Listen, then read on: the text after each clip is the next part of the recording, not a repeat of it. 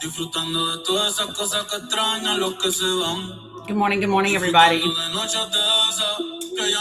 Happy Monday. Que ya no se dan, pero queriendo volver a la última vez. Jay Nice, good morning.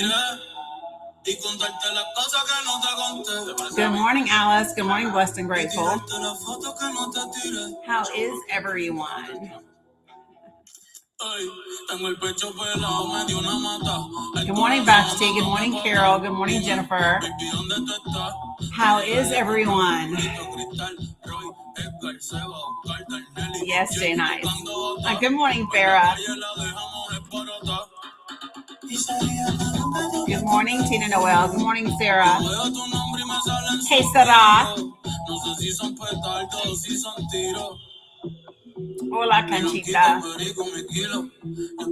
Hola, Cam.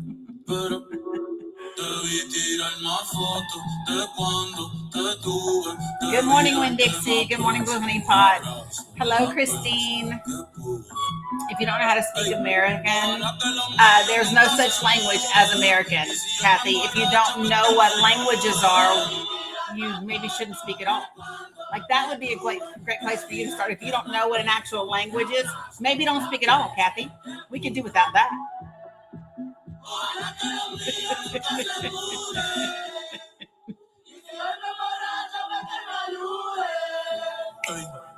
Hey, just saying. Good morning, Josephine. Good morning, Lenny for Humanity. Good morning, Bobby and Veronica. Good to see you guys this morning. Hello, Hilda. What's up, Christine? It was the agreed. Yes, Tom, we are. I thought we would, as I wait for folks to get on in here and join us, we got a lot to talk about today, and I'm excited about it. Good morning. Yeah, Nancy, it was great.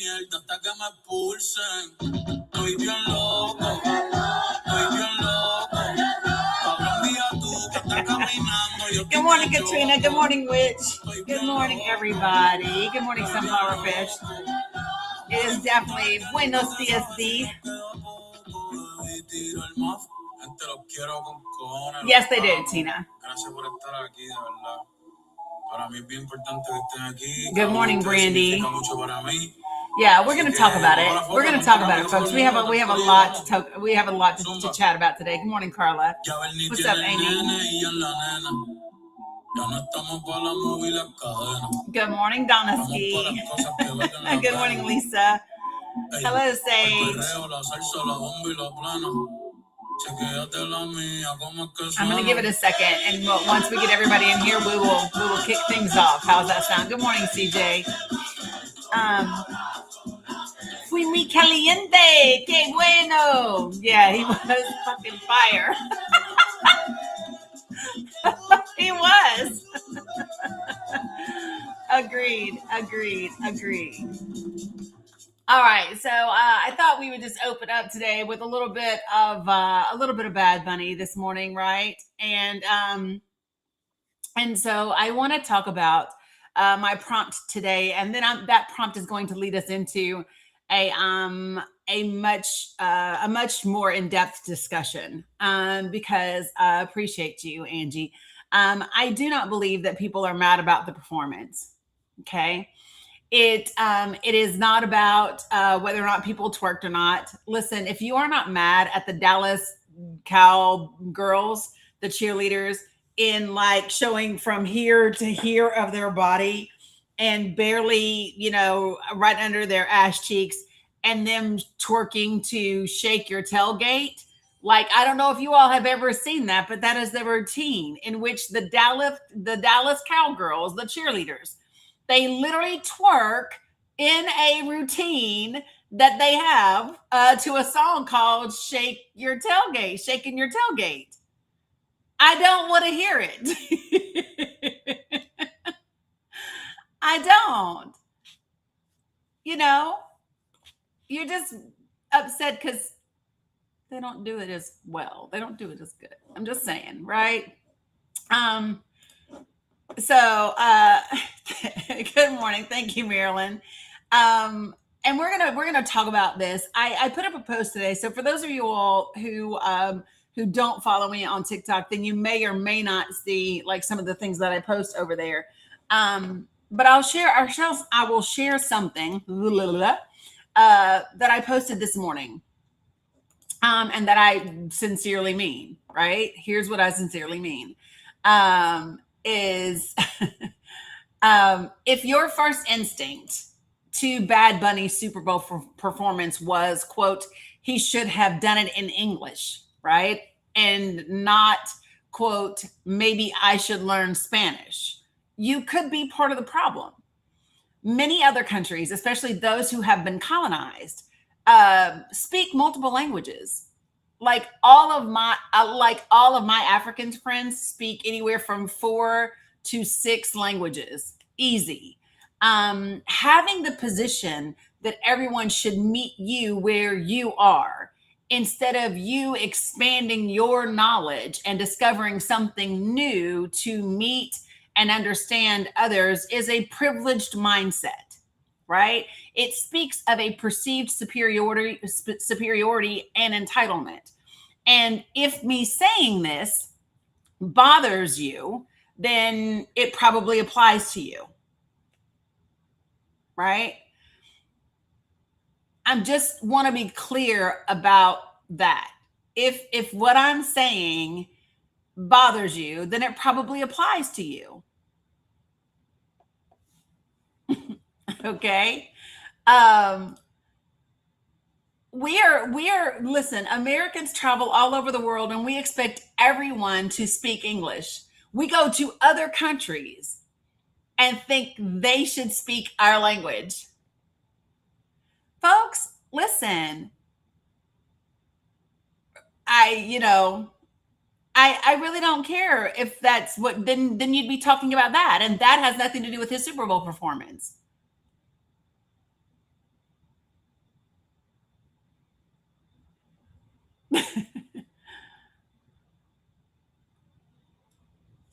I mean, the reality is this, right? Um yeah, they do teach children in other countries different languages. And do you understand how wild it is for people to say things like English only in the USA? Well, no, because listen, English is not the first language of the United States of America, just so we're clear. English was not the first language of this land. Let me say it again for the kids in the back. English is not the first language of this land. Tis not, my dears. Tis not. So, like, well, depends on where you were in the country, Larry, right? You might speak Ojibwe, you might speak Cherokee, you might speak Dene, you might speak whatever. No, it's not French either. This is not France.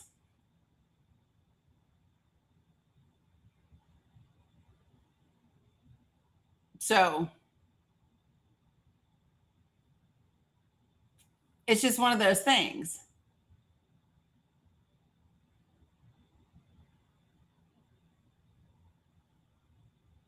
Yeah. So, this is not that hard. Cheryl. Yeah. Listen. Okay. So let's just be clear about something, folks. Okay. Um, for somebody who said, you have to speak America. Well, America doesn't have a language, and the majority of the Americas are brown people. The majority of the Americas are brown people. For those that y'all don't know. So North America, Central America, Latin America, South America, the majority of the Americas are not white people. This idea that you all have that the world revolves around you is why you're mad. This is why you're upset about the Super Bowl performances. And you know what? I'm going to tell you something. Bad Bunny did exactly what Kendrick did, exactly what our cultures, what black and brown cultures tend to do. We tend to protest in song, and we tend to protest in art. We tend to redress our grievances in the fabric of our cultures. It's what we do,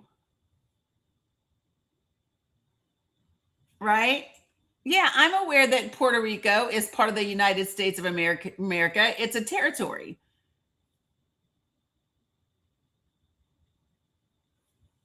right? So let me help you out. Whew, there we go. I had to take out the trash, right?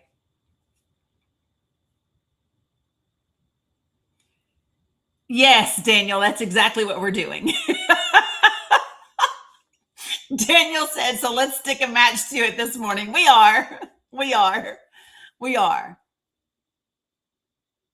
Okay, sire, please don't type in all caps and don't spam the comments. We are perfectly aware that Bad Bunny is an American citizen. Puerto Rico is part of America. We know that.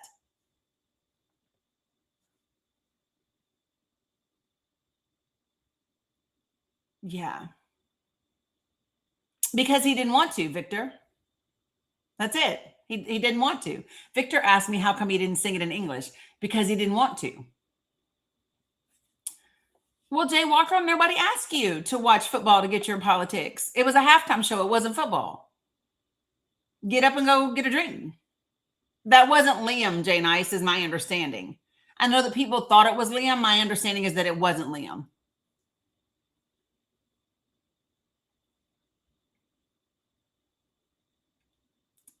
So let me back up for just a minute. No, it wasn't.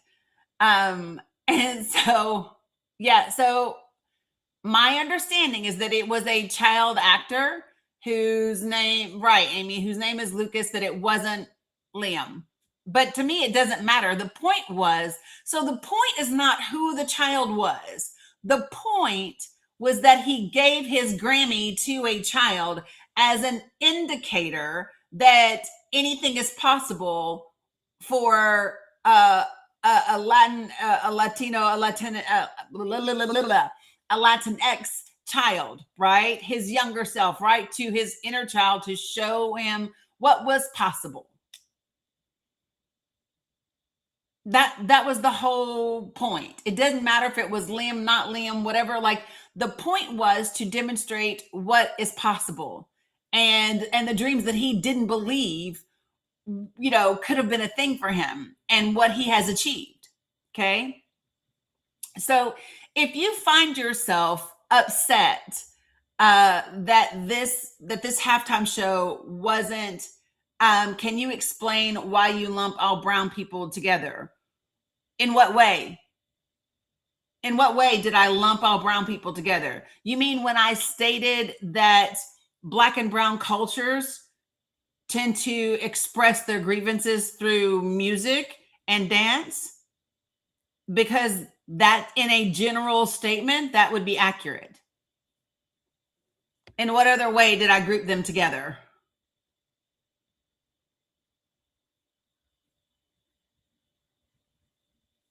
Yeah, well, when it is applicable, I do it. When it is not applicable, I don't. That's not hard.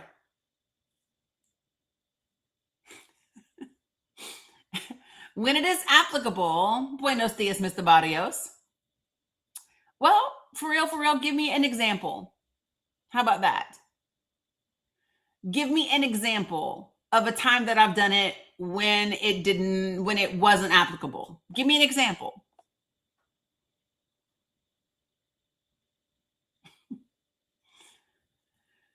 Oh,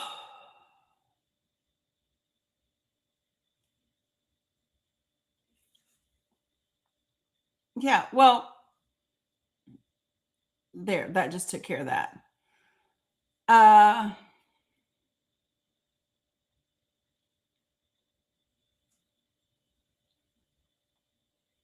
Yes, the boss they are. Right, Melissa. Exactly. 100%. So let me share with you all one of the reasons why I say black and brown people a lot is because there are a lot of commonalities within those experiences. The experiences and black people, for example, it's an all so like it's this term that was created, right? Because y'all do know that like race is a construct. It was something that was created. Okay.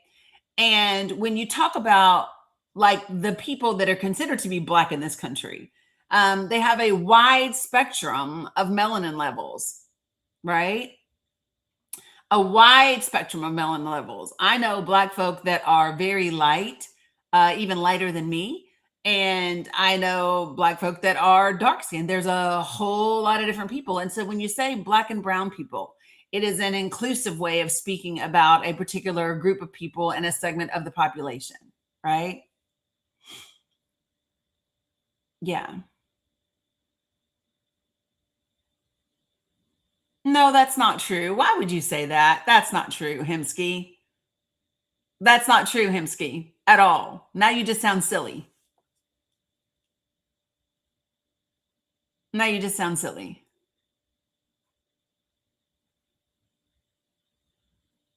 Yeah, you just sound silly.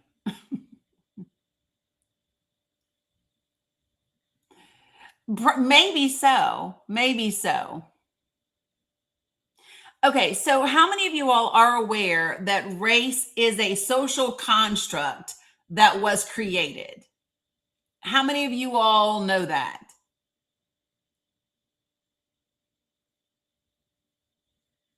If you didn't know that. Yeah, it's a social construct that was created. That's it. Okay. So when we talk about, um, like, I'm just saying, so we alienate all our Mexican brothers and sisters because it's not the same Spanish. What in the absolute fuck are you talking about?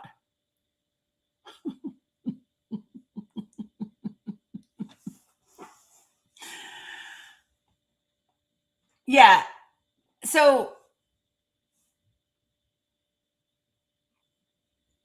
oof, y'all got a lot happening up in these comments.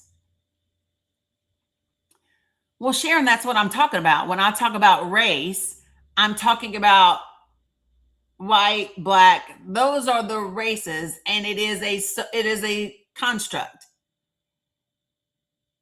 Race, as we know it, is a construct. Okay. When you go to fill out your paperwork, nowhere do you check human on the box. No, those are not ethnicities. Ethnicities are Hispanic. That's an ethnicity. Black is not an ethnicity at all.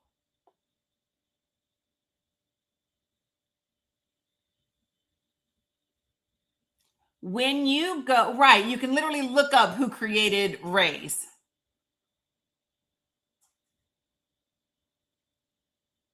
Like,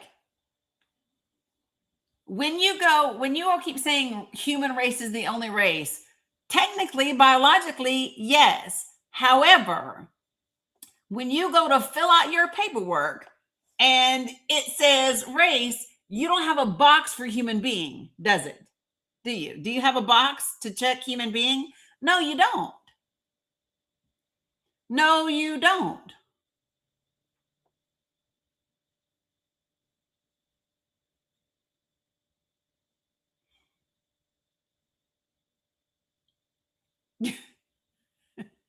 Thank you, Jamie. Appreciate it.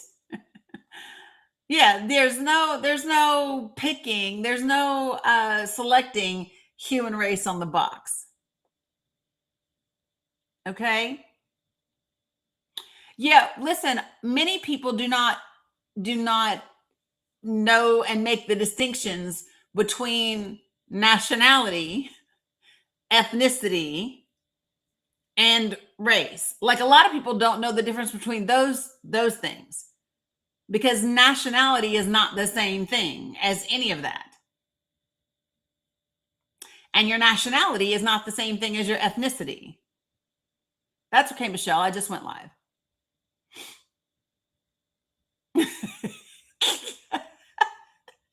You choose coffee with milk, Mr. Barrios.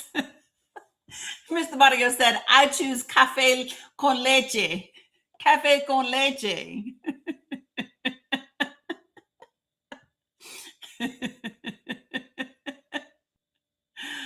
Oh, I love it. Good morning, William.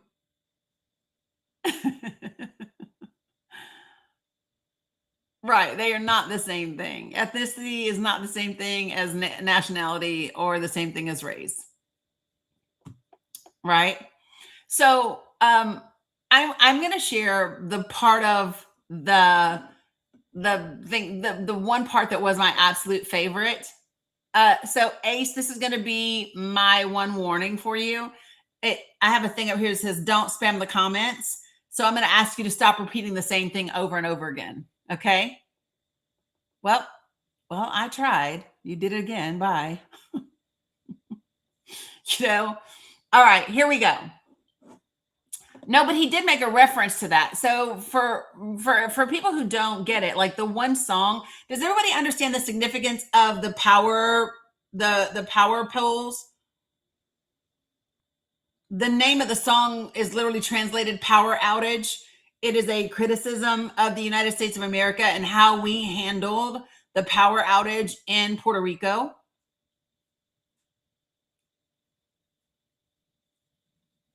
Yeah, from the hurricane. Yeah. That's what that's a reference to. So this is one of the things, this is why I say I think it's amazing about the way that both Kendrick and Bad Bunny use this platform, right? You didn't get that, yeah. And so I just think it's an amazing way, and to me, I think it's a beautiful way to use the platform that you've been given for awareness, because people will ask questions, right? One of the conversations that that I think, please stop typing in all caps. That's another one of the guidelines up here. That was a real wedding, Gemini. Somebody really got married, y'all, by the way. It was a real wedding.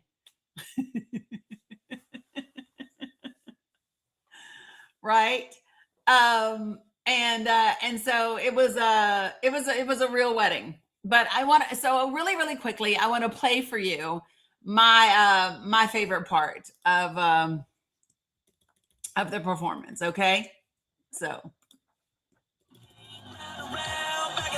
well, not that one. Sorry, that's Shaking Your Tail Figure. That's the Dallas Cowgirls.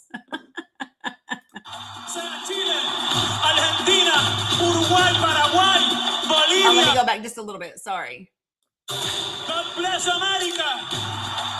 Chile, Argentina, Uruguay, Paraguay, Bolivia, Perú, Ecuador, Brasil, Colombia, Venezuela, Guyana, Panamá, Costa Rica, Nicaragua, Honduras, El Salvador, Guatemala, México, Cuba, República Dominicana, Jamaica, Haití, las Antillas, United States, Canadá, a my motherland, mi patria, Puerto Rico.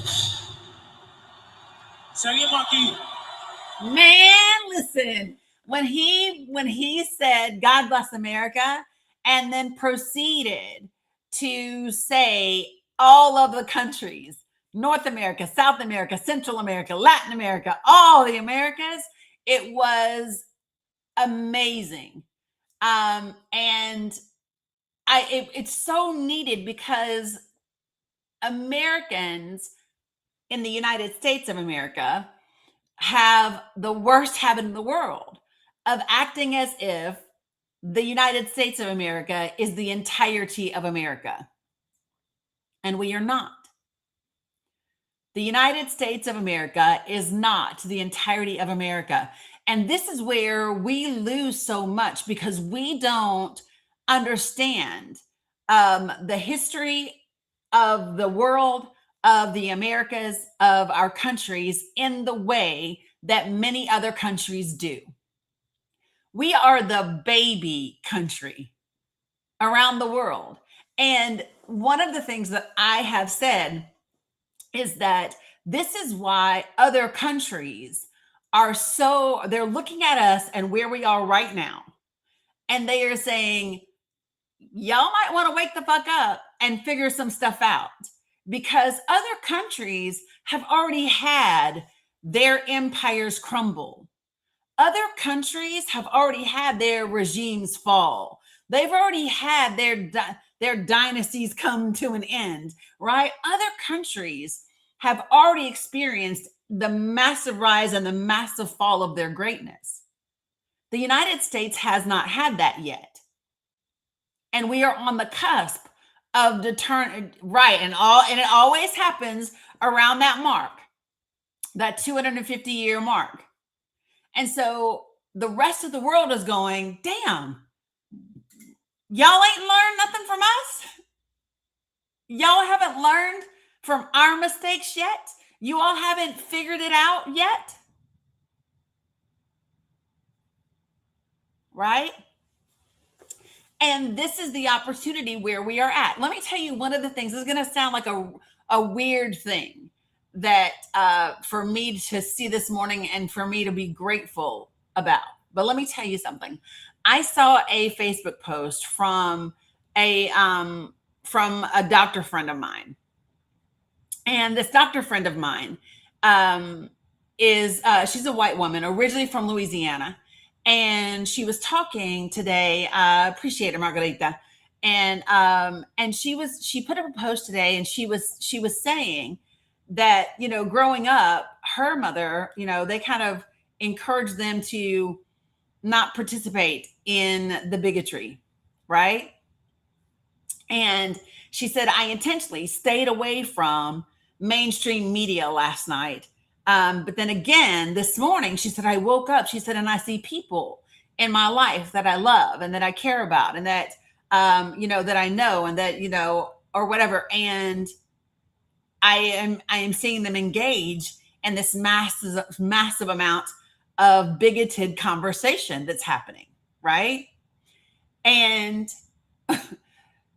she was heartbroken about it. And she was saying, if you're an empath, if you're somebody that was upset by this, I'm here for us to talk. Right. And one of the things that I found in that where I could find a measure of gratitude is that I think for some people, right, for some people where we are, the things that have been happening around immigration, the things that have been happening around the Super Bowl, right? These things have demonstrated to a group of people that thought we were beyond the reach of racism, people who thought we were beyond the time of the 50s and the 60s, even, the 40s. There are people who really and truly believed, or they wanted to believe, that we were past those times.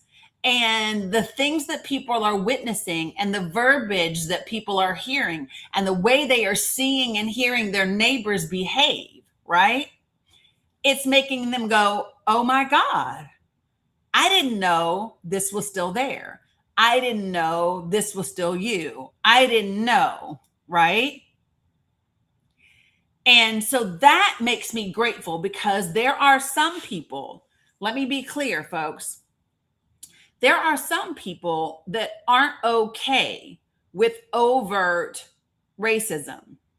There are some people who are, don't get me wrong, but the vast majority, if we got anything really out of the civil rights movement, it is that overt racism became unacceptable, right? When it was covert, people thought it just went away. When it was covert, people just thought, oh, now y'all know covert is it means just covered up. That's what covert means. It's just covered up, but it's still there. It didn't go anywhere. And what's happening is this administration, Stephen Miller, the actions that are being taken under the guise of national security, right? But I mean, I'm not talking about black and brown people. I'm not talking about black and brown people because the majority black people have always seen it because we live it, right? But I'm talking about for those people who didn't see it, who didn't know, right? There's now happening this new awakening where people are like, hold on a second, right?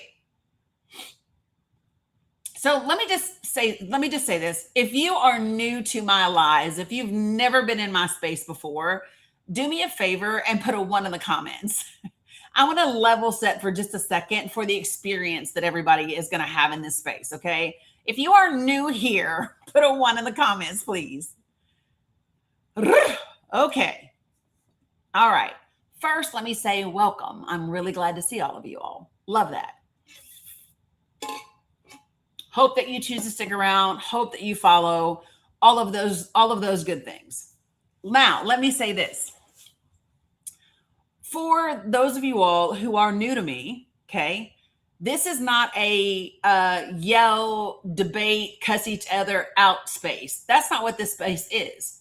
That doesn't mean nobody ever gets cussed out. It just means that's not this space, right? What it says, you watched me during the election, love that, Shelly. So what it said, what I do in this space is I ask for really great conversation that is fact-based, that might be difficult, right? That, those types of things. And so these 4 things, I ask for you to be respectful, even for people you don't like. Even for people that don't look like you, don't believe like you, don't love like you, don't live like you, whatever, just be respectful. That's the bare minimum. Number 2, don't use slurs of any kind. If you use a slur in my space, you will be muted and booted like immediately. Number 3, don't spam the comments, because if you spam the comments, A, it's bad for the algorithm. B, it's not good for conversation. Okay. And then last, do not type in all caps. And there's a reason for that. In my space, all caps are reserved for my moderators. Okay. And then the caps are also reserved for my folks. I have some followers that I know are vision impaired. So all caps are specifically for those folks. So don't be assholes. Don't be disrespectful. Don't be the person who does something that that infringes upon somebody else with a disability. Well, honey, if I have too many rules for you, you can leave. That's all you got to do. So listen, if those 4 simple things are too much for you, you just take your finger, put it on your phone, and just swoop, scroll right on out. That's all you got to do. You take your finger, put it on the screen, and just swoop. It's on TikTok for you to go. A lot of other places on TikTok for you to go. Okay? That's it. Be respectful. Don't use slurs. Don't spam the comments. Don't type in all caps. That's it. Okay? Now, this is not hard, folks. This is not hard. And you will find out how quickly you will be gone. Ghost, you obviously don't understand. I've asked you not to spam the comments. You keep doing it, so you have to go. Okay, here we go. All right. So the reason this prompt says it's not their performances you're mad about is because I truly don't believe that. I don't believe that people are upset about Bad Bunny's performance. It's not the fact that he spoke in Spanish, right? I mean, Christopher, I'm happy about the halftime show. Other people are not. I'm happy about the halftime show. Other people are not. And so we're going to talk about why people are upset, right? So, Carol, there's no language barrier. There's no language barrier, and language has never been a barrier when it comes to music.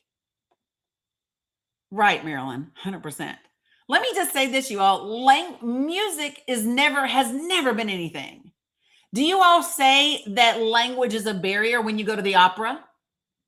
Because when you go to the opera, they sing in Italian or Latin, right?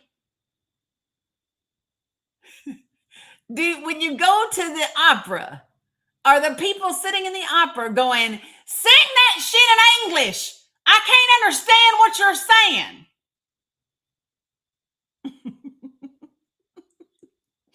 And immediately, that's my Northeast Tennessee accent that comes out because that's where I'm from. And so in my head, that's what I picture, right? Nobody is sitting in the opera going, well, if they were just singing in English, if they just sing it in American, I could understand it and it would be fine. But they're not saying it in American.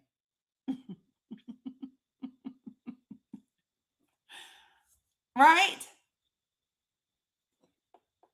I'm just saying. Now, let me just say this about Spanish. And I said this earlier, right? Right. Feliz Navidad. Feliz Navidad. And don't be mad because I'm actually saying Merry Christmas. Okay? So give me a second, folks. I'm gonna bring up some folks on the panel because people are requesting. And we can facilitate this conversation. It just says, it keeps saying waiting for the guest to join.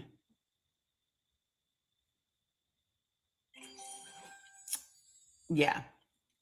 I don't know what's happening.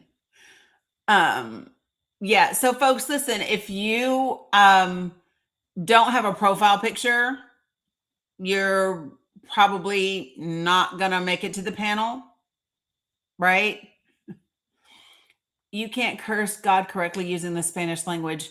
It is such a beautiful language. That's such a weird thought. That's just a weird comment, right? By the way, did you all catch the shout out to San Francisco and San Diego? Did you all catch?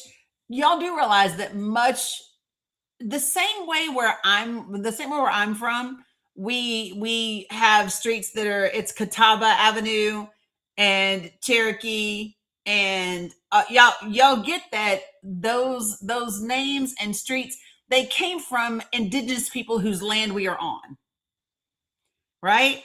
And so when you get out to San Francisco and San Diego and all of that, guess what? The reason you have that because all of that was Mexico at one point in time. I'm going to say it again. All of that was Mexico at one point in time.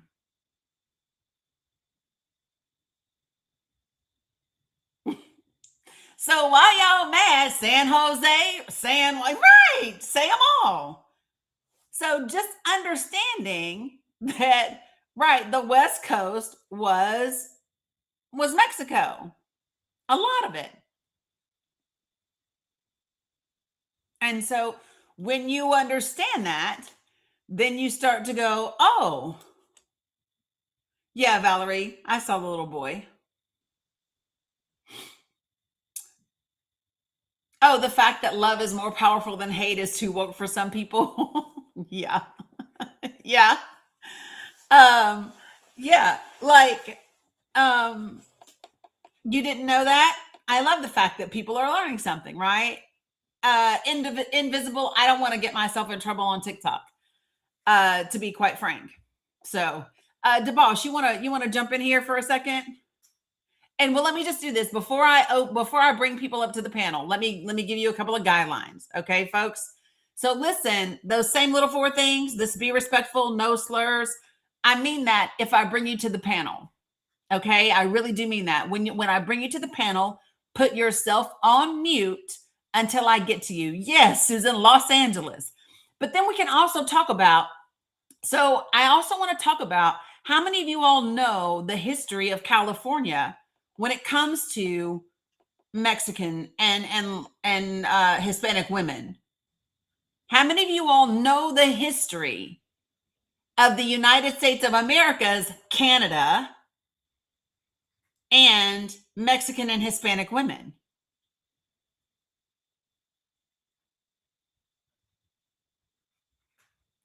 Tabby J said, do tell.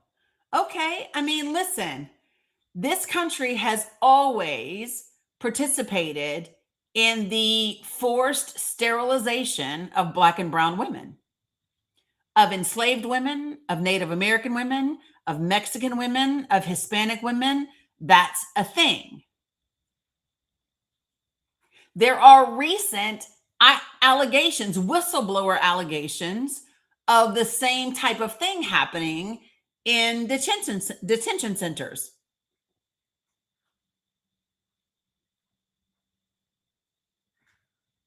That's a real thing, folks. It comes from a belief called eugenics. How many of you all know what eugenics is? Because the current president of the United States believes in and has always supported eugenic ideology. His own chief of staff talked about it.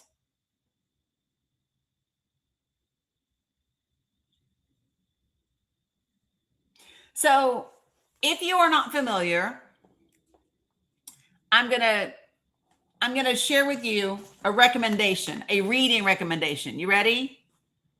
This book right here. This is a good recommendation for you.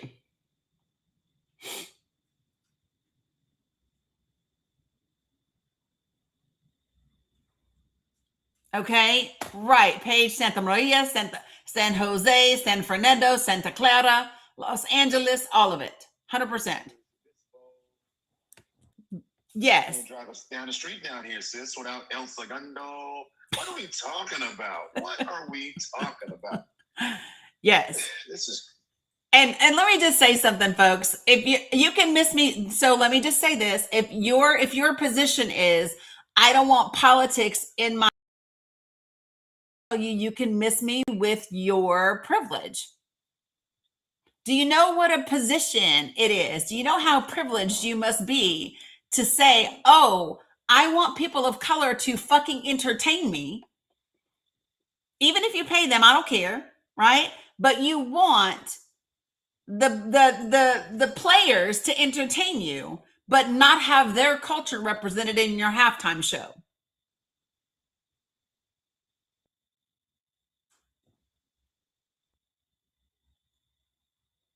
Y'all want to go eat your tacos and burritos and fajitas after church on Sunday morning, but you don't want it in your soup on your halftime show? I just want to know. Can I ask? Right? You want your queso and dip after church, but not during your halftime show. It says, what is Tuesday recognized as in this country? What do we recognize Tuesday? Oh, Taco Tuesday. Come on, you know. Yeah, that thing. Yeah. Yeah. These people are insane. Yeah, exactly. Susan Marie said, you want the shuck and dive. You don't want the reality. Yeah. That's the shut up and dribble, right?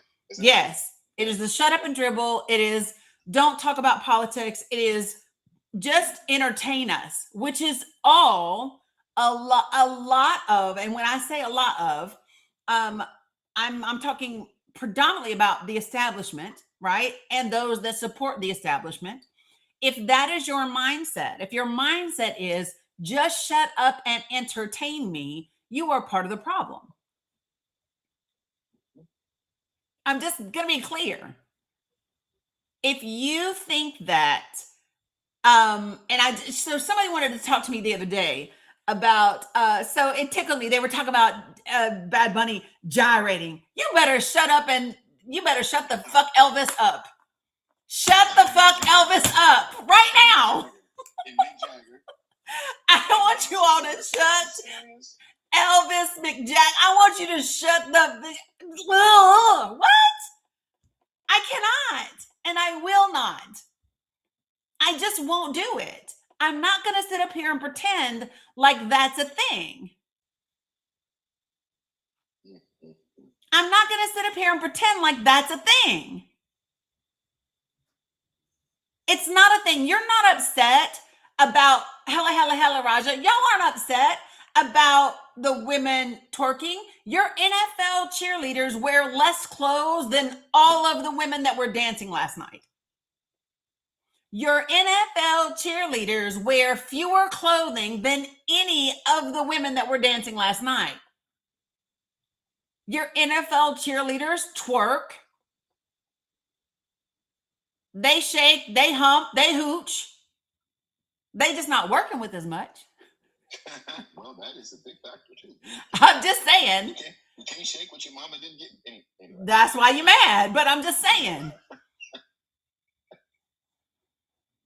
Sis, can I point this out? Go ahead. And I want everybody to understand. A lot of people are mad at not only mad at the wrong performance, mad at the wrong thing. Capitalism is now usurping the norms in terms of entertainment. People have to understand, if you don't know this, the NFL is moving globally.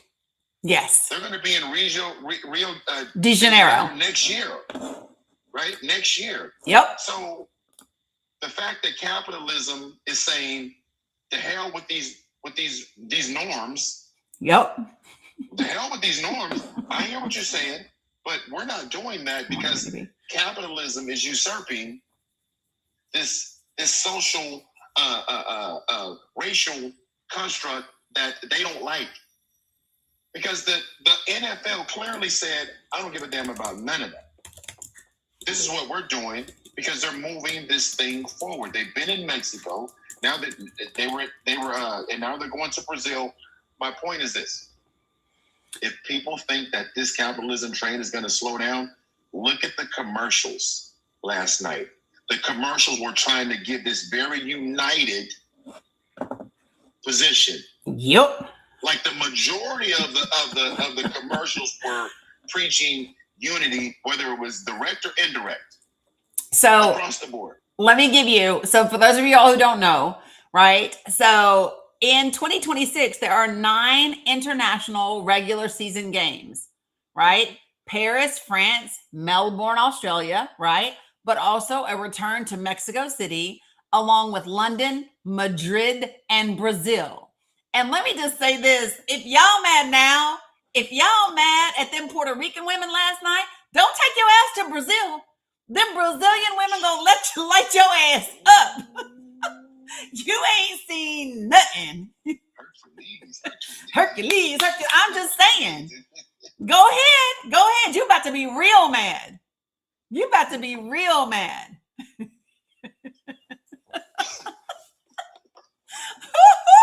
Listen, I'm just saying, you're gonna be real mad in a minute. Because right, did you see her? She said peaches everywhere. I'm just saying. Peaches. She was talking about booty, shake. I know what she's talking about. Yeah, I mean, I'm just saying. Susan said they don't play in Brazil. Exactly.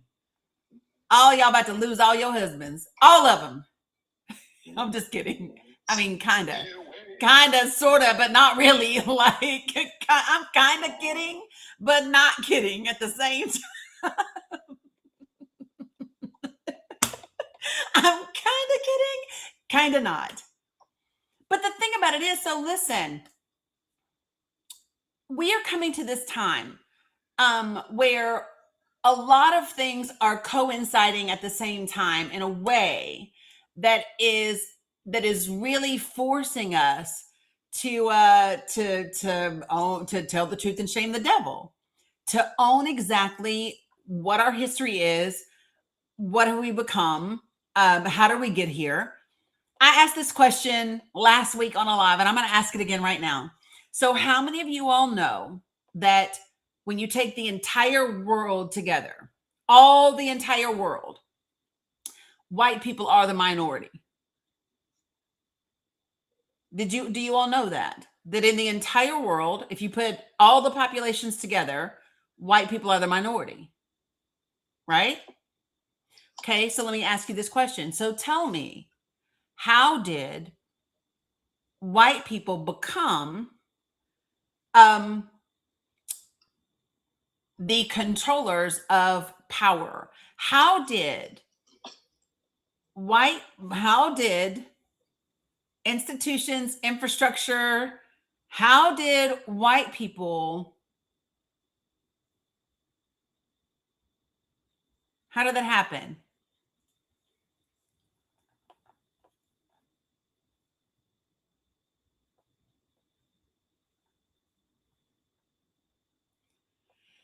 Yeah, so listen, there's not just one singular answer, right? We can call it colonization, but colonization requires a lot of different things to take place at the same time, right?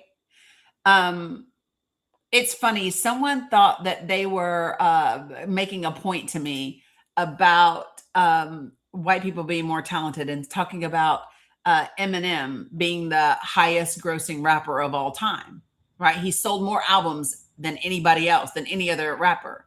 And that is not an indicative, that's not an indicator that white people are more talented, nor is it an indicator that, listen, nor is it an indicator that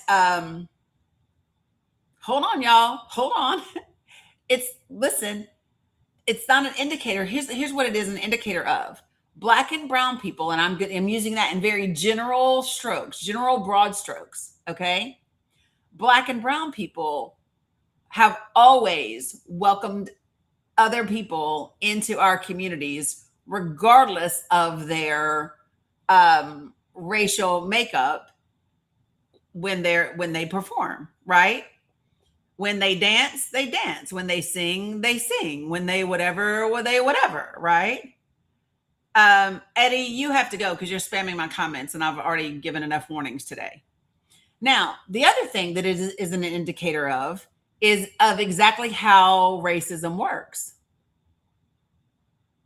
The music is more palatable because it comes from a white dude.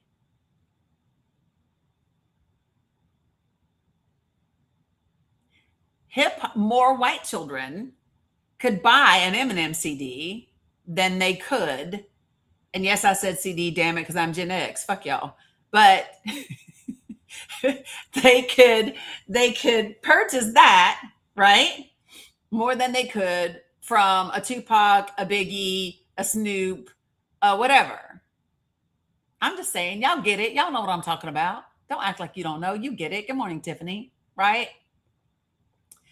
And I think it's really important that we understand that that's the way that it works.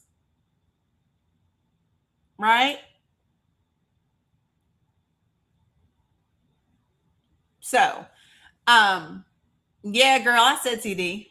I did not say 8-track. That was a little before me. I mean, we had them in my house, but they were quickly replaced by cassette tapes and then CDs. I'm just saying. Listen, I come from the days where your computer regularly got fucking infected because you was downloading. Them the days I come from, in case y'all didn't know. Those are the days. So, LimeWire, yes, girl, that. Napster, all of them. Yes, those are the days that we came from. But so this is the challenge, and this is the pushback that I want to offer to people. If you are upset about Bad Bunny being the Super Bowl performance, if you are upset that performance was done in Spanish, let's talk about it. Let's talk about it. So there are people that I do not know in my that have requested up. So we're just gonna. So mods, can y'all do me a favor and be ready in case we get fuckery on the panel? Just do me a favor and be ready, folks. When I bring you on the panel, do me a favor and put yourself on mute until I can get to you, please. Okay. do me a favor, put yourself on mute until I get to you, please. Yeah, I'm just saying, because I don't know these folk. So Kendrick was incredible and amazing. Me, yes. Kendrick was incredible. So was Bad Bunny. Yeah, they were both. I thought them to be really brilliant performances. And the thing that I loved, okay, it's not bringing people up for me, Cam. I don't know what I'm doing. So, like, if you didn't, okay, so there was so much culture in that performance last night. I was stoked. The hat tip to the bodegas, right? Have y'all ever been in New York and seen the Puerto Rican bodegas? Y'all ever been around and I mean the hat tip to the bodegas and the agriculture and the sugar cane and all of the things that come, right? It was beautiful. Salam Abdul, right? It was amazing. And the thing that I loved about both of these two things, right? Tiffany, that wasn't Liam. That wasn't Liam.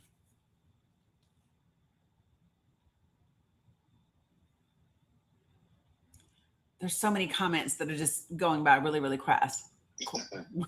Like really, really, really fast. Right. And right, it's storytelling and history mixed in with like these times. Yeah, it was sweet nonetheless. I just want to let everybody know. Right. But there are parts that I do want to bring. I want to bring it up here so that we can really have a real conversation. Veronica, I don't have my phone to be able to do that, and I don't think I can do it from my computer. Yes, Louisa, the Transformer polls. Yep, we talked about that.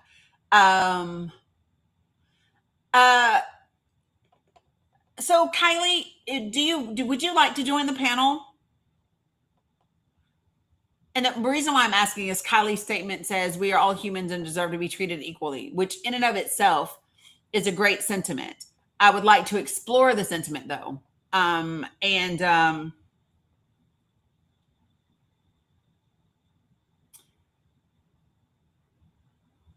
so this is the part that I really love is that some people, not everybody, but some people will absolutely go to look up just like they did with Kendrick, right? What's the representation? What's the meaning behind this, right? And that part excites me. You know what I'm saying? Finally, it brought up one. Good morning, Kylie. How are you? I'm good.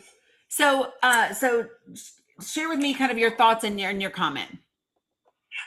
Well, I mean, a lot of my family is married to either Black people or Mexican people, and I don't think anybody should be treated less than, no matter what their skin color is. Right. I think you should judge people on the way they treat other people. Yeah, agreed. Agreed. I think so. One of the things that, so listen, you guys, be respectful in the comments for a second. Okay. Be respectful in the comments. So Kylie, the reason, and I appreciate you, number one, for joining the panel so we can talk all the way through it. So part of the things that you see happening in the comments was as soon as you began to speak, the first thing that you said was a lot of my family is married to Black or Hispanic people, right? Yes. So when people hear you say that, right, as a white woman, the first thing they hear you do is you are prefacing everything you're going to say and tokenizing. And what they mean by tokenizing is you are leading with your proximity to Black people, or you're leading with your proximity to brown people. Yeah. Yeah. And so it's like a disclaimer. It's like, oh, I'm saying this because A, B, C, D, X, Y, Z. And right. And so Black and brown people hear that. And I use that language just as a generalization, right? Yeah. they hear that and they automatically go, well, for fuck's sake, here we go. Yeah. I mean, I couldn't imagine anyone being mean to my cousins because of anything that they've, you know what I mean? Yeah, well, here's what I will say. So I'm biracial, right? So my dad was black, my mom is white. And what I can tell you is I literally have family members I no longer speak to. My family reunion was canceled last summer. Oh, that's crazy. Well, because, and I'll tell you why, is because we had a family group chat where we were planning the family reunion. And they were talking about moving the date. And I was like, why are we moving the date? I thought it was this date. And somebody said, well, because they live in a small town in the Midwest. And somebody said, well, the hotel rates are almost $200 a night. And whatever. And one of my cousin's wives popped up and said, that's what happens when, when towel, cabezas, you know what I'm trying to say? Yeah, I do. Yeah, when they buy up the hotels. And I immediately in the chat said, what did you just say? That's crazy. What did you just say? And I said, you do know that's the same thing as the N-word, right? Yeah. And then it was, well, I didn't mean anything. No, right? Yeah. And then everyone got upset because I held the line and they were like, she didn't mean anything by it. She's really sweet. I don't give a fuck how nice she is to you. That was a racial slur that came out of her mouth in this family chat. I said, y'all must have forgot I was up in here. Yeah. Because I had left the family chat and then I was invited back. I mean, that's some of the reason why I don't even speak to some of my family. Is because some of the things they say, I'm like, you can't just say that because you think that I will agree with that. And so this is my point is, so what's more powerful, Kylie, than you not speaking to them, especially as a white woman, the most powerful thing you can do is speak to them. And every time they say something, call them out on it. Yeah, because I've never agreed with my family when they say things. I'm like, wait, you can't say that. And they're like, why not? I'm like, so, but here's the thing. It doesn't matter that there's nobody around but white people, but still, you need to not say stuff like that. So, but here's the thing. You can't. So here's what let me just tell you what we got. A lot of folks came out of the civil rights movement with this idea that you can't say racist things, but that didn't mean that people couldn't be racist. They just couldn't say it out loud. Yeah. Right. And so when you lead with, you can't say that. Right. Yeah. It doesn't fix it. It doesn't help people unpack it. It doesn't help people do whatever. So for me, that's why I said the first thing I did was say, what did you just say?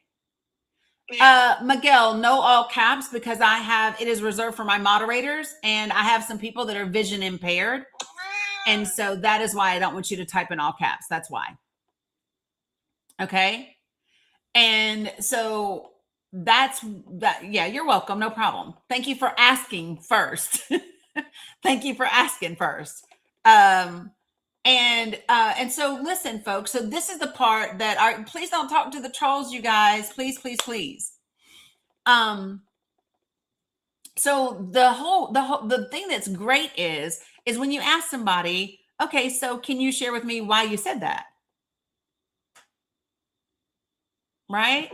Yeah. Like that's the question. The question is, why would you say that?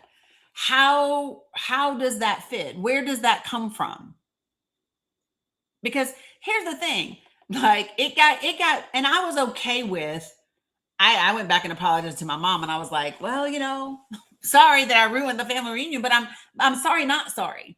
Because if what is required for us to get together is for me to swallow my comments and step over the racism, no, thank you. Right? But so I say this all the time about the civil rights movement. we changed laws, right? We didn't change enough hearts and minds. And what we made was we made racism socially unacceptable, right? And then people became resentful because how dare I not be able to say this thing out loud? How dare I not be able to say what I want to say? Who are you to tell me what I can say? When I say who, I'm referring to society as a whole. I'm talking about this country, right? So when I say what we accomplished with the civil rights movement, I'm talking about the United States of America, right? So that's who I'm speaking about. That's what I mean. Yeah. So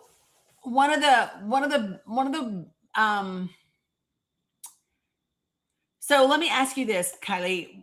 If you were going to share with me your proactive steps to unpack or deconstruct around bigotry and racism, what would you say they've included? Well, I mean,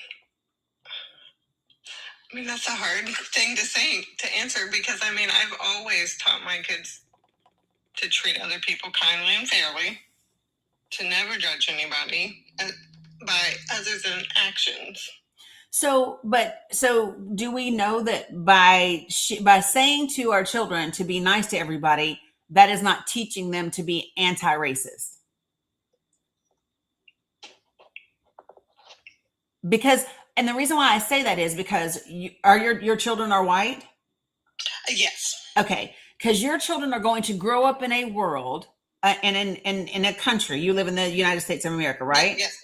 Okay, so your children are going to grow up in a country that, not because they expect it to or because they want it to, but they are going to grow up into a country that teaches them that the world accommodates them. Your daughter goes to get on an elevator and someone is going to hold the door for her, right?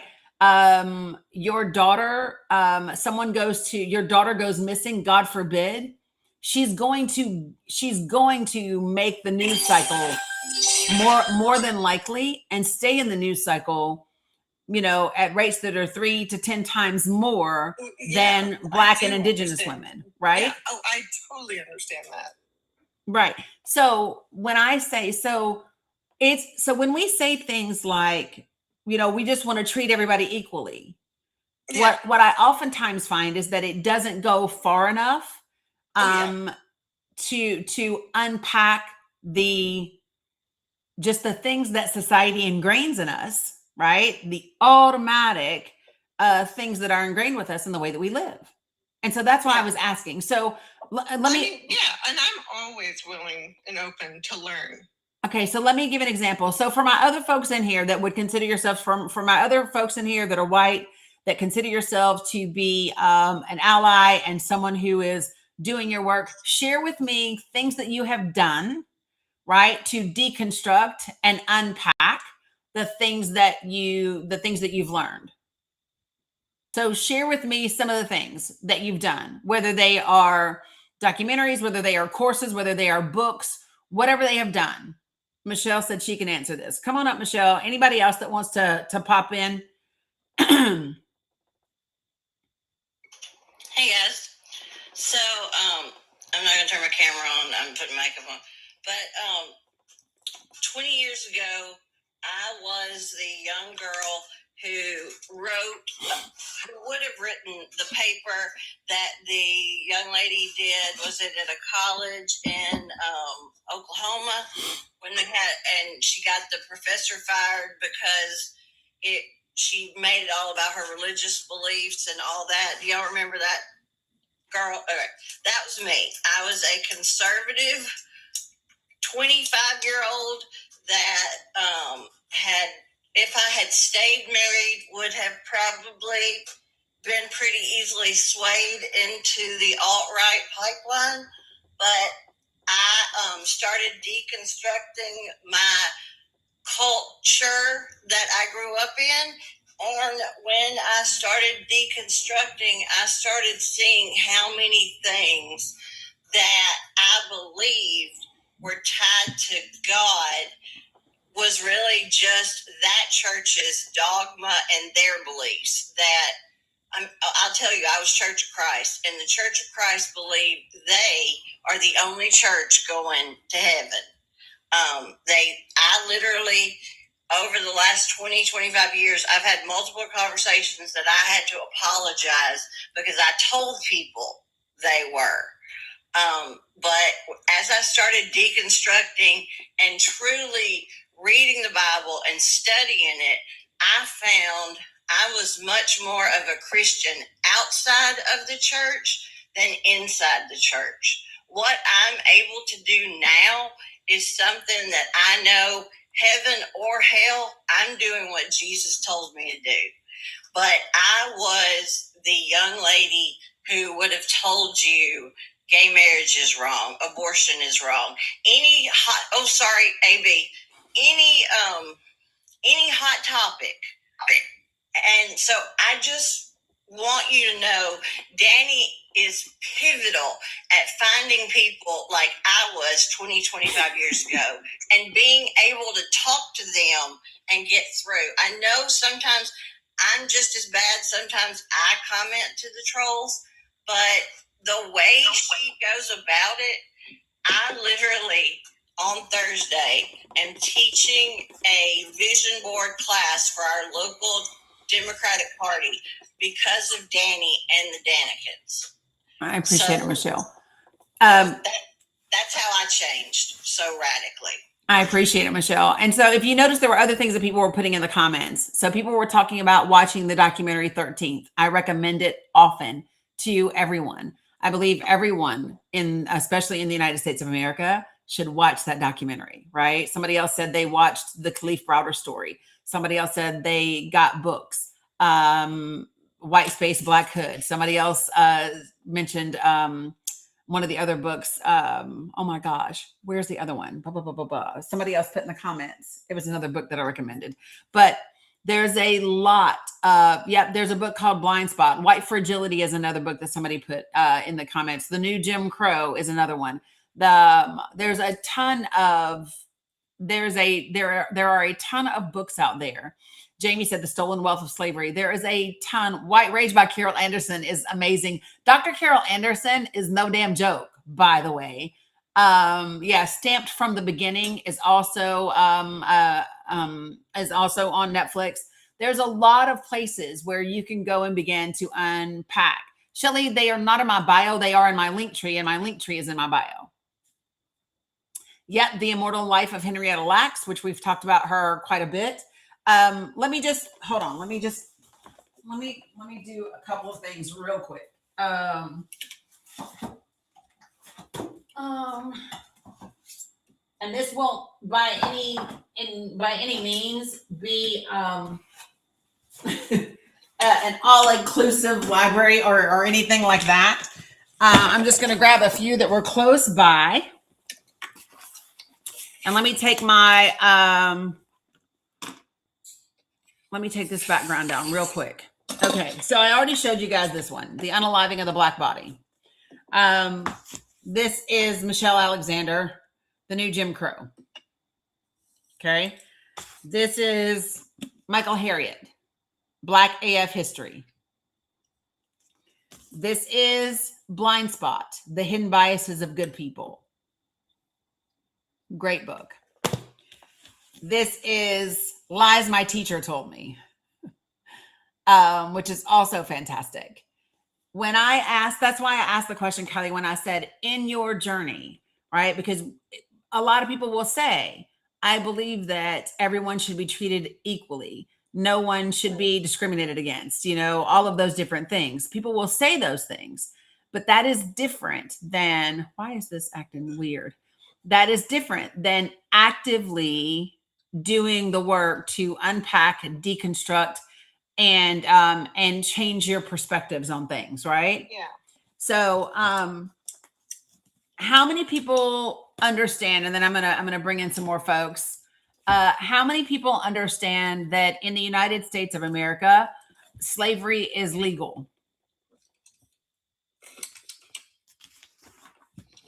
If you understand that slavery is still legal in the United States of America, please put a 1 in the comments.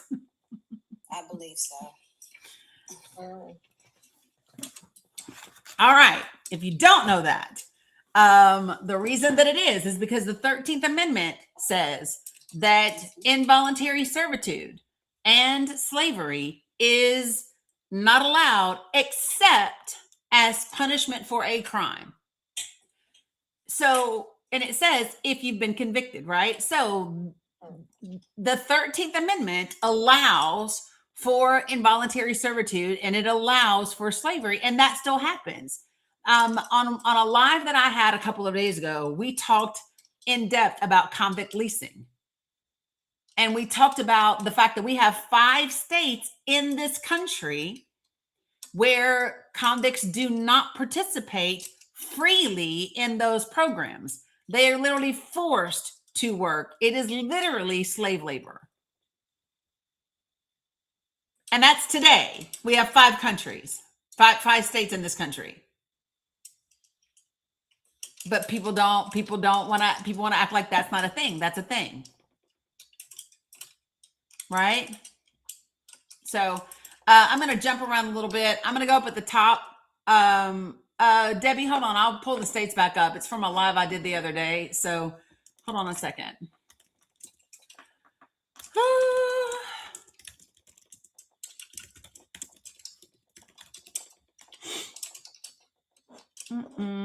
Alabama, Arkansas, Georgia, Louisiana, and Mississippi. Those are the 5.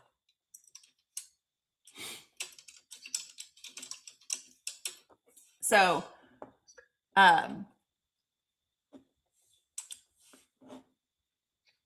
yeah.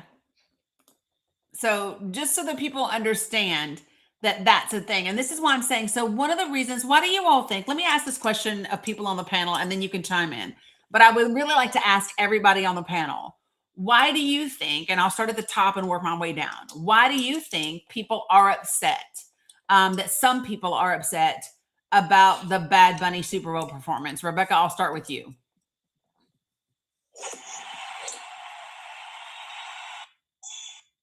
Rebecca? I'm so sorry. Hi, sorry. Can you hear me? Yeah, I can hear you now. Sorry, I didn't mean to request that. My daughter pressed my phone. I got you. Okay. Do you want to answer the question or you want me to drop you? I think she wants me to drop her. Okay. Red Hot. Why do you think there are people out there that are upset about the Bad Bunny Super Bowl performance? First of all, good morning. Thank you, everybody, for having me. I think there's still a huge gap in the lack of education all around, not just within our educational system, but even in this economic power, which is something people fail to realize. Not only is the sponsor gaining economic gains, but the artist also got exposure and gains, and it's the perfect venue to make those types of statements out there, like the Bad Bunny had in his show, like with the sugarcane fields, referencing the colonization of economic grab for the sugar, for the colonization of those countries, the power grid system that still goes out with like the hurricanes, and how the United States is still grabbing from that power grid system in Puerto Rico. So I think there is a lot of a lack of education piece part of it for me. And so how does the lack of education that people have turn into them being upset or angry about the performance? I think one, the frustration of language barrier has always been one. So even in our ADA, ASL, American Sign Language community, that struggle of education of language barriers, not just in another language, but even languages with people with disabilities, like ASL for American Sign Language. That's one factor for me, at least in my opinion. And then the lack of also, I think you hit it on the spot earlier when you're talking about the humanization part of that. We changed the law, we changed the votes, but we didn't change the spirit. We didn't change humanity. We didn't change people's views. And I think you made a really good point about that. Yeah, I'm a big believer. So I have a friend of mine. He's a big believer in, change the system, change the system, change the system. And I support changing the systems. What I also know is that it is human beings that run, manage, and interpret those systems. And if you do not change the hearts and minds of the people that are running, overseeing, interpreting those systems, it doesn't really matter. And we see that the way that the system has been utilized and weaponized against particular groups of people, right? Right. And so I think that that's really important. So Bad Bunny showed racist vibes. Nate, let me just be clear. Bad Bunny can't be racist at all. Correct. It's not a thing that he could achieve in this country. So if you would like to discuss what you believe to be racist vibes, feel free to request to join the panel, Nate, and I will bring you right on up. Okay. So this is the part where I'm going to take this opportunity to just provide a little more information. Okay. So if you have followed me for a while, you've heard me say this a bajillion times, but we're going to say it again because it's necessary. Okay. So there is a great, fantastic educator. Her name is Debbie Irving, Debby Irving, Irving. Debbie Irving. When you go to her website, just the main page has these little post-it notes of things that people say all the time or questions that people ask, right? One of them is around like the phrase, I don't see color, which we could talk about that as well. But another one is, are prejudice, bigotry, and racism the same? And they are not. And so I'm going to share with you, when I say that Bad Bunny can't be racist, that I can't be racist, that Black people and brown people in the United States of America can't be racist. Here's what I mean by that statement. If you've ever heard that statement and you don't understand it, and you are like, yes, they can. I know some Black people that hate white people. That is absolutely true. That can be true. I know some Black people that can't stand white people. That is not racism, though. That is bigotry. And that's different. Okay. So let's make the distinctions. Okay. So everyone can be and is prejudiced. Everyone has prejudice. Prejudice is prejudgment. Okay. It means I am prejudging you before I know you, before I know anything about you. I'm just prejudging you. Okay. And we all do it. You do it when you see people down the street. I'm going to tell you right now, if I see your ass driving down the street and you got a big ass American flag flying off the back of it, and your TikTok and Facebook profile says conservative Christian Jesus first, I'm judging you. I am prejudging you based on experience. Okay. Now, that doesn't mean I don't like you. That doesn't mean I want bad things to happen to you. It just means based on life experience, right, Jer Bear, and pattern recognition, I have a prejudgment about that person. But guess what? That prejudgment doesn't keep me from getting to know you. That prejudgment doesn't keep me from being able to engage with you or have a conversation with you, right? Just saying, right? So that's prejudice. Prejudgment does not require power. Prejudgment does not require a system. Prejudgment does not have anything other than a personal opinion, a bias about someone without getting to know them. That's prejudice. But you also should be open to learn something different about that person. Well, so some people, I don't tell people what they should or shouldn't do. I don't do that. Right. So can I just say something? No, I would like for you to hold on a second because I was literally in mid-sentence and you just jumped right on in. I'm sorry. Okay, thanks. So next, that's prejudgment. Second is bigotry. And bigotry is different than prejudgment. Bigotry has a hateful connotation to it. Bigotry is something that says, I don't like you and I want bad things for you, right? I am bigoted against you. And anybody could be a bigot. Anybody can be bigoted about anything. Bigotry does not require a system or infrastructure or a power structure, right? So prejudice, everybody has. Not everybody is a bigot, but you could be, right? Anybody could be a bigot if they wanted to be, right? Anybody could. Because again, if someone is bigoted against you, they don't have any power over you necessarily. Okay. Now, bigotry can support a system that exists. And so that's the difference between how we get to racism. So racism is when you have bigoted beliefs, bigoted ideology, and you have the power dynamic and the power structure to put your bigoted beliefs and your bigoted ideology into law and policy. And you have the ability to oppress another group of people while elevating another group of people.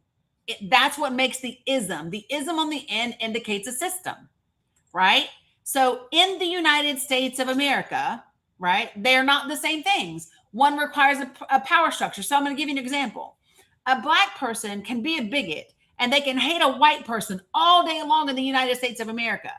But the Black racial group does not have the power to make laws that hurt white people. See, that's the difference.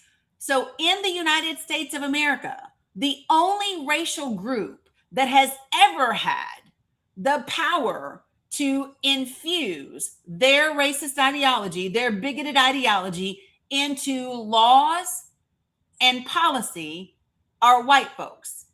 And so that is why when you hear people say Black people in the United States can't be racist, that's why.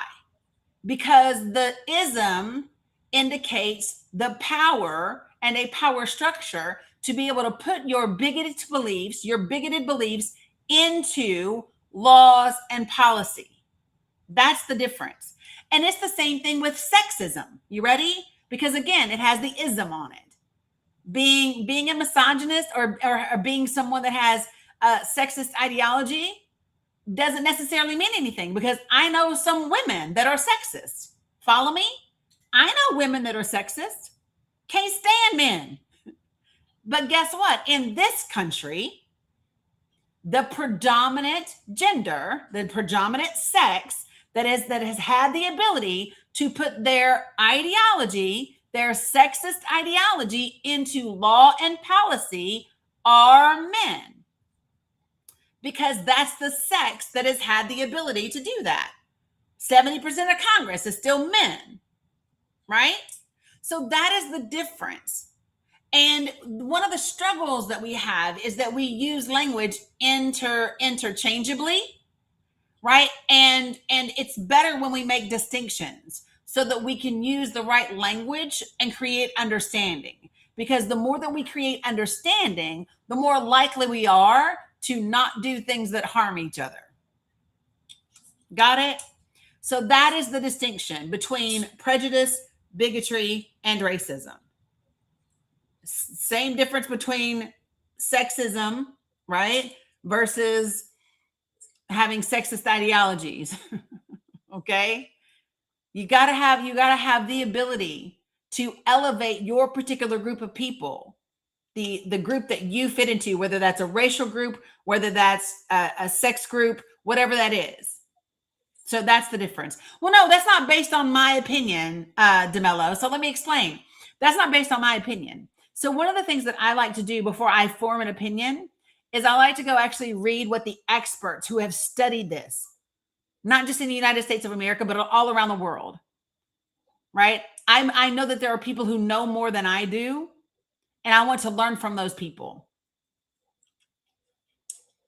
And then once I do that, then I form my opinion based off of that. So if you don't like that and you don't like my opinion, that's fine. You could just put your finger on your phone and swoop the fuck right on out of here. That's all you got to do. That's it. You don't got to stay in here. This is the beautiful thing about social media. You don't like me. You don't like what I'm saying.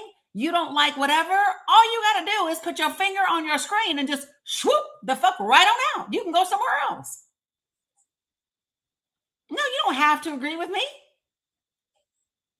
If I don't like you, though, I can absolutely kick you the fuck out. That doesn't mean anything else. So let me be clear.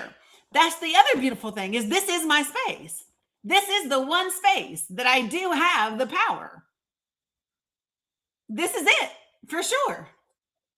So yes, if I choose to, I can and will sometimes discriminate against people, especially people who are being disingenuous, especially people who are just being disruptive for no reason, especially people who aren't really here to benefit in the conversation. So yeah, sometimes those people get booted right on out of here. They sure do. Yeah. But I give people plenty of opportunities. You get to choose the type of human being you want to be. You get to choose how you show up in this space. And then I get to choose if the way that you show up works for me or not. And if you want it to work for you, then go live on your own page. That's all you got to do. It's not difficult. People want to talk about free speech. You have freedom of speech. You are just not free from the consequences of your speech. And one of those consequences might be getting booted right the fuck on out the live. That happens sometimes. It's okay. I am not for everybody. And that's all right. And I can promise you, everybody is not for me. But what I will do 100% of the time is I will sit in conversation with people, even people who don't agree with me. And I will sit with people for, I have people in my comments that be like, will you just drop their ass? Nope. If someone is willing to sit with me, even when they are running up against resistance to their old ideology, if they are willing to sit in that discomfort and talk with me through it and work with me through it, I will sit with them. I sure will. And so that's the reason why I feel no remorse for booting the other people out. Because I know who those people are and who they are not. Okay? So just so everyone is clear that that's the way that I handle this space. Because I do believe that we need productive and difficult conversations. So if you are new to me, I want to show y'all what my folks who've been with me for a long time know. So folks, I believe there are 4 things that we have to bring to every conversation in order to be effective. For my Danikins, for my subscribers and my followers, Jay Bird already put the acronym. Michelle put the acronym. What does it stand for? So they gave you the acronym CARV, C-A-R-V. What does CARV stand for, folks? What does CARV stand for? The R is respect. The C is compassion. The V is vulnerability. What's the A, y'all? Authenticity. So it is compassion, authenticity, respect, and vulnerability. And when we bring all 4 of those things to every conversation, even the hard conversations, we can get somewhere. And the place where I want us to get is to understanding. Now, you might think I want us to get to agreement. I don't. Agreement can come at a later point in time. That's fine.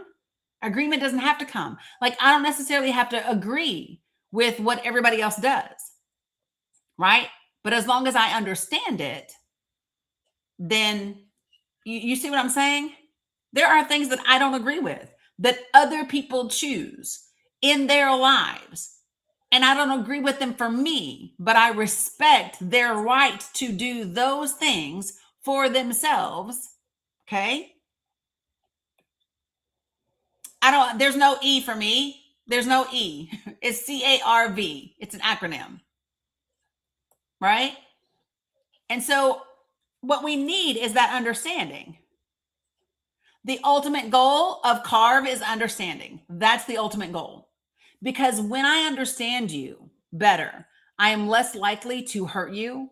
I am less likely to vote for legislation that hurts you. I am less likely to condemn you for who you are or what you do, right? If I understand. You know, people have asked me, about, I had somebody say, oh, so you're okay with people back after George Floyd. Do y'all remember when Minneapolis got fucked up a little bit? Do y'all remember when that happened? And it doesn't really matter whether it was really protesters or agitators. Do y'all just remember when that was happening, right? Yeah? Okay. And there were people that said to me, oh, so you condone looting and tearing down businesses. And this is the first thing. So first of all, you can always miss me with the bullshit when you want to talk to me about businesses and corporations with their insured businesses where they're going to get all their money back and everything replaced. You can miss me with all of that. When it comes, I choose human life over buildings every time. I choose human beings over corporations every time. That's first. Second, I personally, you ain't gonna catch me out here breaking out no windows and looting. It's not my thing. What happens though is I do understand how people get to the place where that is what they choose. I don't have to agree with it. I don't have to condone it, right? But I do understand it. And that understanding is what creates space. You follow me? What's up, Scott? So that's the end game, is understanding. That's the end game. Does that make sense for everybody? Absolutely. Can I say something? My family has a very long history. I'm a 66-year-old woman.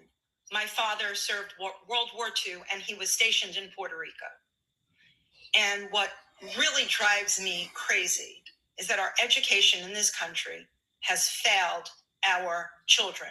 The fact that there are so many people that don't know that Puerto Rico is part of the United States. And even going back to when my father served World War II, how important Puerto Rico was as a station. We have decided to whitewash our history. We've decided to take my uncles who also served World War II, and when they came back, they marched arm in arm, hand in hand, and got locked up and got beaten up for civil rights. And again, we want to whitewash all of the important people of color in this country. I know you look at me and I'm a very white woman, and I am. But my parents were smart enough to put me back in the 70s in a very progressive school. And I learned differently. And side note, I love Puerto Rico because my father loved Puerto Rico and went there often. And devastated to see how Puerto Rico was treated. I live in South Florida. I have been through hurricanes. I know what we do here for hurricanes. And when I saw what was going on in Puerto Rico, I was devastated. There is a color divide in this country. And if anybody doesn't believe that, have family members of color in your family and worry about them. And I do. And I know to worry about them to the point where I am so scared about ICE. I have Colombian family members, grandchildren. I cannot believe that this is the country that my family fought, got killed and got injured in World War II to defend. We were a nation that we felt we were the greatest nation, but unfortunately through it all, there was always the underlying racism. And it wasn't so underlying, it was always there. I've also lived in South Florida where predominantly Spanish speaking, and I did not speak Spanish, but I picked up Spanish by going online and learning enough to get by. And my only complaint about the Super Bowl, I wish there was subtitles. I loved the Super Bowl halftime. I thought he was fabulous. I got the feel. I understood what he was saying without understanding the words. It came across loud and clear, proud and clear. But that would be my only complaint, is that someone who doesn't speak the language, I wish that there were subtitles so I could have known exactly what he was saying. But I'm sad for this country. I'm really, really sad. I used to think that this was the greatest country in the world. And I don't know if we can come back from where we are because of who our leaders are. So I want to, and I appreciate you for sharing. let me just say that people have the ability to put subtitles on their TVs and set the language for English. Did mine would not. Okay. That's And interesting. and hold on, please. And so let me just say this. To have that feeling is to have a glimpse of what it is like to be a Spanish speaking person in this country and to go everywhere and nothing be in your language. Right? So to hold, can you do me a favor? I would love for you to stop interrupting, please. I just want to share this with everybody, because one of the things that we do in this space, and it's hard sometimes, but we got to sit in this space for a minute and be with exactly what is, right? So I see there are Spanish speaking people in this country that go everywhere and nothing is in their language. Hell, they have to fight to get their health information in their language. They fight to keep their voting information in their language, right? And if the United States of America, which relies so heavily on its Spanish speaking immigrant population, we should make it easier for them to participate, right? We rely incredibly hard on our Spanish speaking immigrants. So maybe we should put more shit in Spanish, because what happened yesterday for one 10-13 minute performance is white people in this country that can't speak Spanish, or anybody that can't speak Spanish, got an idea of what it is like to not speak English and be in this country. And it was frustrating for you guys for entertainment. You didn't even need it for your livelihood. You didn't need it to catch a bus. You didn't need it to get on the train. You didn't need it to get your groceries. You didn't need it to get your health care. You only needed it to watch a halftime show. And it was frustrating for you. And so I just want to point that out, because when we think about it like that, that comes from a place of privilege. That's where it comes from. And Spanish is the second, it's the second language of this country. And part of our country, it was their first language before it became the United States of America. So let me offer that. The second thing that I would offer is, and I'm going to share with you my experience so far. Is that okay? I can't too much tennis. Is it okay with you if I share my experience of you and being on the panel with you? Absolutely. Okay, awesome. Appreciate that. Thank you. Yeah, Michelle, I am. So if you notice, so like everybody that joined the panel, I said before I brought everybody up, and before I said, when you first come up, put yourself on mute until I get to you. And out of everybody on the panel, you are literally the only person that interrupted me and then kept interrupting me. And then when you did speak, right, the conversation started with the tokenizing and then centering. Okay. And I'm going to explain to you what I mean by that. So the first thing that I got to hear was about your father being a veteran, which mine is too, and then going to Puerto Rico, and then his sacrifice as a white dude for civil rights in this country, and what it is like for you as a white woman to worry about the Black and brown people in your family. So, and I'm offering this to you, is that is what we call centering. You are centering yourself in a well-intended way, trying to be an ally, right? But you've now made prejudice. You've now made Puerto Rico. You've now made Bad Bunny. You've now made it about you and your family, right? When we're talking about, right. And this is a perspective. I'm sharing my perspective. For y'all who said she didn't do anything wrong, that's for you. That is for you. I'm sharing my experience of having her on my panel. That's what I'm sharing. And I'm sharing it as someone who does this all the time, all the time. And I have many different people on the panel.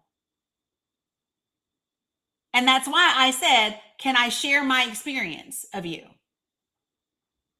Because she might not know that that's her experience. No, I'm not centering. I'm sharing my experience. And I asked first.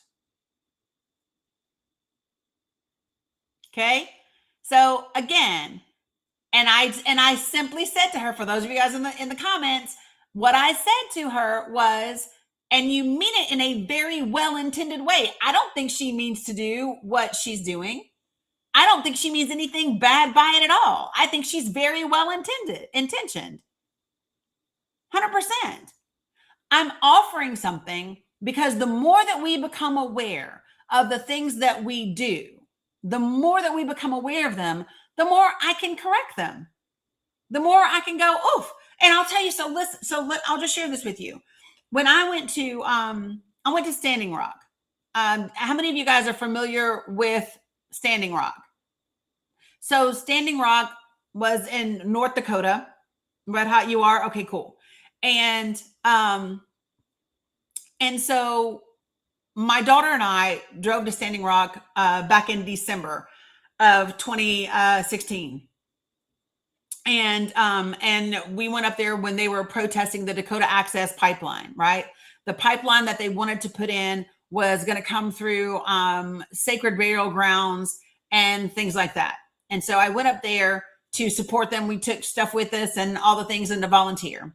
And when I got there, we pulled up. It was a Saturday evening when we pulled up. And they have their own like doctors, their own security, their own everything. And so when I pulled up at the gate and I rolled down my window, a Native American woman greeted me and she said, "Is this your first time or are you returning?" And I said, "This is my first time." And she said, "Welcome home, sister." That was the first thing she said to me was, "Welcome home, sister." Right? I immediately took note that that's what she said. Right? And the next morning, before you could like go volunteer anywhere, they had an orientation every single morning. So we were instructed to go to orientation the next morning. And so when we went to orientation, there was an elder at the front. There was a white lady at the front. There was a brown girl at the front. I don't know her ethnicity or nationality, but they had a varying group of people at the front. And they said 4 things. They said they wanted us to remember 4 things while there. Number 1 was to be indigenous centered. And what did that mean? That meant that I was on their land. I was I was participating in their effort, in their fight. My actions reflect they suffer the repercussions of my actions well after I leave, right? And a step further is, even though I wouldn't do this part, there were other people that like, you don't ask an elder for wisdom without an offering, right? Tobacco or whatever. You don't ask an indigenous woman if you can feel her braid. You don't ask about the coats that they made or the skins that they made or any of those different. It was be indigenous centered, to remember whose space and whose land that you were in, right? To be indigenous centered. The second thing that they said was to take up space. It's my favorite. It's literally my favorite. And they said, listen, if you're going to be here, don't just come up here. Some people would come up, be on the road, take a little selfie and say, oh, I was at Standing Rock. And they said, listen, if you're going to be here, don't just take up space, but take up space. Like embody being here, like really take up space. And so they were saying, because when you were there, they fed everyone for free. There were 3 kitchens. There were 3 kitchens at camp. Everyone got fed for free. It was, if you're going to be here, don't just take up space, like really, right, Katana, be of service, really take up space. The third one was, we are creating a new generation. One of the elders, I'll never forget, he stood up, he'd been sick for a couple of weeks, and he stood up and he addressed everybody. And he said, I look out at the sea of faces, and he said, I see white people, brown people, black people, red people, yellow people. I see all shades. And he said, if you had told me in my younger years that I would see this, he said, because typically for us, when we invite people, when we invite outsiders to our land, it doesn't usually end well for us, right? but we put out a call for help and you all came. I went on Veterans Day weekend as a veteran. And he said, this is a new generation. You have people that are here, that are thinking differently, that are being differently, that are taking up space differently, that are acting differently. And so he said, this is a new generation. And then the fourth thing that he said was, take it home. Being Indigenous centered, take that home. The things that you learn, the things that you observe, take that home. He said, when you go home, find out whose land you're on. So like there's this website that I share frequently. It is native-land.ca.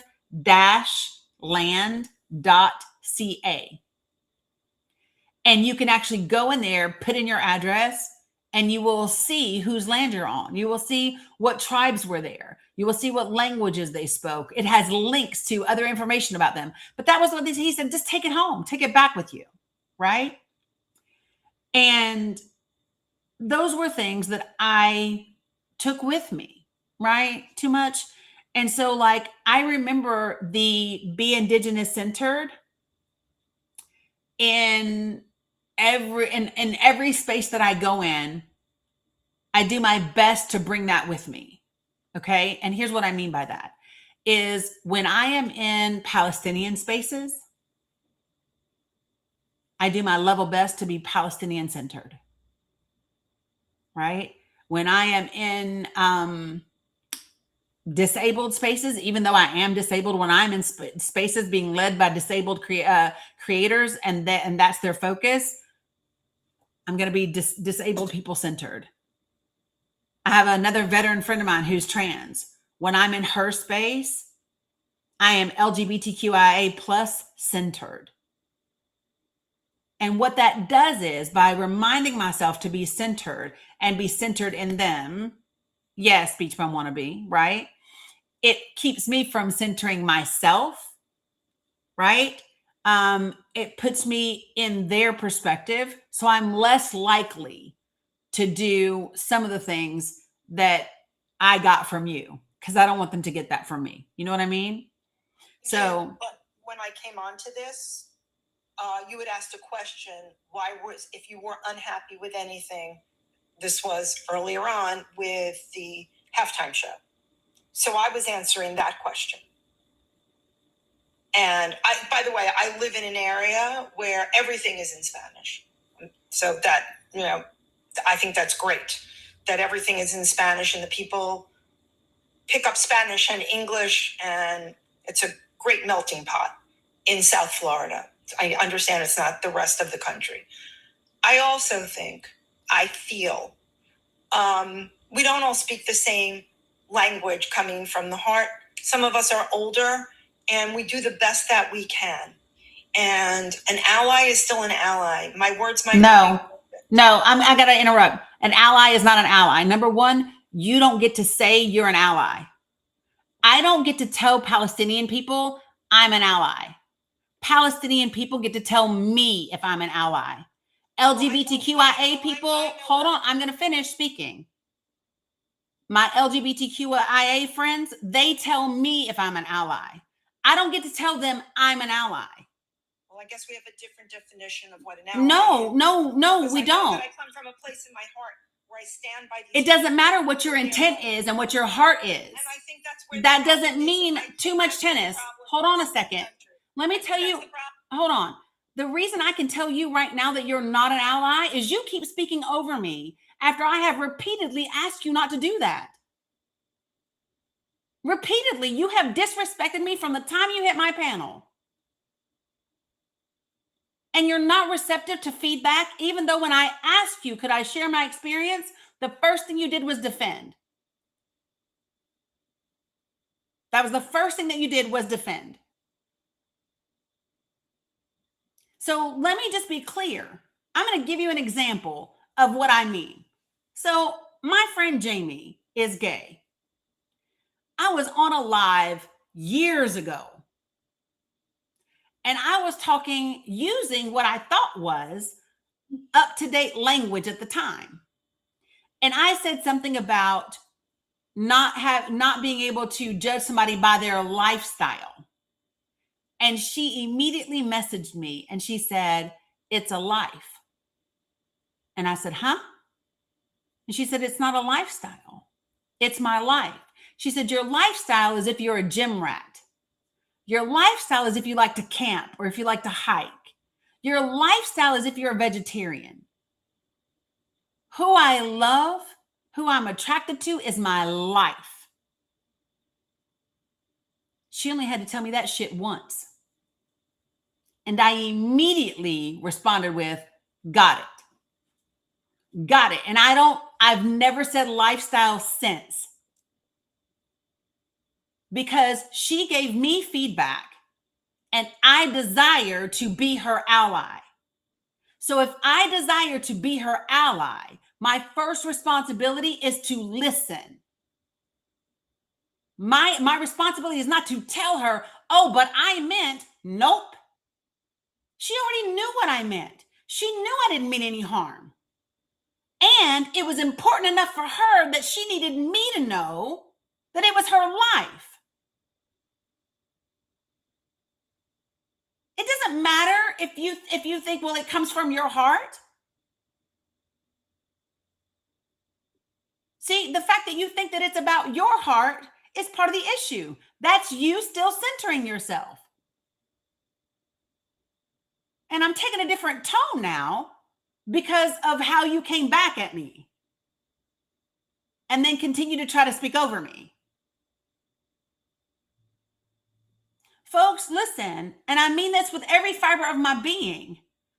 I don't get to tell someone I am their ally. People see what I do and what I say and how I live and how I speak, and then they choose me to be their ally. As a biracial woman that lives in this country and the world, as a Black woman, I experienced this entire world as a Black woman. I wouldn't feel safe choosing you as my ally. I wouldn't. Just from this one interaction.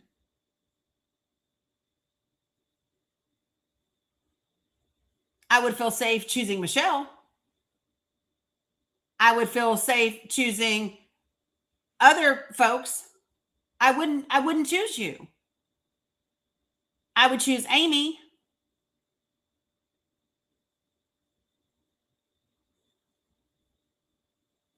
But this is my thing, right? And these are the conversations that we have to have. Your intention, it doesn't mean a hill of beans. I know white people whose intentions have gotten Black people unalived.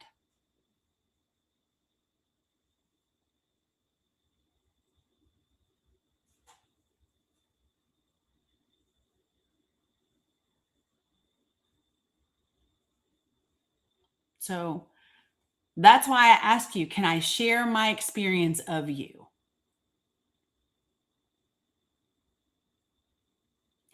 Someone in the comments asked a great question because you said that you live in an area where everything is in Spanish. And somebody in the comment said, well, then why haven't you learned Spanish already?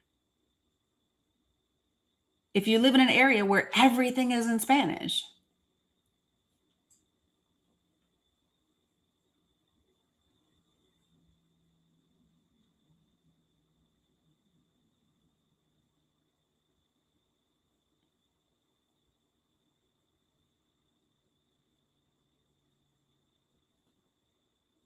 Would you like to answer that or no? Because you don't have to if you don't want to.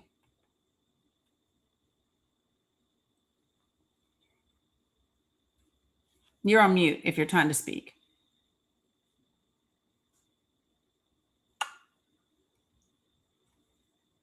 I tried every day to learn the language. I was on Duolingo. I had lots of friends who were teaching me Spanish, but I never learned it in high school.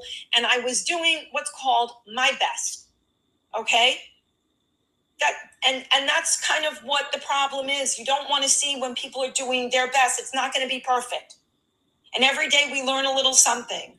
But then we constantly get attacked because we didn't do it exactly right. And it's really frustrating.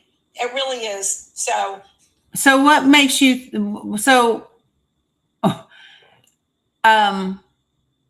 nobody asked you to do anything exactly right. well, you did. You didn't like my words. You didn't like that I said I'm an ally and who gets to decide. I come from a different place in a different world. And So how do you know where I come from?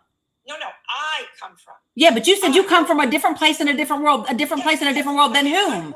Than whom? In my world, I get to say who I stand with. Exactly. That's the point. Well, don't you?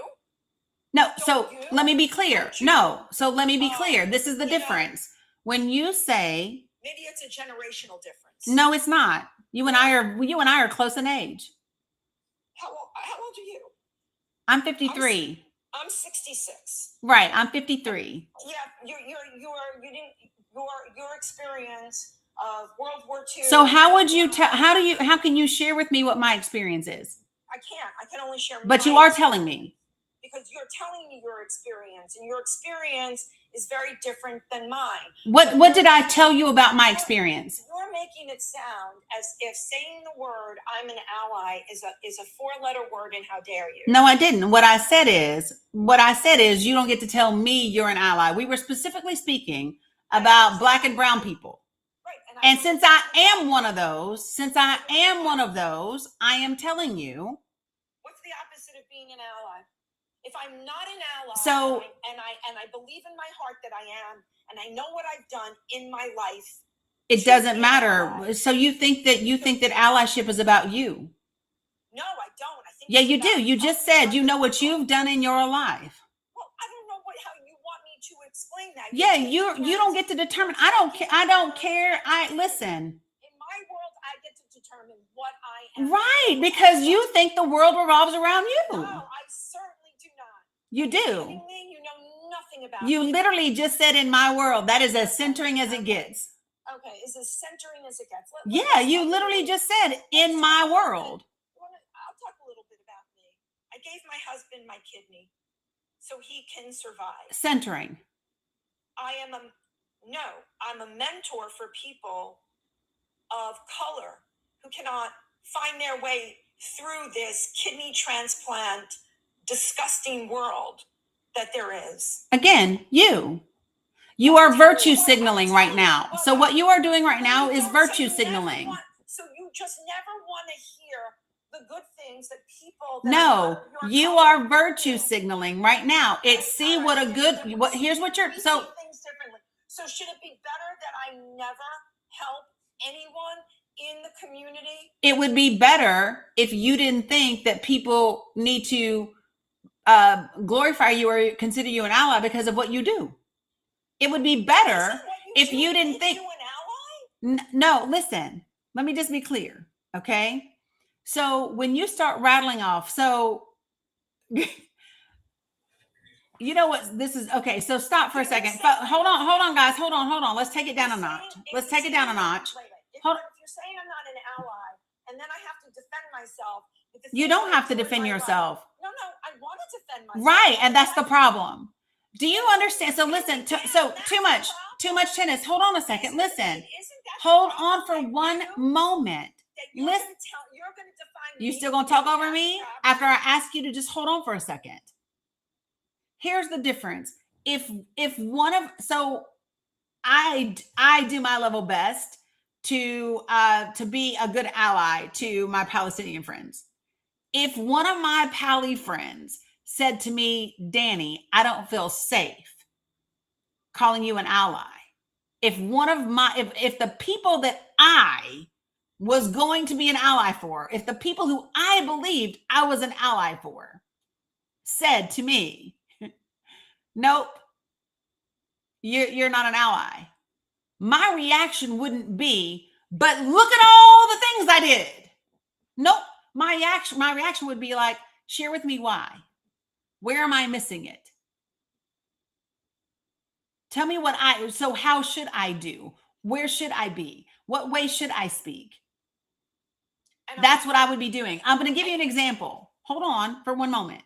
I'm going to take down my background for just a second. So again, because I want to be better. So for my children These are the gifts that I was given as part of my Christmas on Palestine. Why? Because they know I desire to be an ally, right? Hold on. Also, part of my Christmas, because I desire to be an ally. Allyship isn't just about what I do or doing things to make myself feel better. Oh, look at what I did. No. That's really very interesting that you think that since I'm a little girl, marching with my family is because it made me feel better. This is the problem. You just want to keep the divide going. You don't want to take people for who they are and the help they want to give and the love that they want to give.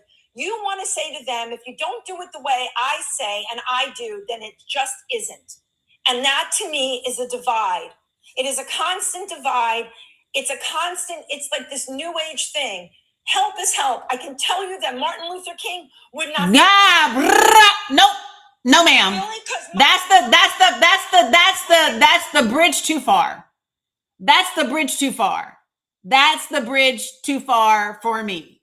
What I'm not going to do is sit right here and have a white woman tell me about a black civil rights leader and his movement. That's what you're not going to do. Absolutely not. White people love to bring up Martin Luther King Jr. And when he was alive, white people hated his ass. I don't want to, I'm not doing it. That was the bridge too far for me. That was the bridge too far. Because what I never said to you was you didn't do it right. You have gone straight into victimhood, which literally all you're doing is reinforcing the very kind feedback I gave you at first. All you're doing is indicating to everyone why I said what I said when I very politely, very gently gave you the feedback of my experience of you. And now all you've done is now you want to attack me, the devoted ally. Now all of a sudden, all I want to do is keep the divide going because I offered you feedback of my experience of you in my space after you kept interrupting me. Nobody else on the panel but you. And I literally even said, hey, I think that you mean this as a well-intentioned ally, right? I even gave you that benefit of the doubt. And in your fragility, you couldn't even receive that. You had to come back on the offense, and you went from being defensive to now being offensive towards me. Wild. Absolutely wild. You have to learn. I don't have to learn shit. I don't have to learn shit from you. I don't have to learn anything from you. You can take all that privilege all the way down. The idea that you think you can sit on this panel and tell me what I have to learn. No, ma'am, I don't. No, ma'am, I don't. No, ma'am, I don't. No, ma'am, I don't. No, ma'am, I don't. Again, I don't have to. And when I handed it back to you, you didn't like it. No, you didn't hand anything back to me. No, you didn't hand anything back to me. You literally do not want to take any feedback whatsoever. And then, well, again, you don't want to take I do this all day, every day. I know who I'm talking to. You do it all day, every day. I've lived in well, and that's fine. But again, it's not about you. It's not about you. Where is let me ask a question. It starts with one so again, it starts with one person. Instead of taking a person and estranging them. I didn't estrange you. 100%. No, you estranged yourself. No, you estranged yourself. When I offer to you, so too much tennis. What I said to you in the beginning was, may I share my experience of you? And you said, sure. And when I did, you immediately became defensive and angry and upset. And you and from that moment, you have gone all the way down. And you lost your cookies because I said I haven't lost my cookies at all. What I'm not going to let you do, though, is weaponize Martin Luther King Jr. in a conversation with me as a white woman. Absolutely not. Oh my God. You want to use these words. You want to use buzzwords. What's a buzzword? What buzzword did I use? Was your family there? Because my family was there. Is that weaponizing? What are you talking about? What My family was where?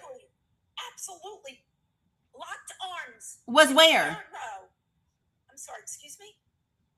I asked you to repeat yourself. You're so busy yelling, I didn't hear you. I said where? Physically there, marching. Physically where? In Washington, D.C., getting beaten with batons, locked up. Because he chose to be, not because he was black. My daddy was black. My daddy was black. I'm not giving your daddy any kudos. Great, he was there. First of all, it wasn't my father. It was both of my uncles. And again, good for them. But that doesn't, listen, that has nothing to do with you. I'm trying to tell you my experience and how I learned as a child what it meant, not just words, of being an ally. You don't like the fact that I said ally, and that's when I said the things that I've done in my life, you don't want to hear that is the definition of an ally. You don't know what I've done. And my response is... I said that I'm an ally because of a 10-minute exchange between the two of us. And my response to you, too much tennis, is this, right? And this is the part that I don't think, this is where I think that you and I have a disconnect, okay? Is this. When you say what your definition of an ally is, and here's what I'm sharing with you is your definition as a white woman of what it means for you to be an ally does not mean that it's what the definition for black people is for you to be our ally. You might think that you are an ally for you. Like you might feel, yep, I'm an ally. Look at all the things I've done. But black and brown people can see you do all of those things and still not consider you an ally. And the question is, why not? What do you want? Why not? It's okay. One person at a time. Why not? So I offered it to you. My whole life. And I offered it to you. So here's what I just said. So too much tennis. The reason why, this is what I hope, this is the whole thing that I started with when I said, can I share with you my experience of you? Right? So allies don't center themselves. Allies don't tokenize. Allies. So here's and this is one of the reasons why we are where we are, is allyship is not just about the things that I do that make me look great and make me be virtue signaling, right? Allyship is about being in it and not wanting any credit for it whatsoever, not keeping any record of it whatsoever. Allies aren't keeping score for all the good things they do for black and brown people. When you're told that you're not an ally, I don't know what you want someone to do. Well, I just shared it with you. No. So just sit there and take something that is not true because your definition of an ally is different than mine. Okay. So, well, I guess what you would want to say, because it's not just me. So can you do me a favor for everybody that is in the comments? And there's 1,200 people in this room. For everybody in the comments that is a person of color, can you please put a red heart in the comments if you would choose too much tennis as an ally? Give me red hearts for allyship and give me yellow hearts for non-ally. Red heart if too much tennis is your ally. Yellow heart if she is not.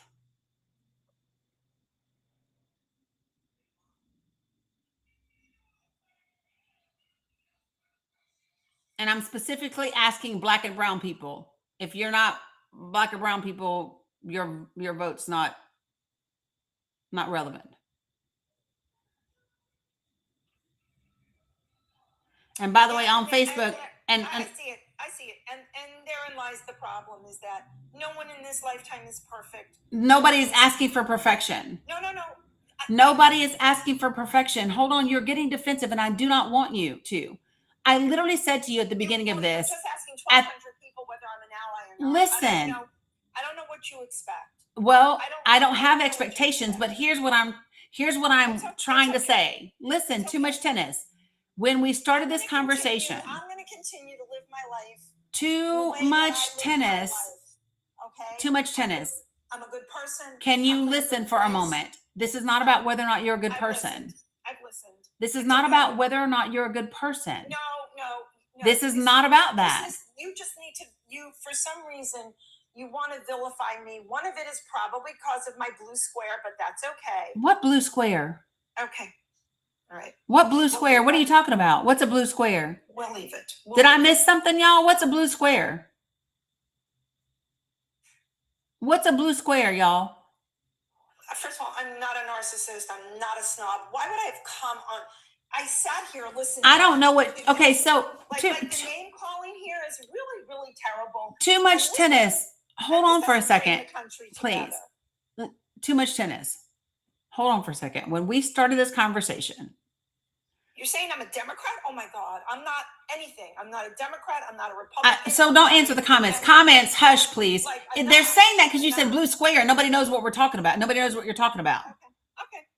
That's what they're saying. Is you said blue square, so people are guessing because they don't know what you mean. I'm not acting like a victim. I'm acting like someone that doesn't want to be picked on for using words that might not be the right words, when you have to know what someone is saying from their heart. Because if we don't do that, we're going to keep going round and round and round in circles. Sometimes we have to accept people for who they are and how they are and know that their intentions are good. And I am a very well-intended, very good person.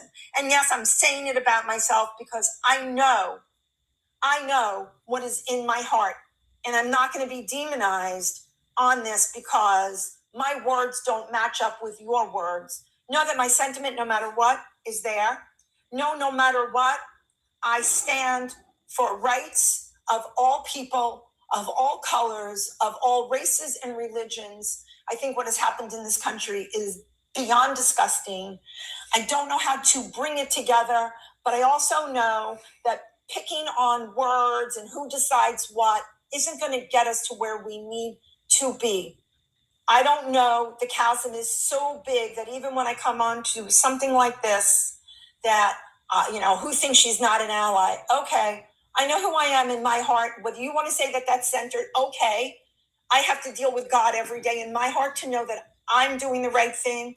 I'm coming from a good place. I'm using the word I'm not going to, I can't speak for anybody else. There's a lot of shitty people in my religion and a lot of shitty people in my color. But at the end of the day, I can only deal with me and try to fight the good fight. And I don't think that this between you and I is necessarily a good fight, because I can't sit and watch innocent people be hurt. It kills me every day. I love this country. And this country is a disaster. And I just can't come on to places like this that I say the wrong word and I'm attacked. This is not about you saying the wrong word. Yeah, it is. No, it's not. Listen, so hold on. Listen, because I let you talk. I would like to address. I don't want to be rude. Then I have a husband who's really sick in the hospital right now. I hear you. What I would like to do is address what you just said. Okay? Because you said a couple of things that just aren't accurate as to how we got to the place where we are. Okay? So, number one. Wait. Somebody says I sound like Trump. I fucking hate Trump. Okay. So y'all in the comments. Stop in the comments for a second. Stop it. Too much. I happen to know Trump. He's a piece of shit. He's always been a piece of shit. But that's a side note. Like enough people don't know who I am. Guys, can you all just stop in the comments, please? I would love for you to just listen to me. because when you joined the panel and you interrupted a few times, and I asked you to let me finish saying what I'm saying. And after that, I said to you, I said, can I share with you my experience of you and having you on the panel? And you said, yeah. And so I did that. And I shared with you what I heard. And what I heard was your beginning of the conversation was you tokenizing, right? And then a lot of self-centering. And I shared that with you. And what I said is that,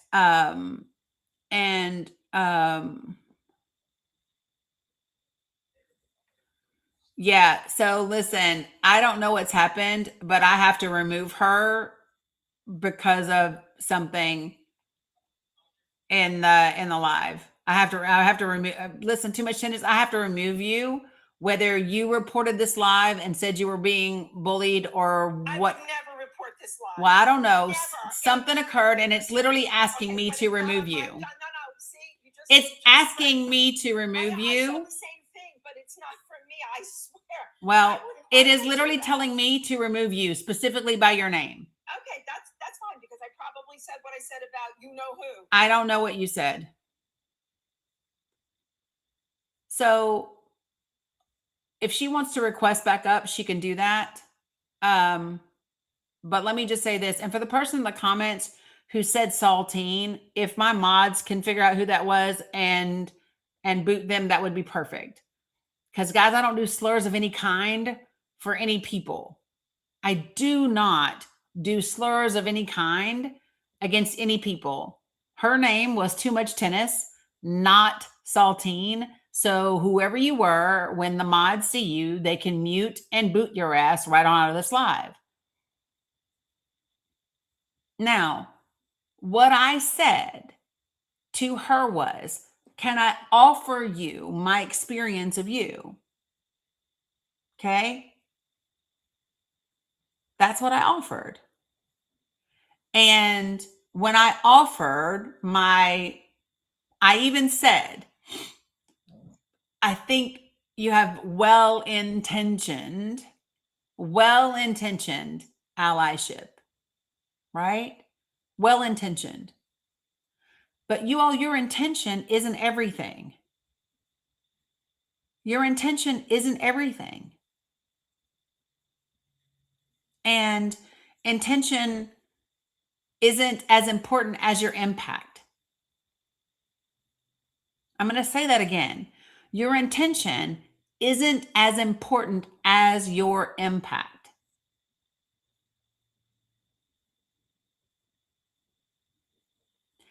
And I articulated very clearly the things that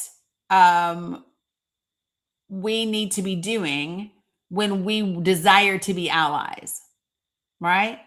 So if I am a cis heterosexual female, which I am, and I want to be an ally to LGBTQIA individuals, then my responsibility is to listen to what they share with me.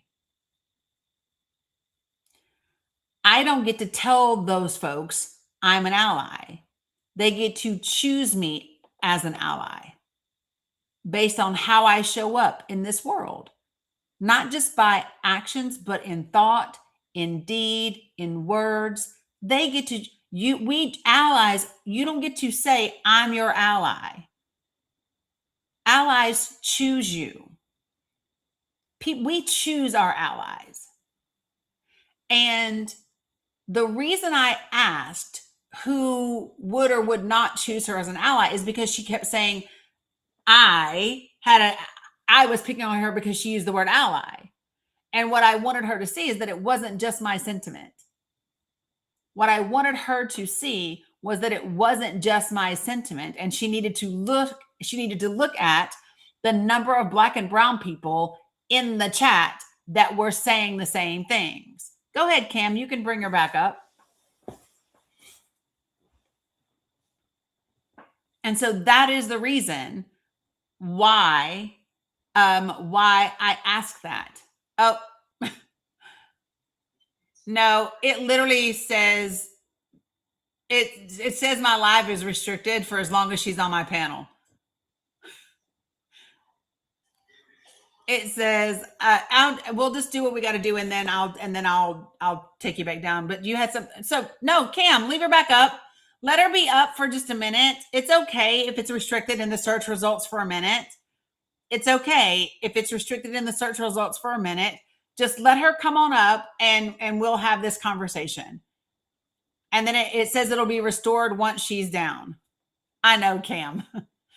It just said it was restricted, and it's okay. Yeah, it popped right back up as soon as you put her back up, but it's okay. Let's see if we can get this done. I know, girl. Cam, you had my back. Appreciate you. Okay. So too much tennis. What I was saying is this, is when I say to you, you don't get to determine who you're an ally to. I'm saying that same thing for me. Allyship is not something we get to give to people. The people who are being oppressed, the people who are being suppressed, the people who are being discriminated against, those are the people that choose the allies. And you can do things that let people know, I want to be your ally, but you still don't get to do that. And that's just like across the board. And it's not saying you haven't done nice things. It's not saying you're not a good person. That's not what it means. And so what I believe is that when you heard my feedback, you got defensive because you felt like it was a personal criticism and discounted whatever you felt like you have done.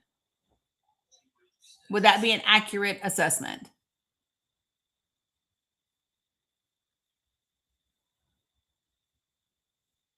You're muted.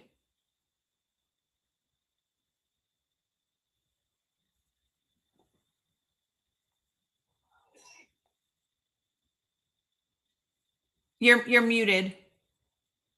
Oh, I'm back on. Okay, now you go. Yeah. Okay. I won't mention that person's name again. I'm serious. My husband I've slept in the hospital for 2 weeks. So I'm just going to say this.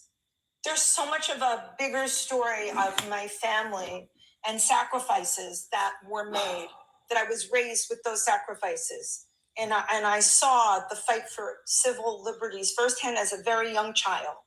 So where you think I'm using the wrong word, by the way, I'm sorry if I interrupted you early on. I interrupted you early on because I canceled my Uber that I called to get me to the hospital. I really felt that the conversation with us was important, and I was just trying to talk to you so I can get to the hospital. I'm reading a lot of these things, and there's a lot of aggression, and I don't have any aggression. Yes, of course I got upset because it did feel like a personal attack because I'm not perfect.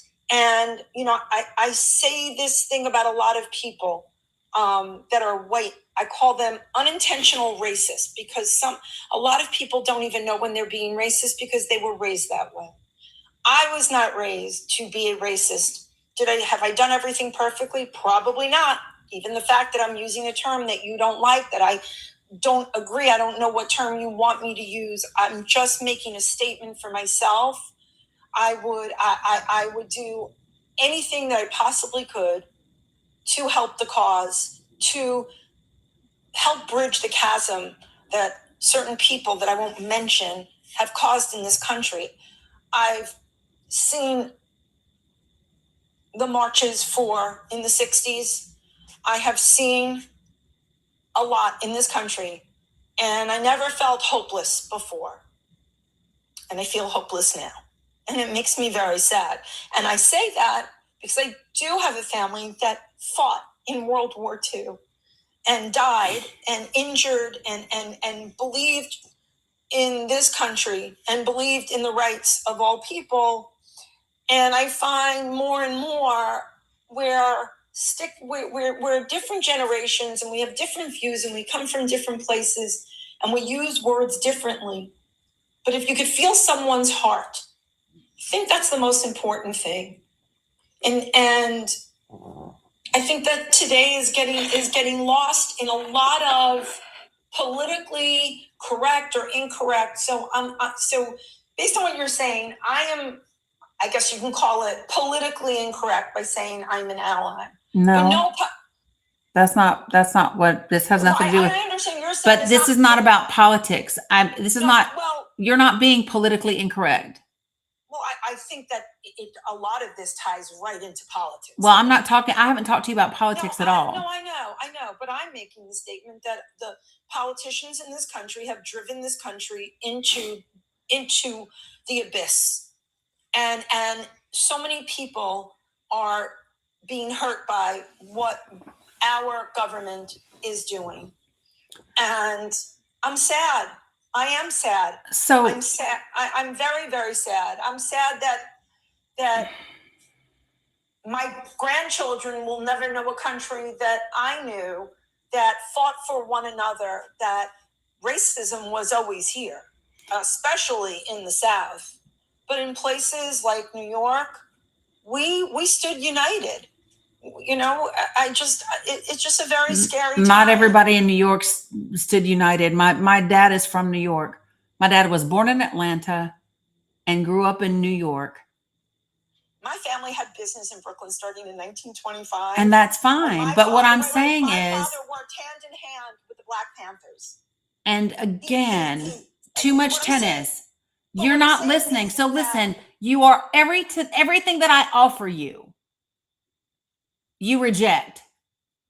Everything that I offer you, you reject. I am literally telling you about my Black family living in New York, growing up in Brooklyn, and you are telling me about your daddy again. And I am telling you. Because there were so many good people and again, so listen, this is the issue that I have. This is not about. You can't paint everyone with the same I'll brush. be damned. But you're painting everyone with the No, same ma'am, brush. I'm not. No, I'm not. It feels like you are. Well, I'm not responsible for your feelings because I know what I'm not doing. No, I'm not.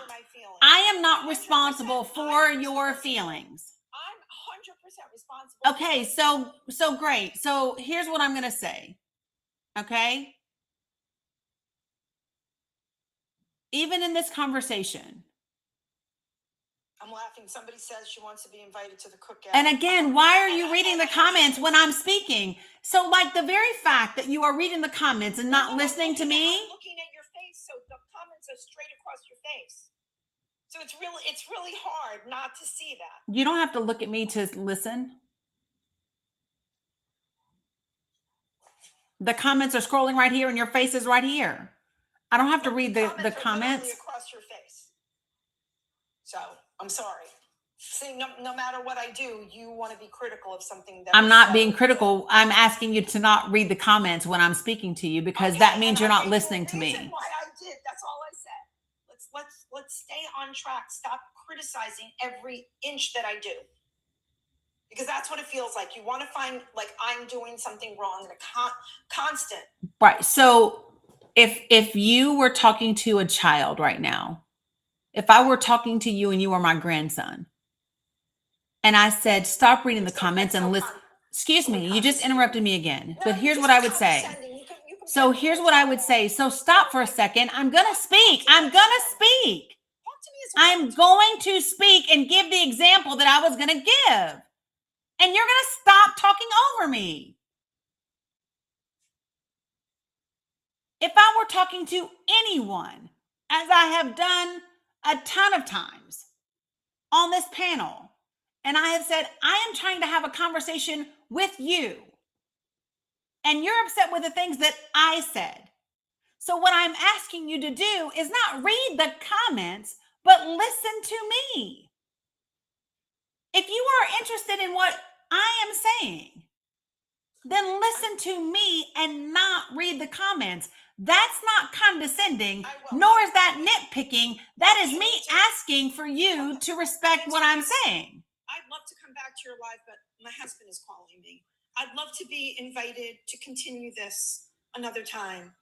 I really would, because I am confused about a lot of things that you have to say.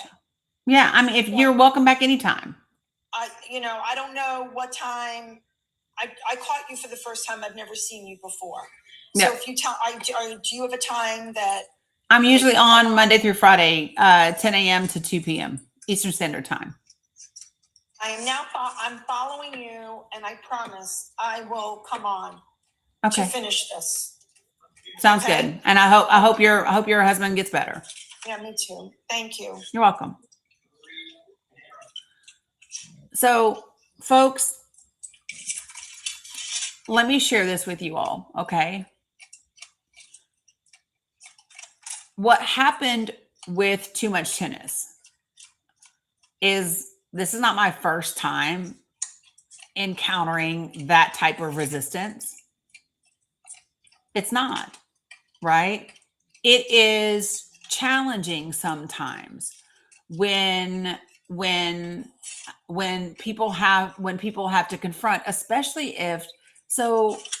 when it's a conversation where someone believes, and she believes she has been an ally. She believes she has been doing the work, right? And so I knew I was going to be pressing a button. And that's why I opened the conversation the way that I did. I opened the conversation by saying to her, may I share with you my experience of you? May I share with you my experience of having you on my panel?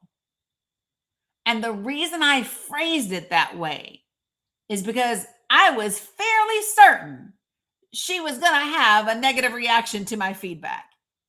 And I wanted to offer it to her as gently as possible and acknowledge at the very end that she was a well-intentioned individual.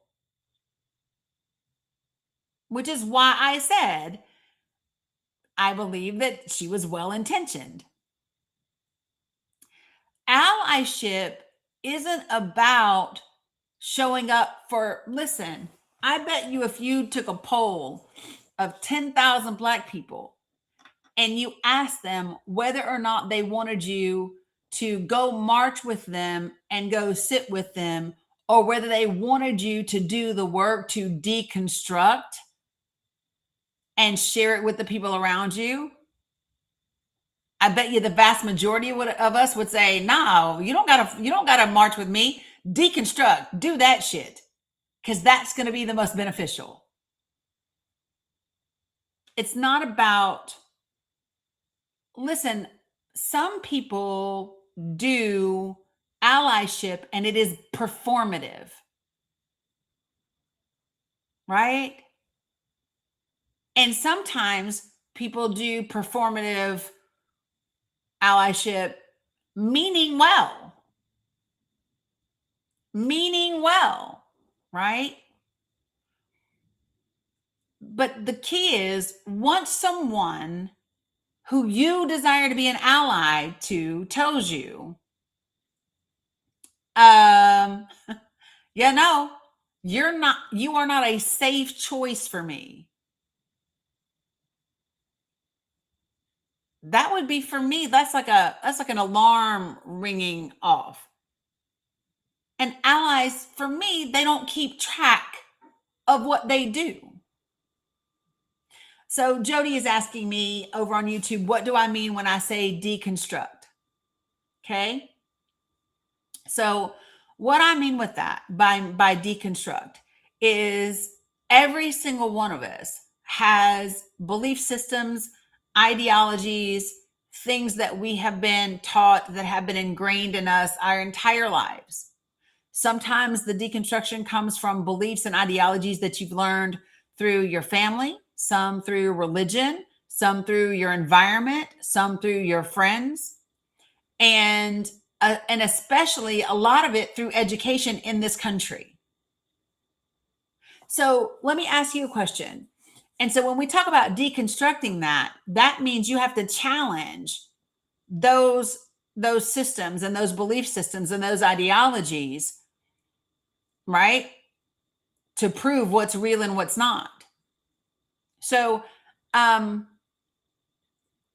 me ask you a question. How many of you all can tell me how we got the Confederate statues all around the country?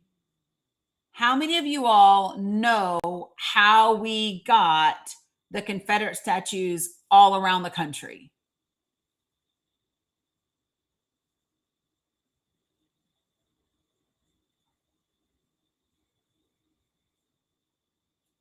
See, my folks that have been with me for a long time. Yep, the Daughters of the Confederacy. The Daughters of the Confederacy is how we got those. And they began to, white women in the South, they paid the government to put them up. They paid them to put them up. Those are the same folks who actually wrote a lot of our elementary books, especially in the South. So there's a quick little video. It's in my link tree, but I'm going to see if I can find it for you.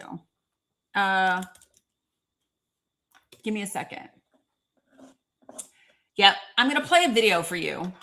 And if you are on, give me 1 second. You know they like to do ads on everything. So give me 1 second. And I will share the video if you're on the other thing. So give me a second and just listen. I'm going to share with you all this video that is, really awesome video. And here we go. You ready? Let me share it with you guys over here so you can see it. All right. You had no idea? Okay. Well, they did. And I'm going to turn this up so you can hear it. Okay. So everybody listen, appreciate you guys. If there's anybody on the panel that needs to leave, just let me know. And either me or one of the moderators will drop you, but I appreciate you guys for hanging out. A+, you've been super duper patient. So hold on. I'm going to get you in the conversation. Okay. So here we go. All right. So listen, this is a almost 7-minute video, but it's super good. Listen to how this textbook describes slavery.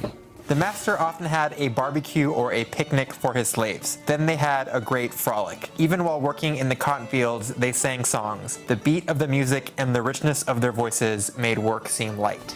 Yeah. So did y'all hear that? No, Carla, I don't. Thanks for asking. So this is from a textbook in Georgia. Okay, so let me see if I can. I'm not going to show you all the whole thing because I don't want TikTok to get me. Yep, a great frolic. So here we go. Okay, so. Listen to how this textbook describes slavery. The master often had a barbecue or a picnic for his slaves. Then they had a great frolic. Even while working in the cotton fields, they sang songs. The beat of the music and the richness of their voices made work seem light.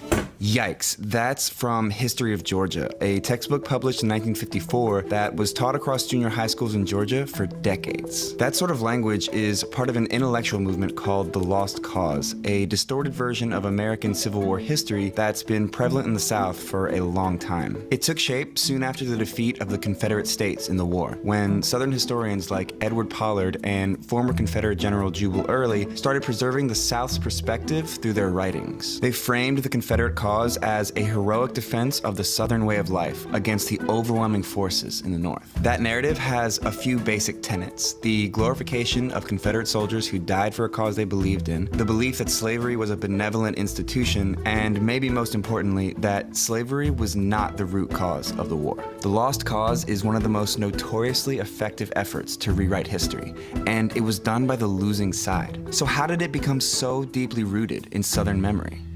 Blame the United Daughters of the Confederacy. The UDC. The UDC was founded in Nashville in 1894 to preserve Confederate culture for generations to come. The women who made up the group descended from elite antebellum families, and they used their social and political clout to spread the pro-Southern version of the war as real history. You've probably seen their efforts to honor the Confederacy, but maybe you didn't know it was the UDC. They're the ones who covered the Southern landscape with memorials for Confederate leaders and soldiers. They used their fundraising and lobbying skills to pressure local governments into erecting monuments in prominent public spaces like courthouses and state capitals. Installed here next to the state capitol by the United Daughters of the Confederacy. The United Daughters of the Confederacy donated this memorial to the city back in the 30s. They put them along roadsides and in parks. Any place that was remotely relevant to the Confederacy was memorialized. By the early 20th century, the UDC had 100,000 members in chapters spread all over the country, but mostly in former Confederate states. And there's a reason they grew so quickly during that time. So we're talking about roughly 3 decades after the end of the war, and the Confederate veterans themselves are beginning to die off. So there is this push to find ways to commemorate it, because the big challenge by 1900 was there's a new generation of white Southerners being born, and they never experienced the war years. That push is visible. Most of the Confederate monuments were erected during the UDC's height of influence. There's a rhetoric around monuments that we want to get this thing built before all of that generation has died off, and the reason we want it is to teach future generations about those men. Dr. Karen Cox wrote the book on the UDC, and I asked her if it was fair to say the group established the lost cause as historical fact in the South. Oh my God, yeah. They were the leaders of the lost cause into the 20th century,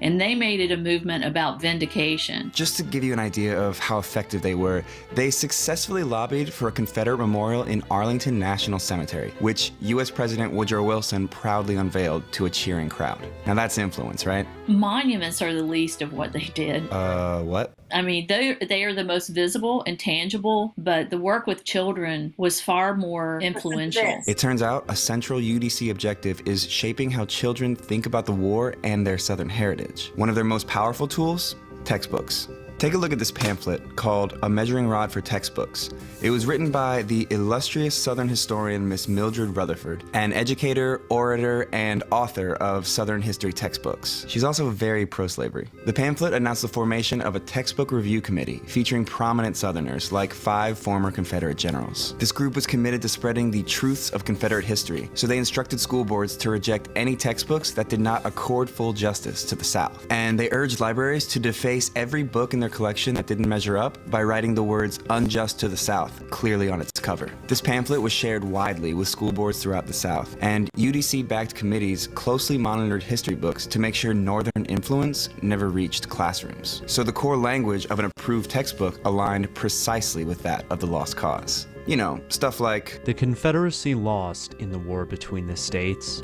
but Georgia never forgot to honor her Confederate soldiers. History of Georgia was on the UDC's approved list. It was also written by E. Merton Coulter, a self-described Southern historian and historian-described white supremacist. They understand that how you educate, who wins the writing game, who wins the battle over history, ultimately wins the war. That's the big fight for the UDC. But their work with children went further than the classrooms. The UDC formed an auxiliary group called the Children of the Confederacy, which was designed to get kids born in former Confederate states to actively participate in their version of history. Group leaders had kids recite call and response truths from something called the Confederate Catechism. Children up to the age of 18 would compete and be rewarded for memorizing long passages of lost cause rhetoric. So it would be like an after school thing, you know, like that was your club. You would go after school to the meeting of the Children of the Confederacy, and your leader might teach you songs of the South like Dixie or other songs that were considered Southern patriotic songs. They would have them write essays, go visit the veterans, and learn this catechism. Children were also the centerpiece of their community's monument unveilings, like this living flag at the dedication of the Stonewall Jackson Monument in Richmond. Yes, those are school children. The UDC's efforts shaped the identities of children who grew up with the lost cause. They made history personal, and that made their story last longer. Generations of children learning that narrative in a variety of ways grow up to be, you know, segregationist in the 50s and 60s, because that's been drilled into them since they were children. After World War I, the UDC started losing steam, but the damage was done. The monuments were in place, and the textbooks they wrote remained in Southern classrooms until the late 70s. And the women's group did it all without the right to vote or participate in politics. You can still get glimmers of this lost cause memory of the war from people who will always choose to see it through the personal. And I think the UDC, to a great extent, was their goal. So the next time someone says the Confederate monuments are about remembering our history, just know that that's exactly what the United Daughters of the Confederacy wants you to think. So I have put this link in my Discord. It's already in my link tree, although my link tree is very extensive. It is the title of it I am on Facebook, and I'm on YouTube, and I'm on Substack right now. So the title of it, if you just type in Vox, V-O-X, and then type in Daughters of the Confederacy, the video will pop right up and you'll be able to see it. So, yeah, you guys are welcome. So, listen, I know that conversations like this are not comfortable, and I also believe them to be necessary. I just believe them to be necessary. And that what I just gave you is a perfect example of what I was saying about the difference between prejudice, bigotry, and racism. Racism is when you have the power to put your ideology and your beliefs in school books. So if you want to research whose land you're on, it's native-land.ca. But this is what I mean when I say when groups have the ability to do that. And in this country, there's only been one racial group that's had the ability to do that, right? And so it's really important, right? You said we never learned anything like that in your textbooks. Yeah. And so this is part of the conversation. So when I say to people, you're not mad about Bad Bunny's performance. You're not even really mad that he spoke in Spanish the whole time and not English. You're mad because no one was catering to you in that moment. Like the audacity of someone to put on a halftime show and not meet you where you are and do it the way that you want. Like, how dare them? You should be grateful. We gave you this opportunity. We gave you all the ability to make music and to make money. If it wasn't for us, because y'all do know that the predominant people making money off the music industry are the white people who own the production studios and the entertainment companies, right? Same thing in the NFL, same thing in the NBA. Somebody said to me, well, there are Black billionaires now. And I said, yeah, and the vast majority of them are what? Entertainers. This country will allow you to become a billionaire or a centimillionaire, right? If you are aligned in the things that make the money, because I promise you, whatever the richest Black person is, whatever richest entertainer you can think of, I can tell you they are 100%, they made the white people that own them a whole lot richer. Period.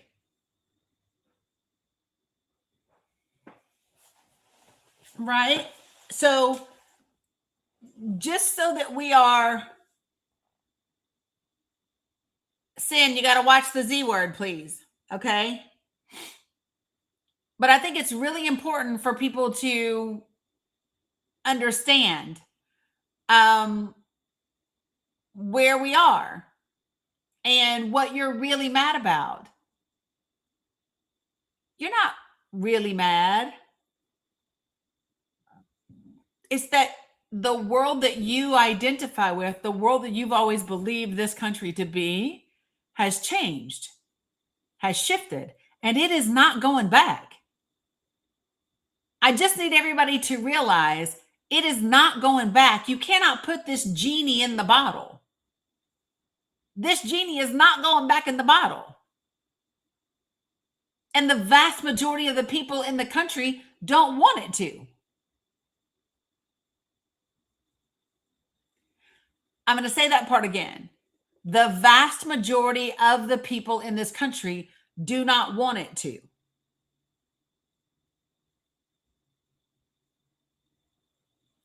And because of that, that is why you see the resistance that you see.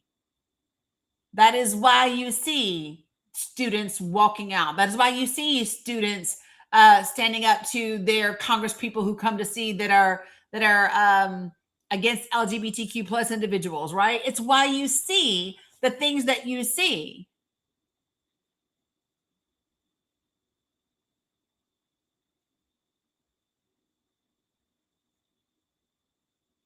And let me just tell y'all, in the 50 plus 60 years that we've had integrated, right? Listen, you want to know how you know we can't go back? Some of y'all white folks wouldn't be able to see your grandbabies. Them grandbabies have taught you a thing or two.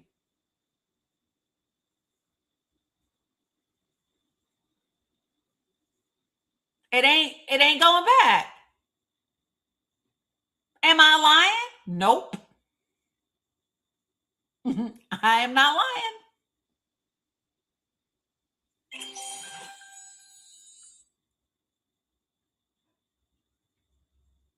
And so this is what people really need to understand, is that they want you to believe that things are going to get worse. No, they're not.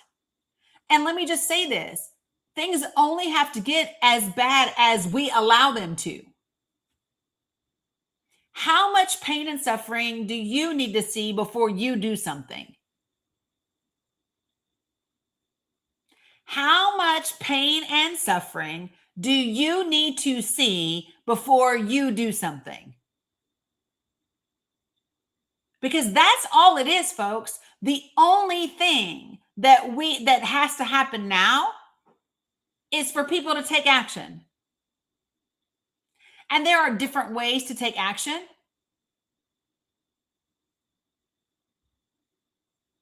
There are different ways to take action. Whether you are somebody that is an activist, whether you're somebody that is an organizer, whether you are somebody that has disabilities and you sit at home and you write postcards, or you do letters to the editor, or you email your representatives, or you run for office, or you participate on a campaign. There are lots of ways for you to show up. And believe it or not, what Bad Bunny did yesterday at the Super Bowl, that was absolutely doing something. Art has always been one of the biggest and best ways to resist. Art has always been one of the biggest, best, most effective ways to resist.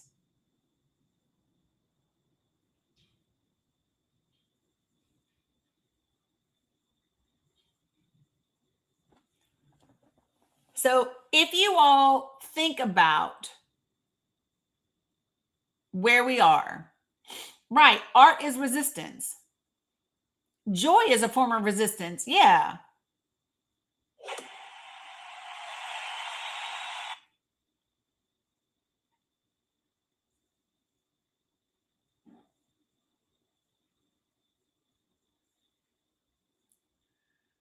Yeah.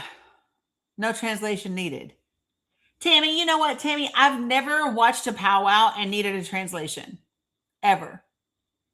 I've never, ever watched one, sis. So Tammy is a friend of mine over on Facebook. She's also Indigenous. And she'll tell you, I asked her, I said, hey, if I were going to wear Native jewelry, is that something I should do? How should I? She was like, if you're going to wear Native jewelry, just make sure you buy it from someone who is Native. Got it. Done. Sold. So when I was on the Sioux reservation in Michigan, a year ago, guess what I bought? I bought earrings made by a Native woman. You know what I mean?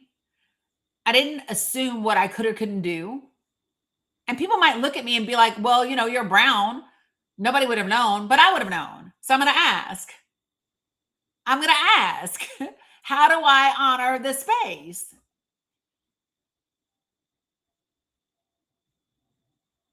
Right?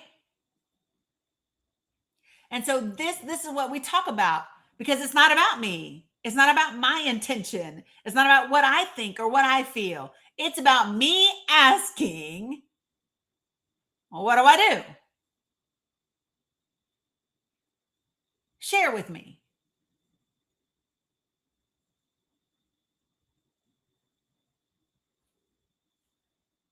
You know what I'm saying?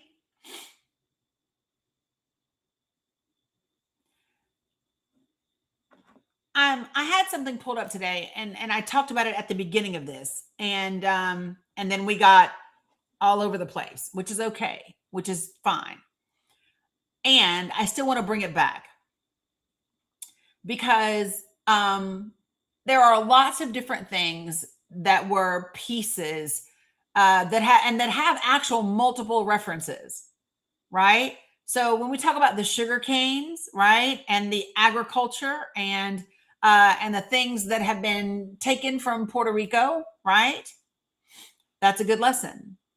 The other part of it that's a good lesson is the forced sterilization of women who worked in the sugarcane fields, or the forced sterilization of the Mexican women in California, or of indigenous women, or of Black women. Like, that's a thing. A plus, before I keep going, because good God, I just forgot you were still up here. Hop on in here. What you got? Dear God. Hey. Hey, sorry. I'm just listening and being educated over here. Yes. Okay, so my Dani. thoughts on the Super Bowl, I didn't need, like the English or subtitles. It didn't bother me. I was vibing out. My daughter was like, why isn't it in English? I was like, just listen and vibe and listen, But I loved it. I enjoyed it. I just was there for the halftime. I didn't care about who won. The rest of it. And yeah, I didn't care. It was that, was, I'm glad he did it in Spanish, honestly, because it put people in a position to think like, oh, now this is what they have to experience.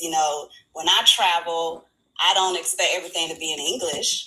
Right. I pull up my Google Translator and try to adapt and be respectful. That's just what it is. It's like what everybody was talking about. Oh, it's not in English. It's this and that. It's like, it don't have to be. Nope. It don't have to be. It's not. I mean, if you know Bad Bunny, you know Bad Bunny, but you don't. It's just like with Kendrick Lamar. They gave the same. That's why I have both of them up here in this image. That's why I have both of them up here in this image. Same thing. Oh, yeah. He was horrible. Okay, but it's not meant to fit your box, and that's the thing. Is like people are not adapting to the change. Like you're saying, it's just they want to go back, and it's like, when was America ever great? Yeah, I mean, I'm locked on that. There have been moments of greatness, and that's different than saying we are great as a whole. Moments of greatness, right? Moments of greatness have certainly existed. What's up, Red Hot? But not overall. Red Hot, I saw you throw your hand up in there. You want to pop in here? Thank you. I didn't want to interrupt. I mean, that's because I was raised that way. You let your people conversate and speak, and then when you get a chance to spin, then you say, "Excuse me." So, right. But yes, a lot of the symbolism, just like what Kendrick Lamar did in his performance last year, like even your picture right there with Bad Bunny with the Puerto Rican flag, he has the original Puerto Rican flag, which is the light blue, not the dark navy blue, that they made them change to the dark navy blue to fit the American flag of the dark navy blue.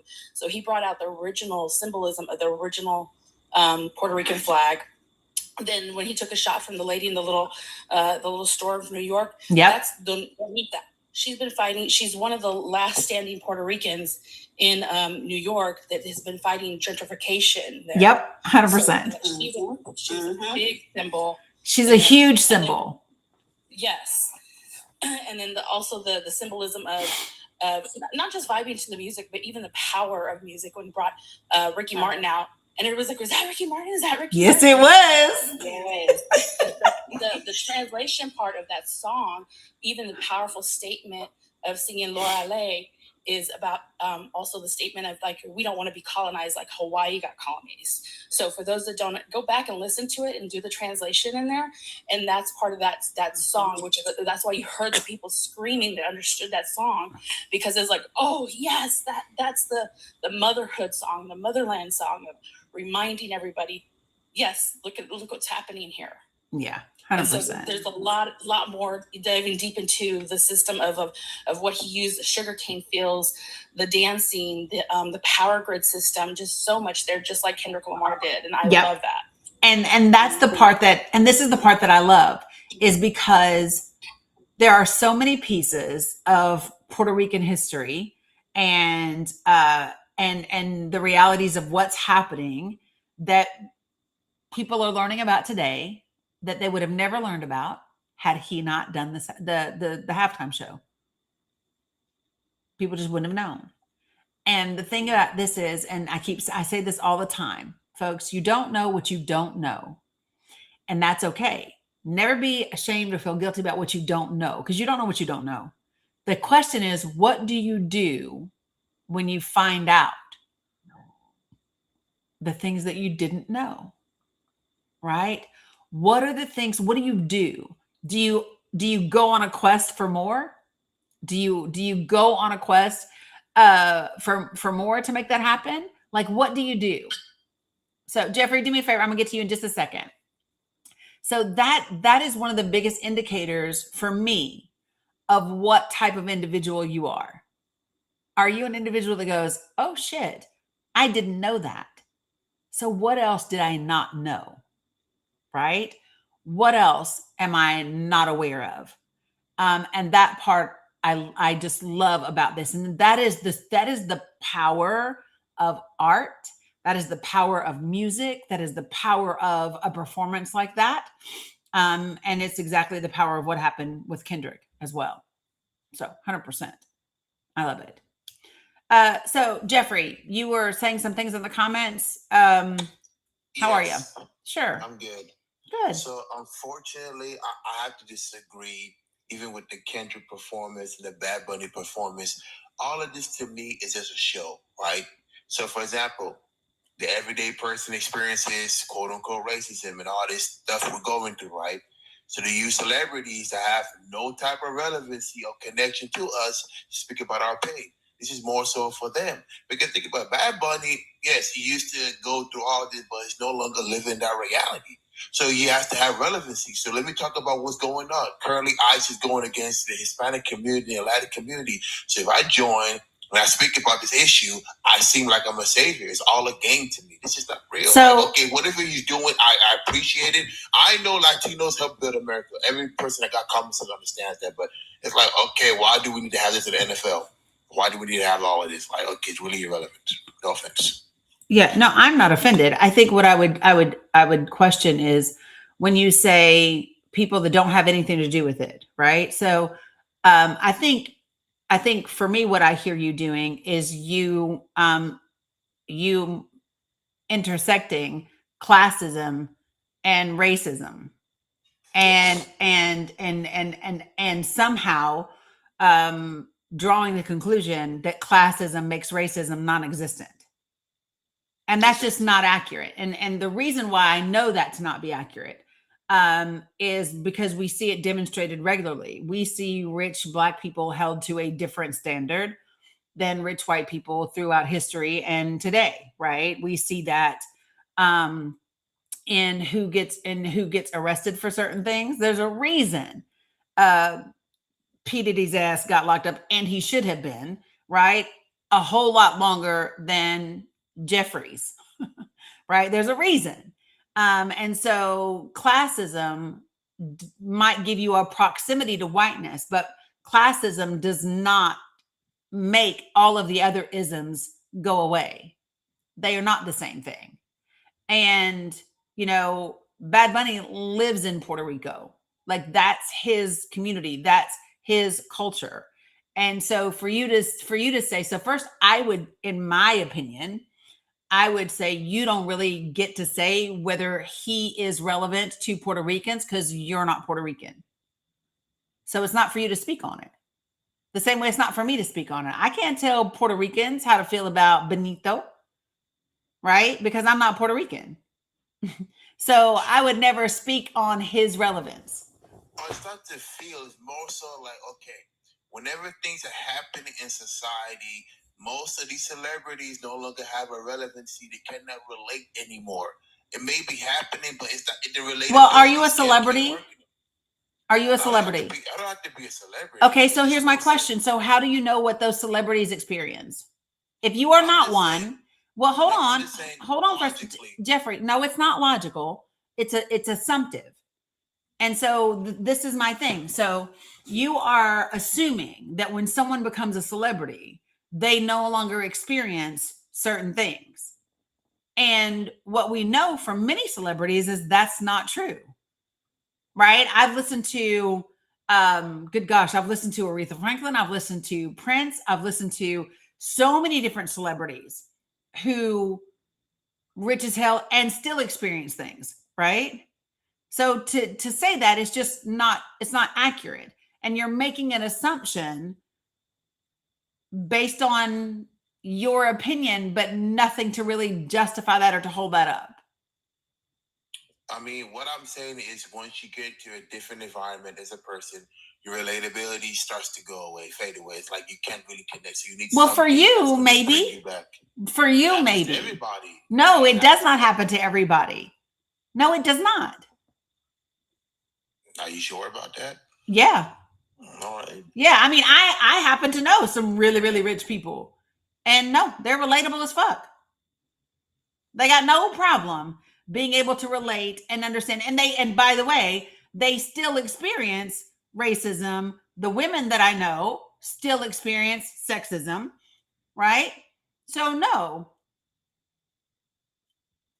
Racism, sexism, ableism, homophobia, transphobia, those things don't go away because of your wealth. They still exist. The system hasn't changed.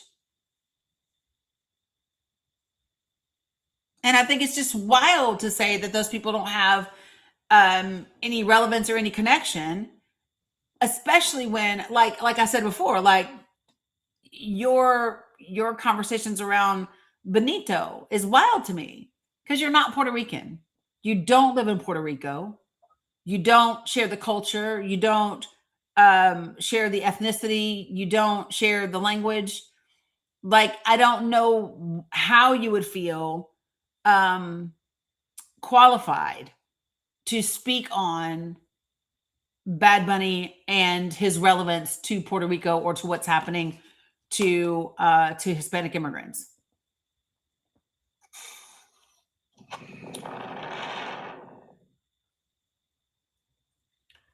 So, I mean, I don't know if I said it wrong, all right, but it's just more so like, how am I going to put it? And I know you seem very, how am I going to put this? You seem like you know a lot. So, let me get my words together. It's more so like, I just feel like, I don't know, I just feel like it was a good performance, but more so like, I kind of see the alignment of what's going on here. So, this was chose intentionally for him to do all of this, but like, I get it. It's a system behind this stuff. People feel like, ICE, what's going on with ICE, so they need someone to speak for them. I get it, but like, he didn't speak for them.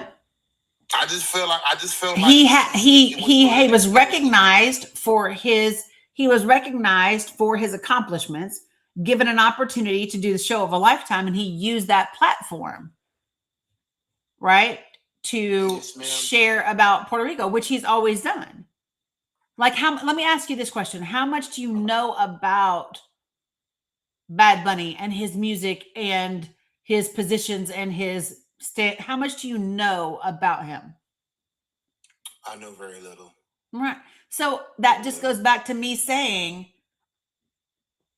I don't know why you would make those assumptions and feel qualified to make them, because like you don't know anything about. And this is why I said, like, so like I am familiar with Bad Bunny, right? Like I know who Bad Bunny is. I know some of the songs, like like all of that. But I don't know.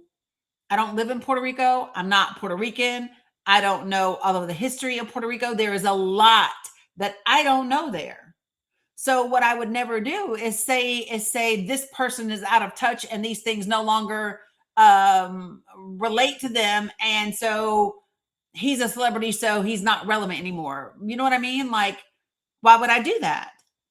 And I think that a lot of times when we do things like that, like when we say, well, celebrities are just doing things, but they don't really care. I think that sometimes when you like, I come from a working class family, right? My entire family. So I don't know what it is to be rich and have thousands upon thousands and millions of dollars in the bank. I don't have that, right? So I think sometimes when you've never lived it, we make assumptions about what we think it must be like for rich people. But the truth is we don't really know, right? So 100% factual. I can agree with you on that. Yeah, we just don't know what it is like. And what the little bit that I do know is that Bad Bunny uses his platform in those ways, right? That much. And I know Kendrick does, always has. Kendrick has always been about messaging in his work. So you don't believe that all of this could be a part of a bigger game, a system? Because like in the system, obviously black people are on the lower spectrum of everything, but like if the system was not to be there, then what would happen to reality? That's what I question, because like I kind of see, because for example, right, yes, even though you are a successful black person, you're still black, but like if that didn't exist, then wouldn't I be successful? It's more so what I kind of question. So wait, like, ask me that part again. Ask me that part again. So I'm not trying to say that what he did was not important, but it's more so like, okay, how was to put this word? Like, I don't know. I just feel like this was a propaganda to me to some degree. Like, yeah, I get it, but like, do you really feel like this? Is this real? Yeah. So here's also questioning if it's real. I hear you, and I think that's why I said, what do you know about him? Right. And so what I would say is that whenever I see someone and I wonder, do they really mean the thing that they're doing, or is it just performative? Right. Then that's when I would say, go ask people, right? Or go look him up, go find out about him and how he uses his platform and what he does in his music and what does he do in Puerto Rico. And like, that's how you get your answer. Right. And because, if you don't know, you don't know. So then just go ask. So for me, that would be the thing, is to go and research and to find out. But there was a lot of things that were in his performance that were pretty, like, he literally said, like Red Hot was saying earlier, we don't want to be colonized the way that Hawaii has been. Right? When you go to Hawaii, which is how they say it, right? You might as well, I mean, unless you take a specific trip into where the natives live, like back in the mountains, like there's trips that you can do it's just like it looks like everywhere else now. A vast majority of it. You know what I mean? Yeah, they've changed what the island is. And he was saying, we don't want that. Nope, we want to stay who we are. And I think it's really important that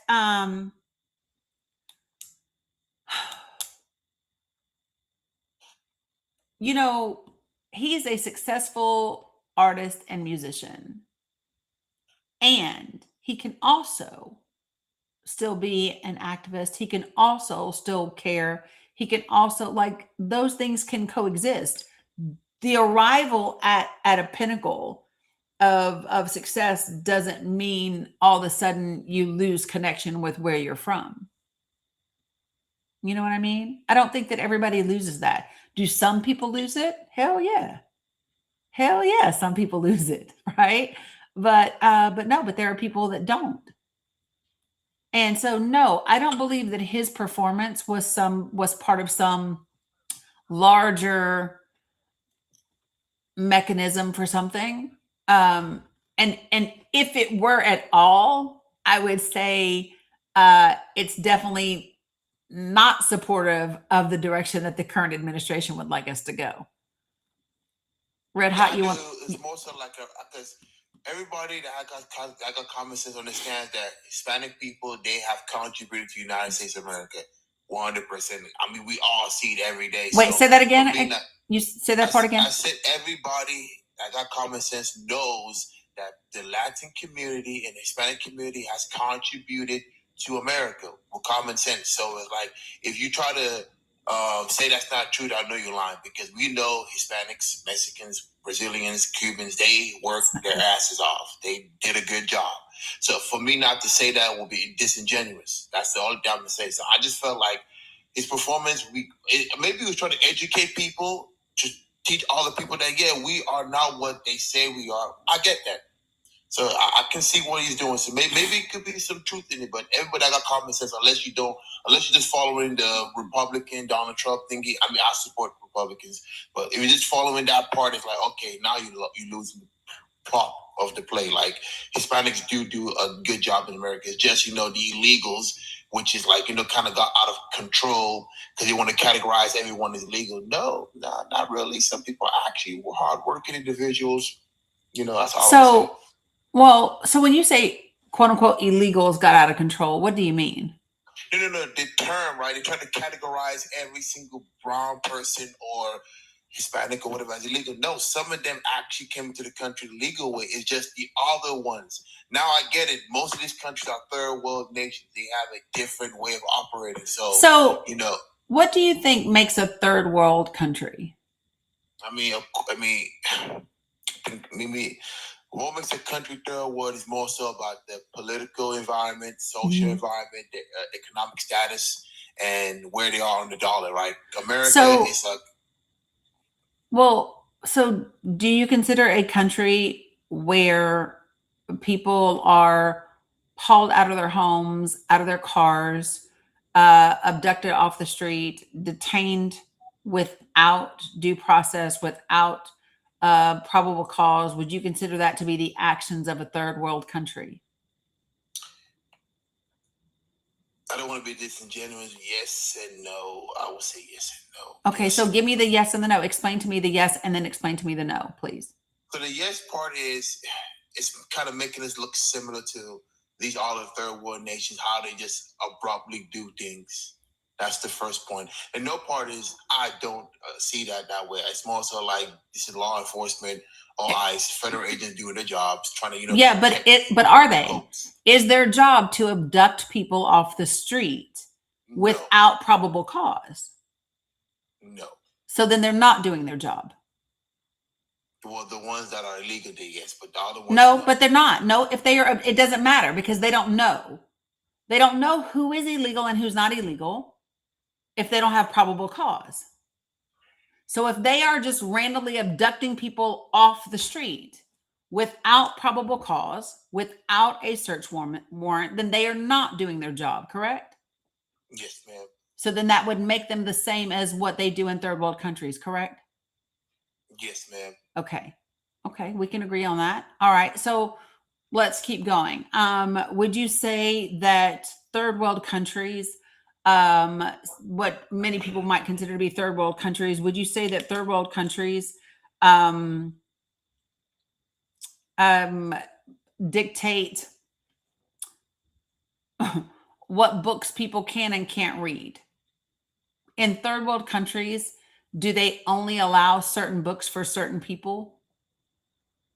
I think that leads to most communism, but yeah, I could agree, yeah. Okay. So does the United States of America do that? I think we're starting to do that. I mean, we do that to some degree. We do that. Yep, we sure do. To some degree. Yep, we do that. So, do third world countries not provide health care to poor people? And do they limit health care except for wealthy and rich people? To some degree. Do we do that?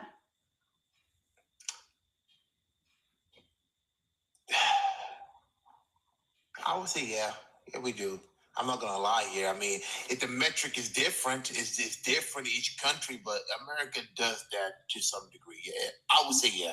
Yeah, the answer is yes, which is why we have that's why we have higher maternal and infant mortality rates than many other countries in the world. Yeah, that's true. Let me ask you a question. Yes, ma'am. If you were going to guess, there's over 3,000 counties in this entire country, right? Yeah. What percentage of those counties, what percentage of the counties in this entire country would you believe? Zulu King, don't be rude. Don't be rude.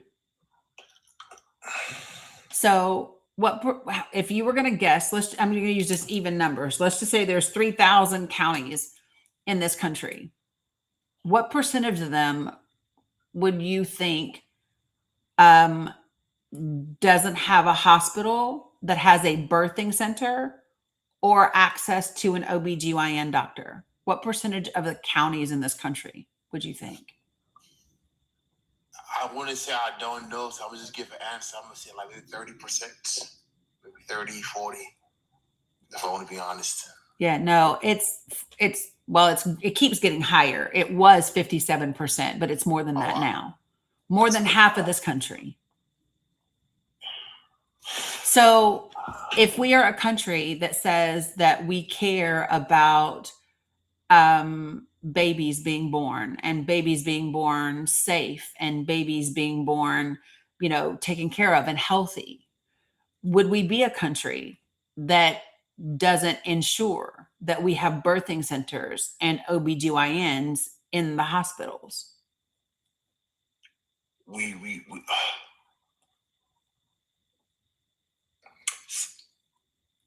Yeah, we you see, so yeah, I think this is where the glitch comes in for me because growing up, I was sold the American dream. Yeah. Like what America is.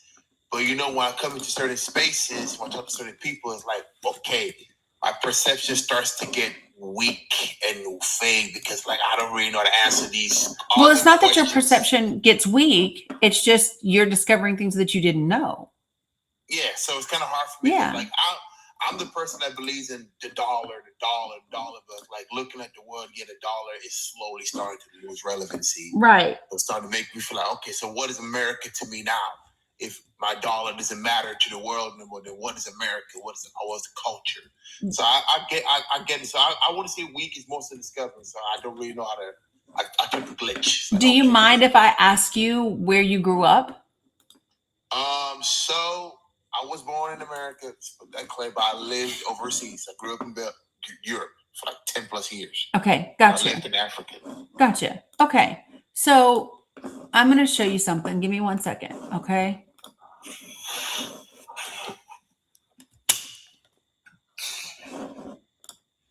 Whoops. All right. So, let me take this background down.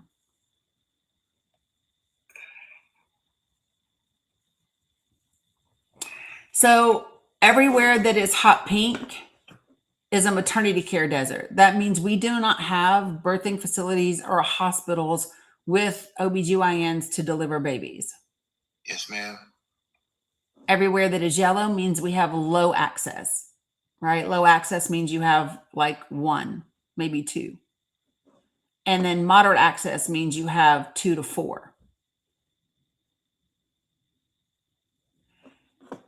When people talk about the United States of America and And when the president of the United States talks about shithole countries or third world countries or any of that, what I find is, yeah, Red Hot, I got you. What I find is a disconnect between the very great job that this country has done in its messaging of who we desire to be versus the reality of who we are.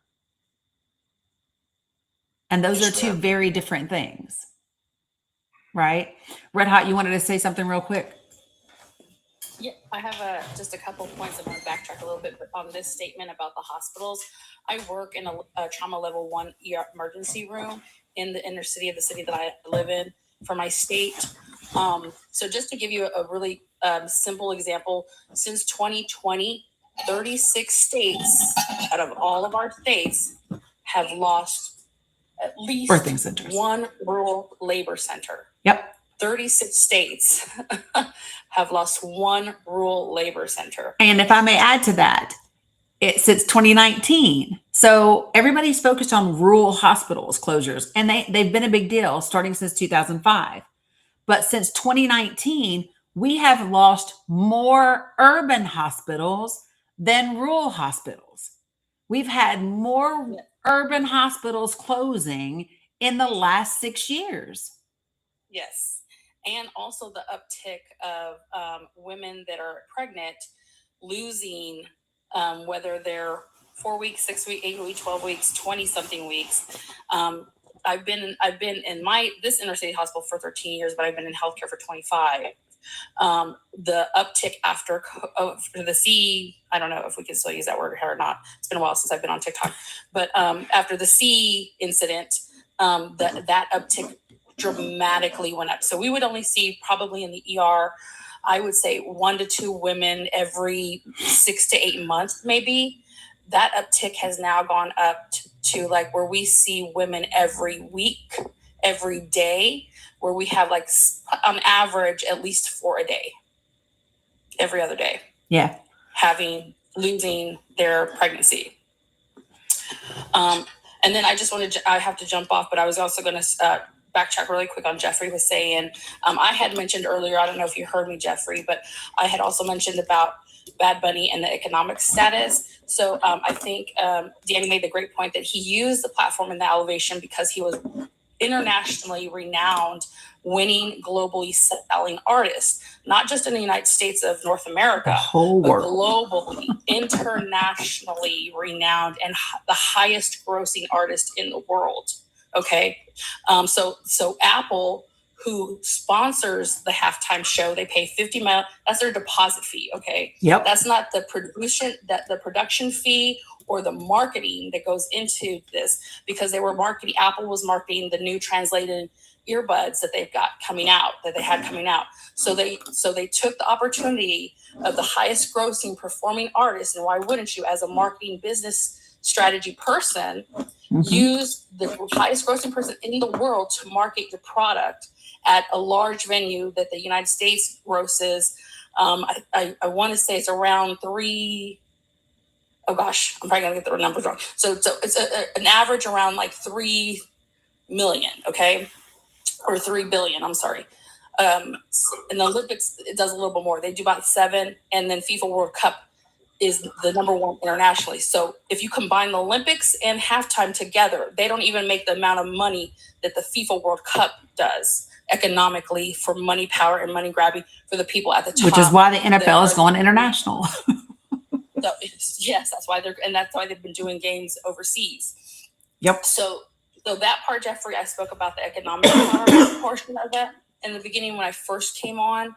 That was that part of the strategy in NFL and economic power. But as rich as this was with all the symbolism that Bad Bunny used, he took that. He didn't have to be that artist, but he was that artist that took the opportunity to use the platform and put the symbolism in there and to remind everybody the statements that he was making, like Dani spoke and I spoke about earlier, that they sang the portion of the song that they don't want to be colonized and become the 51st state or whatever state you want to be for the United States. Right. That was part of the song that Ricky Martin sang.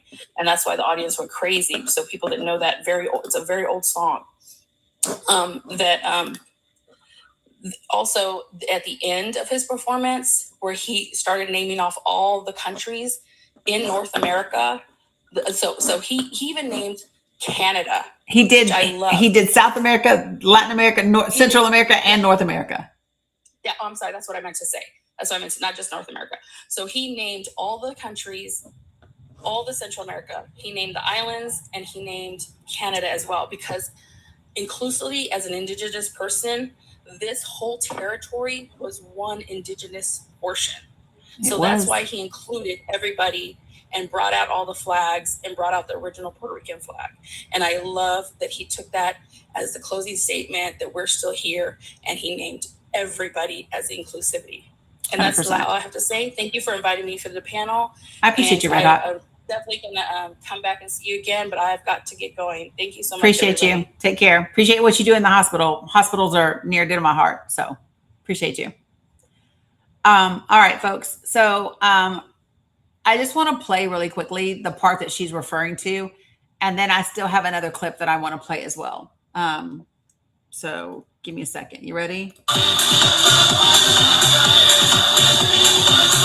God bless America.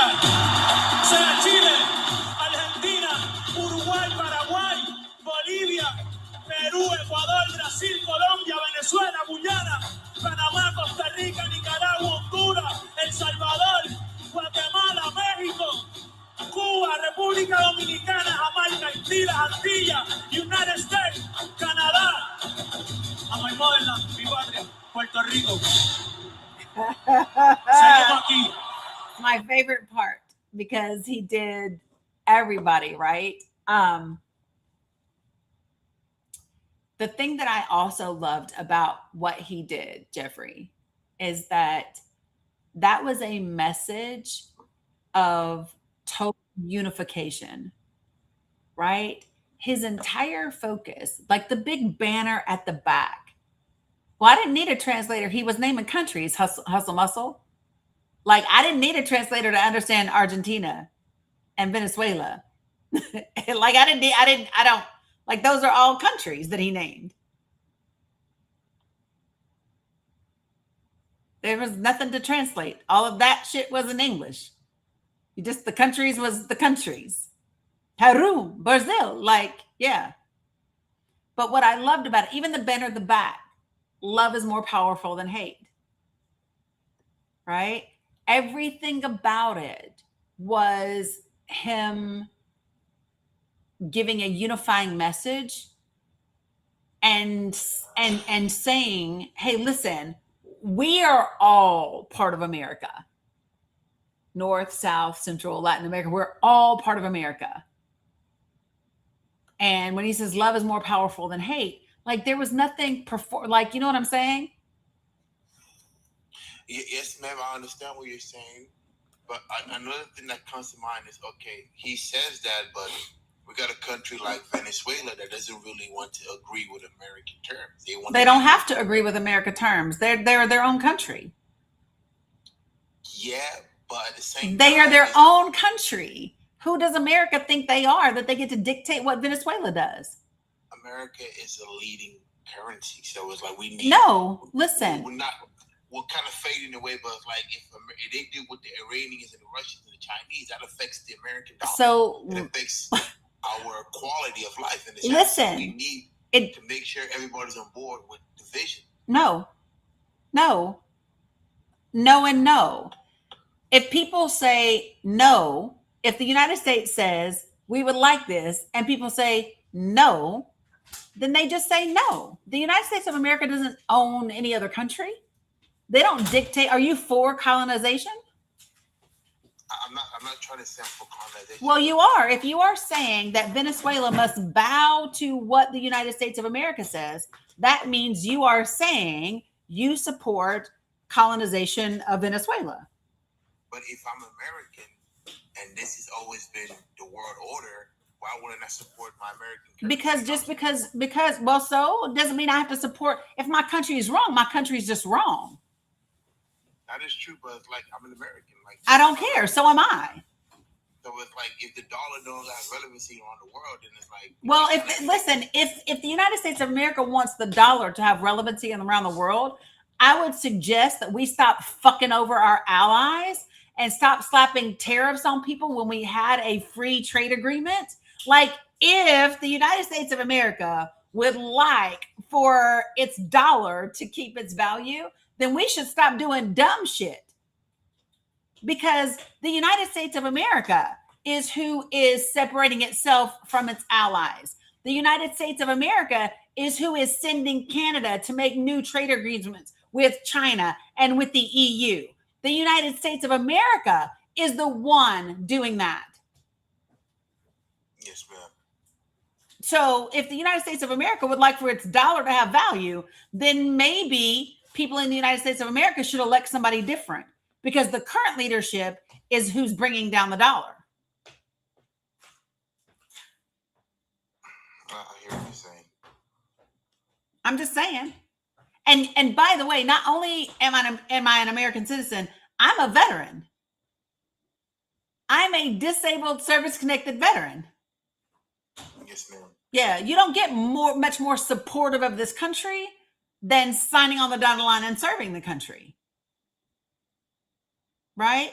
So for me, this is the difference. So I'm going to explain to you all the difference between nationalism and patriotism. Are you ready? So when you're a patriot says, I love my country. I love the people. I love who we are, potential. I love who we can be. I love this country. And I love it enough to correct it when it's wrong. I love it enough to call it out when it's doing something wrong. I love it enough to not turn my head and look the other way. I love my country enough that I will hold it accountable for the things that it does. That is patriotism. Nationalism is when you say, I love my country no matter what it does. So when my country bombs innocent people, I still love it. When my country neglects people, I still love it. When my country kidnaps people, I still love it. Do you understand the difference? I am not a nationalist. I'm not a nationalist. I am 100% a patriot.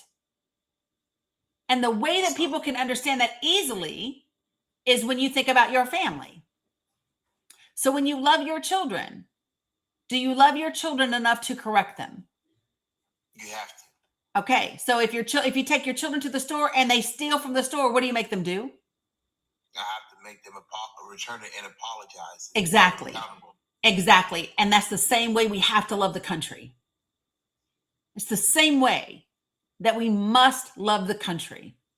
I love how you broke it down with the patriotism. And I think my views, because I was also in the military too, so I think my views before I joined the military was more on the nationalist side. Even the people may say, why are you a nationalist? Well, look what America has done.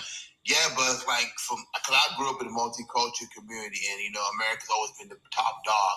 So growing up, realizing that my version of America was never real. It was only real because of the dominance we had in the world. It's kind of shaking my views a little bit. So it's like, I like how you broke that down. So patriotism is the accountability of holding the country, and nationalism, which is why I kind of fall into, is I love it no matter what, blind loyalty, which is bad. Which we can't do. Exactly.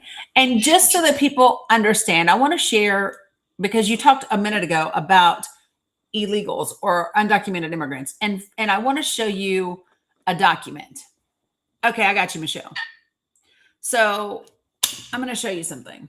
Let me take down this banner, because there's a lot of misinformation out there, and I want to show you. So this document is from the Office of Homeland Security, right? Department of Homeland Security. This is the website. And this is the estimates of the unauthorized immigrant population residing in the United States from January 2018 through January 2022. This is the most recent report that we have, and it came out April of 2024. Now, the thing that I love about this document is the first thing that it does is it defines who's who. So you have two categories of immigrants. You have legal residents and you have unauthorized immigrants. Those are the only two categories that we have. Now, what's crazy is people that fall into this unauthorized immigrant population doesn't mean that we don't know who they are and they're not here legally. That's not what it means. An unauthorized immigrant is anyone that is foreign born who are not yet legal residents. So even if you're here under temporary protected status, if you're here as DACA, if you're here and you're waiting on prosecutorial discretion, if you are awaiting removal proceedings in immigration court, if you are applying for an adjustment to your legal permanent resident status, if you are any of those things, you are still considered an unauthorized immigrant. Those are the two categories. Now, when people think about different things, I would like to show you the numbers, because the majority of our immigrant population came here prior to 2010.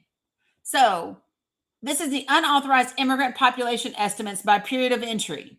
So in 2022, we had roughly 11 million immigrants in this country, unauthorized. In 2022, 1.5 million arrived here between 1980 and 1990. 3.4 million arrived here between 1990 and 1999. 3.9 million arrived here between 2000 and 2009. And 2.3 million arrived at 2010 or later. The vast majority of the unauthorized immigrants in this country arrived here prior to 2010. And that is a fact. Like, that's not my opinion. That's an actual fact according to the government. Right? Now, when people talk about, oh, but what about the gotaways? Here's the truth of the matter. We don't really know the exact number of gotaways, right? And here's what we also know. The gotaways are not the people that they are picking up on their way to immigration court. The gotaways are not the people that they are arresting at their immigration hearings. Because if they were gotaways, they wouldn't have an immigration court date. They do update it, Stephanie. The report comes out every couple of years. You can find all of the historical reports on the website.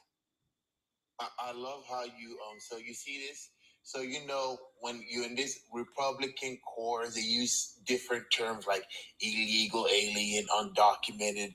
But the fact they're using the proper terminology has made me shift my perspective a little bit. Okay, so I'm listening to too much Republican propaganda because, like, you know, they make it seem like, oh my God, they're taking your job. But the reality is this, like you said, unauthorized people in legal residence. So it's starting to make more sense now. It's like, so maybe these could just be, you know, legal residents or unauthorized. They're not necessarily illegal. It's just more so like the term you're trying to push out on people. So correct. Maybe I ate too much into the propaganda because I ain't gonna lie to you. When you break it out, like if I argue with her, I'm gonna look ridiculous. So I'm gonna let her have her win because she broke that down. The thing is, I don't even want to have a win. Here's what I love about this information. Like I have, if you go to my TikTok, I have a link in my profile. I have a plethora of information on a ton of topics, especially immigration. Immigration is one that I spent a lot of time on in 2024 and 2025, right? Sharing with people so that they would know the right terminology and what's not the right terminology, right? So, for example, the percentage of unauthorized immigrants that have committed violent crime is 0.0029%. You see, because even we mentioned that 10 million, I've heard that before, but Republican court tell me that those were 10 million undocumented. But when you say that number right now, it's just a different view. Okay, Hi, this one makes more sense. You had a good day at like school? What you're saying is more factual. Like I kind of gravitate more because they come from a place of hate and you know, and division. But you're coming from a place of factual reality, like the 10 million undocumented people with just, you know, legal residence, unauthorized. You know what you said, so it's making more sense. I gotta shift away from the Republican view because it's kind of bitter to some degree because you know they always put us in this left versus right. It's the left. It's the left. Oh, it's the right. It's the right. You know, so like I think I'm too much in the core. I need to start to venture out. Even though I've lived overseas, I'm just too Republican in my mind. It's kind of bitter. So the key is to, so like for me, I'm not a registered Democrat and I'm not a registered Republican. I have voted Republican in my life and I have voted Democratic in my life. I have voted both ways. Yeah, see, I have voted both ways. And one of the things that caused me to kind of change in terms of how I vote is I look at policy and how policy is actually going to impact people. And that's the biggest part about all of this is, so for me, I lean towards policy that is good for the people. And so what that means is I end up leaning towards more democratic policies because those policies tend to be better for the average working person. And Republican policies tend to be better for larger corporations and the people that are in the top 5 to 1%. Okay. And the reason that's an issue for me is because corporations are not people. And what's crazy is the United States of America, our Supreme Court actually said that corporations are people and that when they spend their money in elections, that is free speech. And that's wild to me because corporations are not human beings. Yes, ma'am. You know what I'm saying? So it's important that we learn things. For the person in the comments who asked about them being on assistance, let me be clear. So, and this is something that everybody can look up if you would like to. So the law that governs immigration in its totality is Title 8. That's the law. Okay. 8 USC, which is Title 8, right? 8 USC 1611. That is the law that determines whether immigrants get any type of assistance. Okay.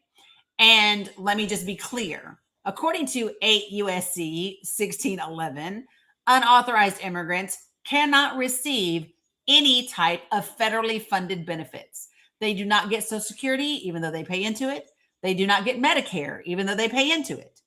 Okay. The only time and the only type of assistance that they can get is because states have the ability to create their own laws that determine if they get state funded assistance. So I'm going to give you an example. In New York, in the state of New York, there is their law says if you are an unauthorized immigrant, okay, and you are working in New York, then you can purchase Medicaid off of the ACA website, right? So you are purchasing your health insurance that is state funded through the website because you work in the state of New York, okay? They have a law that says that. So just like everything else, states can create laws and do with what they want to with their money that is separate from the federal government.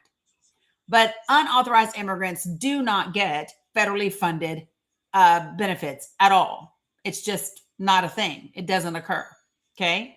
When we talk about, yep, they do, Mel Gray.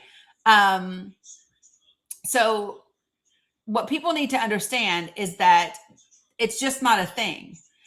And what's wild to me is that people will believe centimillionaires and billionaires when they say immigrants are the reason you don't have health insurance, when in fact, it is your actually members of Congress that have voted against universal health care.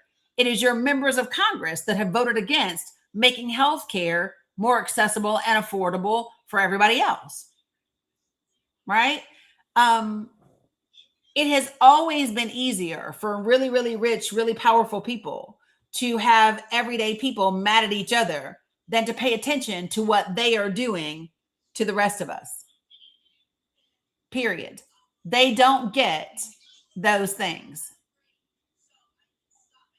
And this is why I respect you, because like you broke down so much truth, because I was coming in ready to roast you and come in with my views, but when you presented the truth to me and no steps were missing, it's like, this woman isn't lying, because they technically, like you said, right, federal and statewide. So federally, they can't get this, benefits, but statewide, yeah, like what New York was doing with the immigrants and giving them money and food, that was a statewide program. Same thing in Michigan and California. So it's like, yeah. And same thing in Illinois as well. Yeah, you see, so it's like, it's so hard to argue with a person like you, because you would say the truth. You didn't insult me once, so that's why I feel like, yeah, I would hope not. No, you was nice to me. Yeah, no, like I don't want to. You for that. Yeah, I don't want to insult people, right? What I want to do is have real conversations, because the reality is that the misinformation that is out there is what's hurting us. And it's hurting us in a really bad way. What people don't realize is that since the Dobbs decision was done and Roe v. Wade, that precedent was overturned, we've actually had an increase in infant mortality. Did you all know that? We've actually had more babies unalive within the 30 days of being born than before. And and one of the things that makes me sad. So the little girl that you just saw hug my neck, that's my middle grandchild, my granddaughter. She was born at 26 weeks. She weighed 1 pound and 3 ounces at birth. She was in a neonatal intensive care unit for 91 days. She was 26 weeks at birth, 91 days. And I think about what her little body experienced when she was the size of my hand in an incubator, right? Born too early, and how she hurt. Yeah, she's a walking, talking, living, breathing miracle, right? And one of the most significant increases that we've seen in infant mortality are children that have congenital defects. So most of the time, significant developmental issues don't get picked up until 20 to 22 weeks, because that's when development has happened, and you can do the imaging required to see those things, right? And previously, what would happen is that, and I just need to frame this so that people, and Kylie, if you're ready for me to drop you, I can do that. But previously, what would happen is that, imagine that you're 20 weeks. So you all know 20 weeks is your 5 months. At 5 months, you are planning baby showers. You are picking out names. At between 5 and 6 months, you are on it at that point, right? Appreciate that, Kylie, right? And that's when you get to the place where you're getting your most detailed ultrasounds, right? That ultrasound is scheduled. You get it. You find out the gender, right? Sex. I mean, you find out the sex, or at least what they think. And that is when you find out, like Ash just said, that's how they found out her child did not have a brain. And I'm sorry about that, sweetie.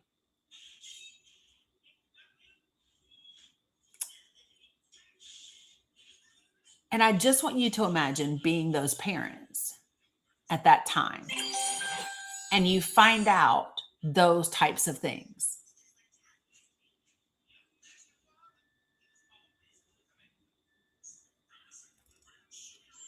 And then there's this conversation you have to have, because you're also right at the time where your neurological system is reaching that place where you're going to be able to, that fetus is going to be able to feel pain pretty soon, right?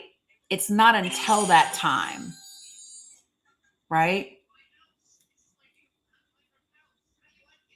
And I just want you all to imagine the ability to choose something for a child that you know is not going to be able to live. You know is not going to, you cannot live with your brain born outside of your skull. You cannot live, you hear what I'm saying? You can't. And some of those parents have to talk with their experts and they have to make really tough choices in that moment, right? And now in many states, they don't get to make those choices anymore. They don't get to make those choices anymore in some states. And those babies can't have to be born when they can for sure feel pain. When they can for sure feel pain.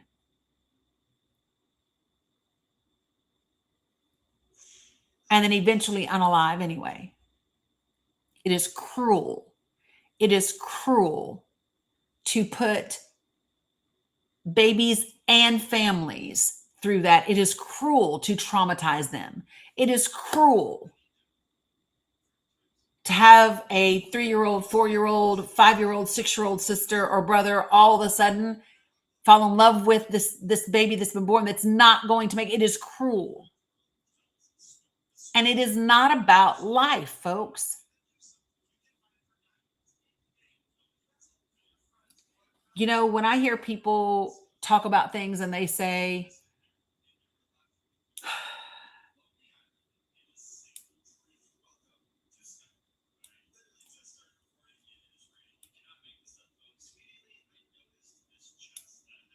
you know, folks, it's not about what we would choose and it's not about what sounds great. It's about the reality of what we have, right? Yeah, me too, Kylie. Me too. Yeah, karma, it becomes about palliative care. 100%. 100%. Like in Tennessee, if you miscarry, you have to, like, you are required to fill out paperwork and have to do a burial. Crazy. Let's just keep traumatizing people.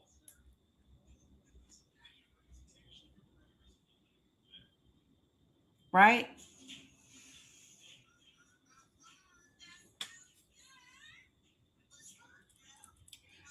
You know, I know we started out talking about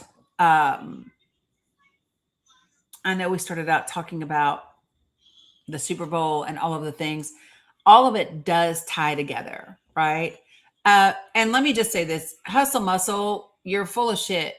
You're not in my requests, nor have you been. You are not in my requests, nor have you been.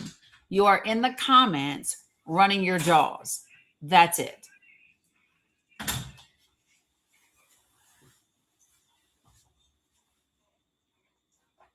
So miss me with it because it's just not true. I want to ask a question real quick for my folks that are watching. How many of you all consider yourself to be supportive of the people in Gaza? How many of you all are supportive of the folks in Gaza? If you are, put a 1 in the comments for me.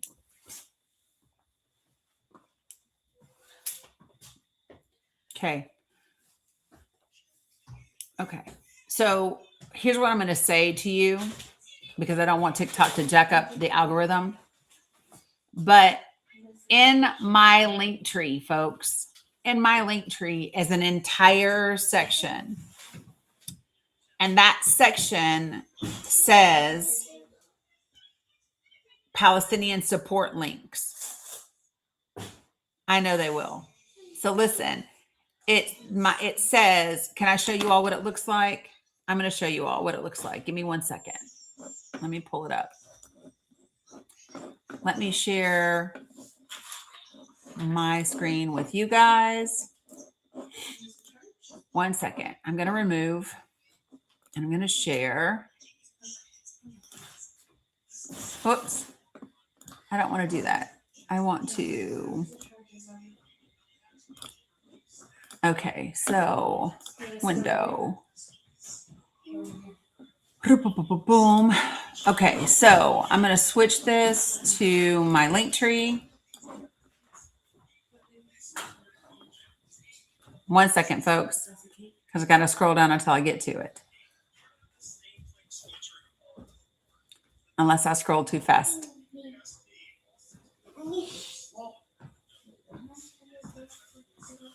Good Lord. Okay, here. All right. So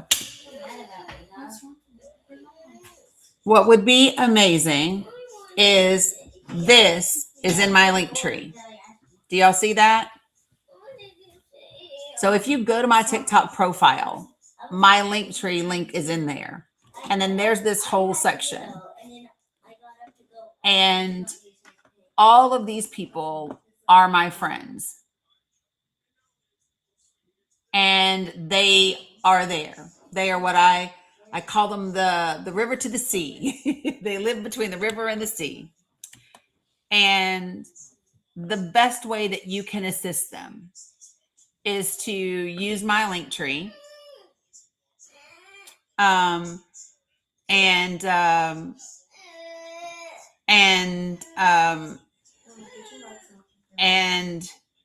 yeah, it's in. So Tamara, if you click and you go to my TikTok profile, my link tree is there.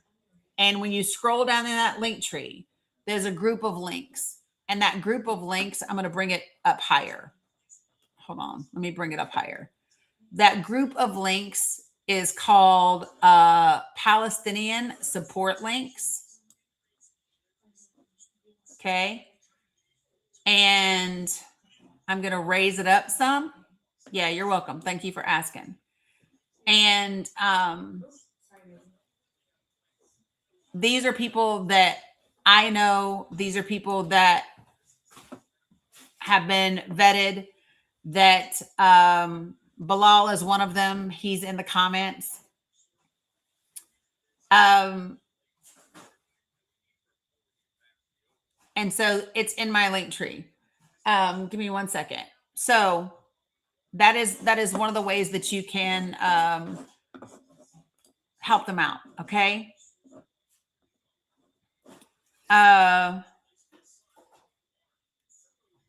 Yeah, it's in my profile on Facebook and on YouTube. So you should be able to find my link tree in any of them. Yeah, you should be able to find the link tree on any of them. So let me do this real quick. And for those of you guys that are watching on other platforms, I am dropping the link to my link tree in the chat right now.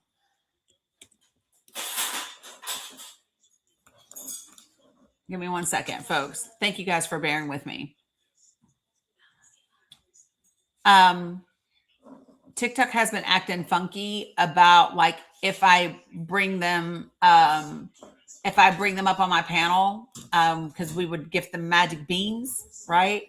And so what I'm doing more of now is while I'm on this live, showing you my link tree, and showing you that their links are in my link tree, and that's how you can directly help.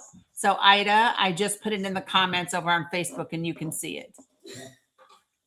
So I know a lot of times it's frustrating because you say things, no, Bloom Honey Pot, I don't mind. Sometimes people will get irritated or people will get upset and they'll say, well, what can we do? Right. It does translate to much less. And so one of the reasons this is so important. Yep, you can see their pictures, you can see their stories. I can tell you, Mohammed OS is a friend of mine, and he has newborn twins that are just a month old, and he has a toddler. He's also a member of the Palestinian Press. My friend Raja is on there, also has 3 kids, His daughter just graduated high school in the middle of a G side, which is fucking amazing and incredible. And Bilal is also a friend of mine. We have one says the brothers. His name is Mohammed. He's a friend of ours. Sophia in Gaza is also another one. Her real name is Amal. Sophia is her daughter's name, is one of her daughter's names. She has two daughters. So that is the way. So I know sometimes you go, how can I help? What can I do? What can I do? What can I do? This is something that you can do. And then they get all of whatever it is you do versus whatever TikTok doesn't take. Okay. So just wanted to offer that to you guys as a way to be helpful. Can I get yep, Calamentina is in there as well. So Calamentina is a nonprofit in the U.S. that gets supplies and food and things like that delivered as well. And their link is in there as well. Okay. So there's a lot of ways that you can help. So I wanted to throw that in there. I got you, Blue Honey Pot. I got you. So, guys, this is the thing that I really want to drive home for everybody is that, Dorothy, why don't you come on up to the panel for me? Oh, please, y'all, Dorothy's a bot. I know y'all not talking to somebody with zero following and 10 followers. Don't talk to the bots, y'all. Don't talk to the bots. Leave them folk alone. Hey, sis, will you, I mean, just ice and then some water. Okay. Your head hurt, baby doll? Yeah. How was school? You coming to give me a hug? Is that what you coming to do? Come here, baby girl. You got a headache? You don't feel good? Where does it hurt? Where? Show me. Right there? Okay. Okay. This is the youngest grandbaby. She just turned 5. And people who know her know this is not her. Because she normally comes to the door like on one. She doesn't feel good though. Okay. You want to go get on the couch for a minute and get a snack? And then when I finish up, Tutu will come.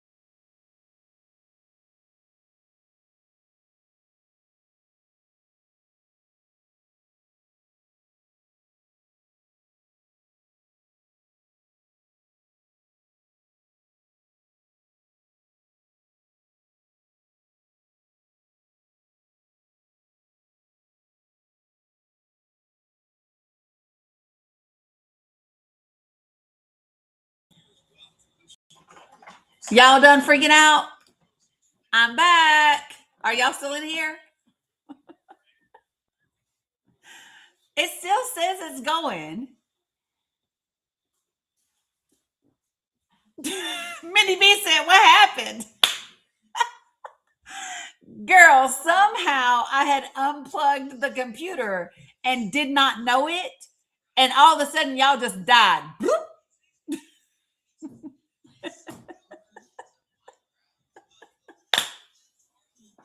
I'm back. Sorry, y'all.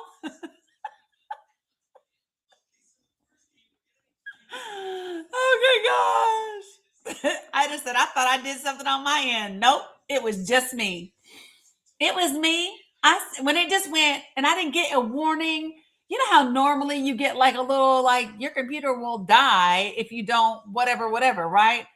I didn't get nothing. All of a sudden, this whole screen over here just went black. And I said, oh shit.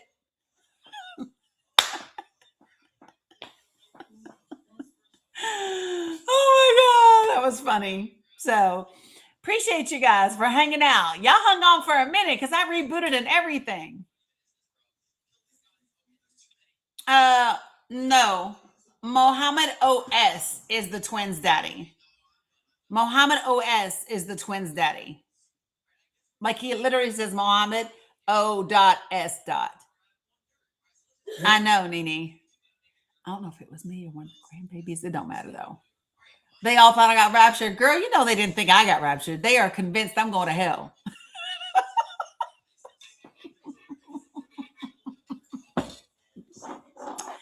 They didn't think I got raptured.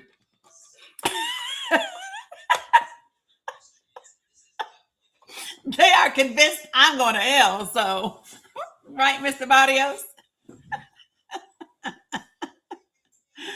Oh my gosh. That was great. All right. So here's what I do want to do. So one, I would like to get a mod to give me a mod break. And then two, I'm going to bring up some more folks on the panel so we can facilitate some more discussion. Although I'm not really sure for how long, y'all, because she doesn't feel good. And so my daughter, their mom, she works and she's in school. And so she has an exam tomorrow and she has study group for her exam. So no, artsy fartsy. No, I'm not a teacher, but thank you.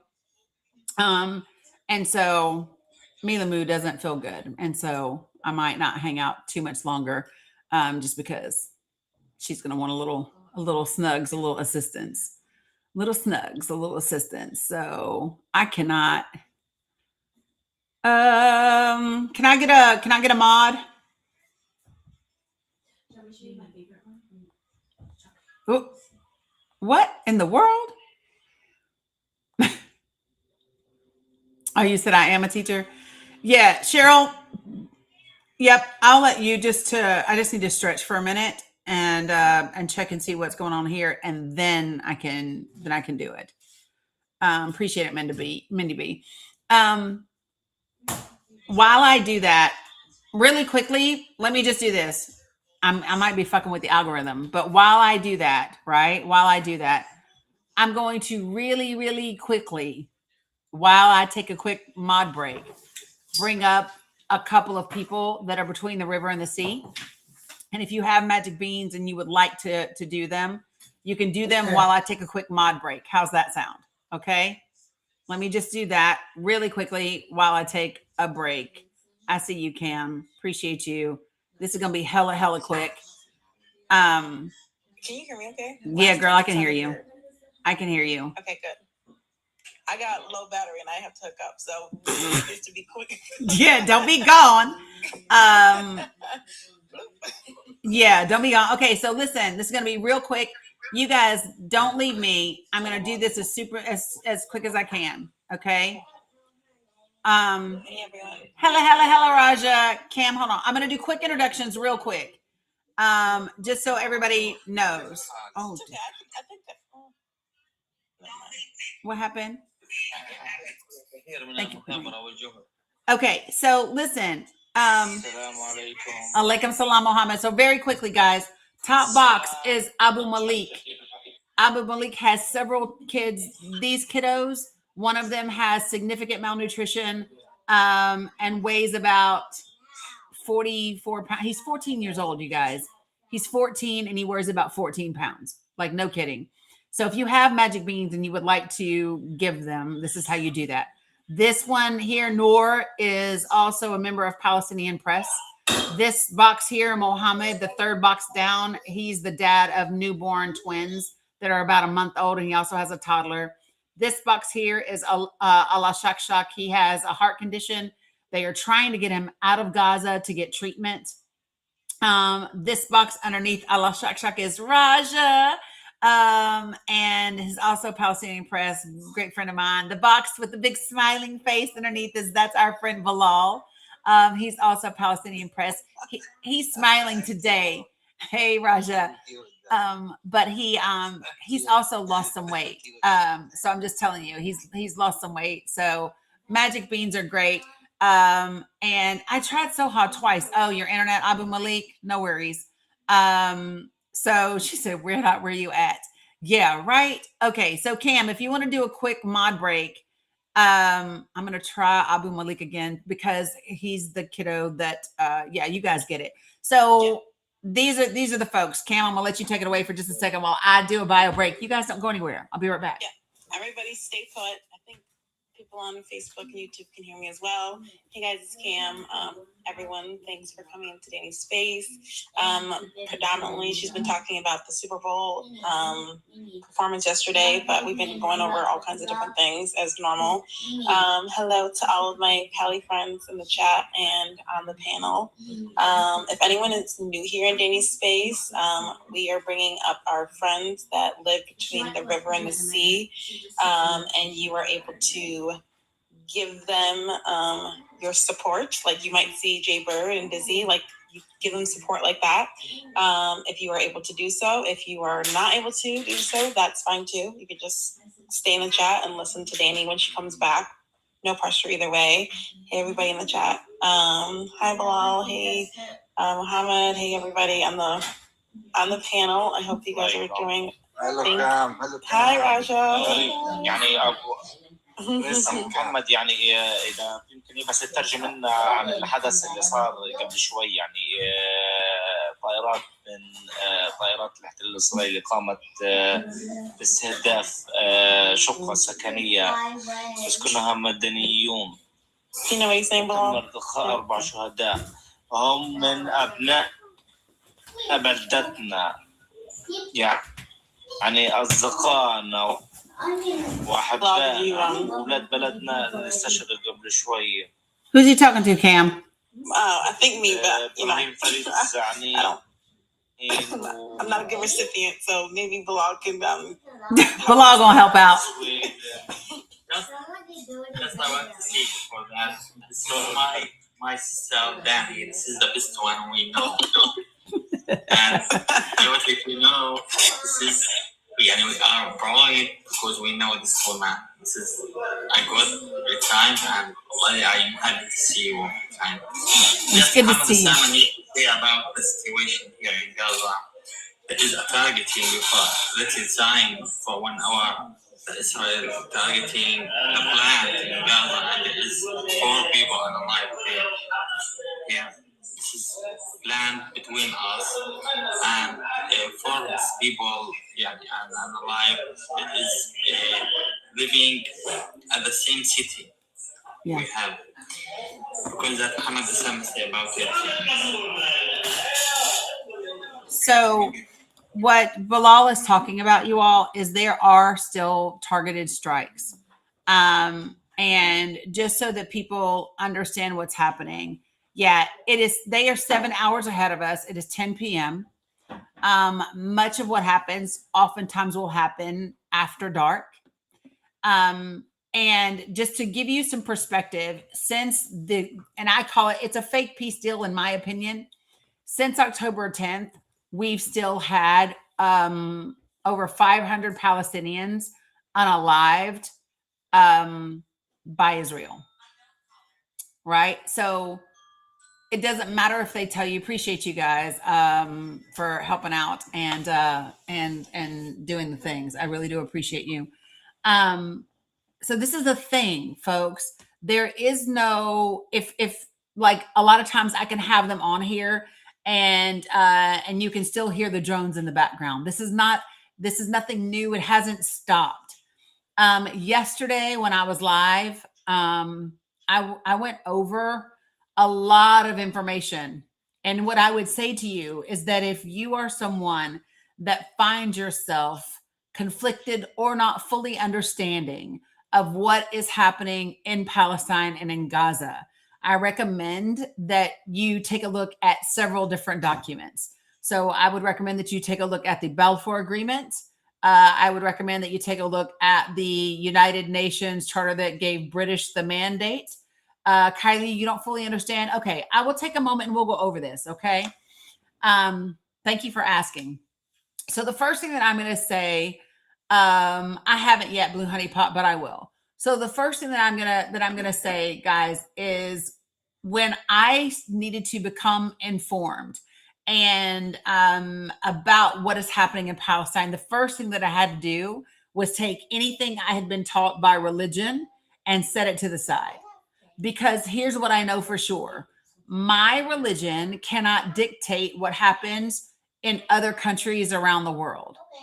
So whoever my understanding of Israel is not relevant, because we don't dictate what happens everywhere in the world based on one person's religion or one group of people's religion. Does everybody agree with that?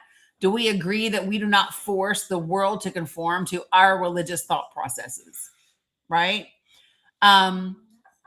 So that was the first big thing, was I needed to understand that Israel in the Bible referred to Jacob and the tribes that came afterwards, and that is different and very separate, vastly separate from the state of Israel that was formed and created in 1948.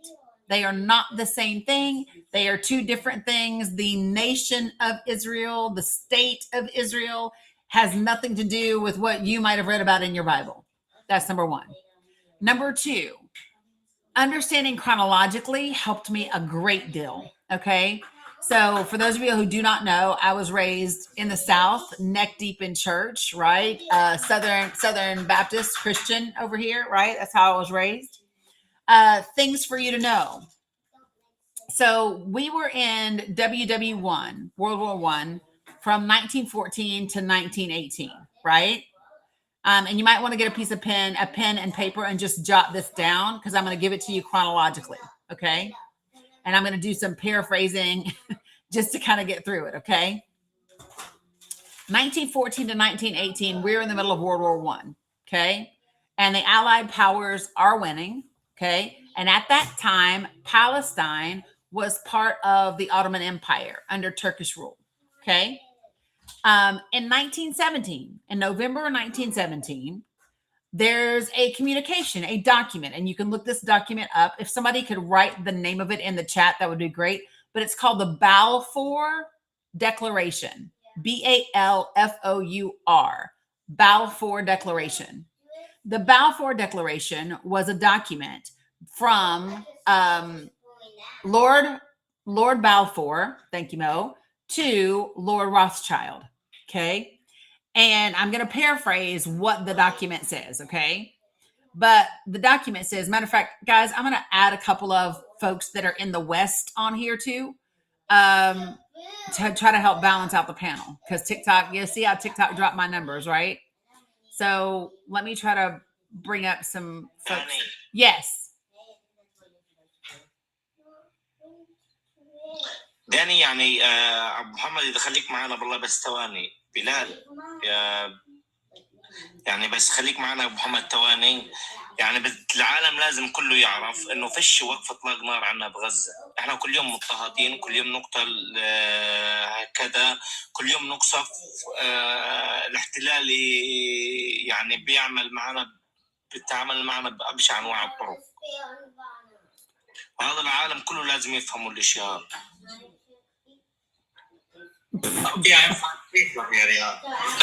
Okay, let's go below. لا بس هذا العطلة.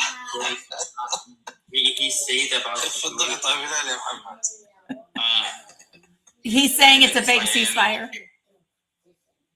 Israel every time targeting the people here in Gaza, and we are facing every time the death and facing the bad situation, and we can't living as the people all the life in the world. Yeah. So Muhammad Hussein said about this, and we need to living as the people, at least just. You saw my friend's face change, right? You saw my friend's face changed from the beautiful smile he had a moment ago. And then you saw as he was talking, his eyes got sad. I don't know if y'all could, I know you guys couldn't see it, but I know that you guys could see it, right? Exactly. So exactly. Yani, every time need to happy, but our heart so I know. sad because every time we see our love, our friends, our neighborhood facing the death, and we lose a lot of people who know him. So that's not easy. Right. No, it's not easy. And let me see if I can there. Now they can see your face a little better. So these are my friends. So this is Bilal. That's Muhammad OS. He's got newborn twins. They're about a month old. And then Raja is under Kylie. His daughter graduated high school recently with like a 94. She was badass.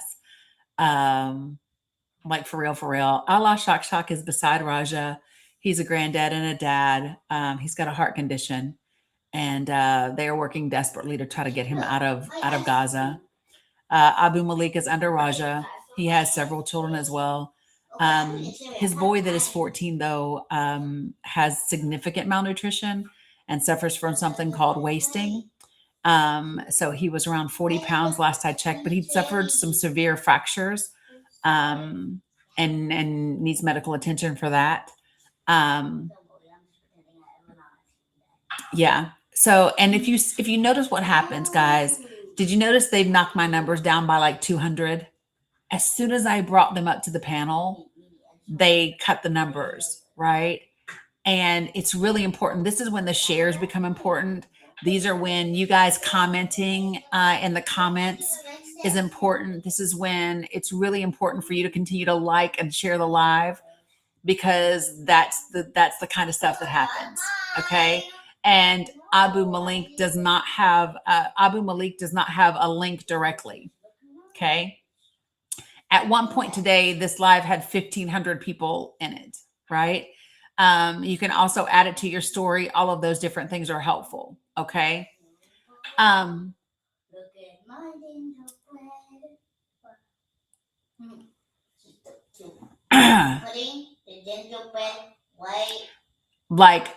Like I know at one point Bilal had lost like 30 some 44 pounds at some point. And I'll see his face and I'll say, you're looking a little thin, because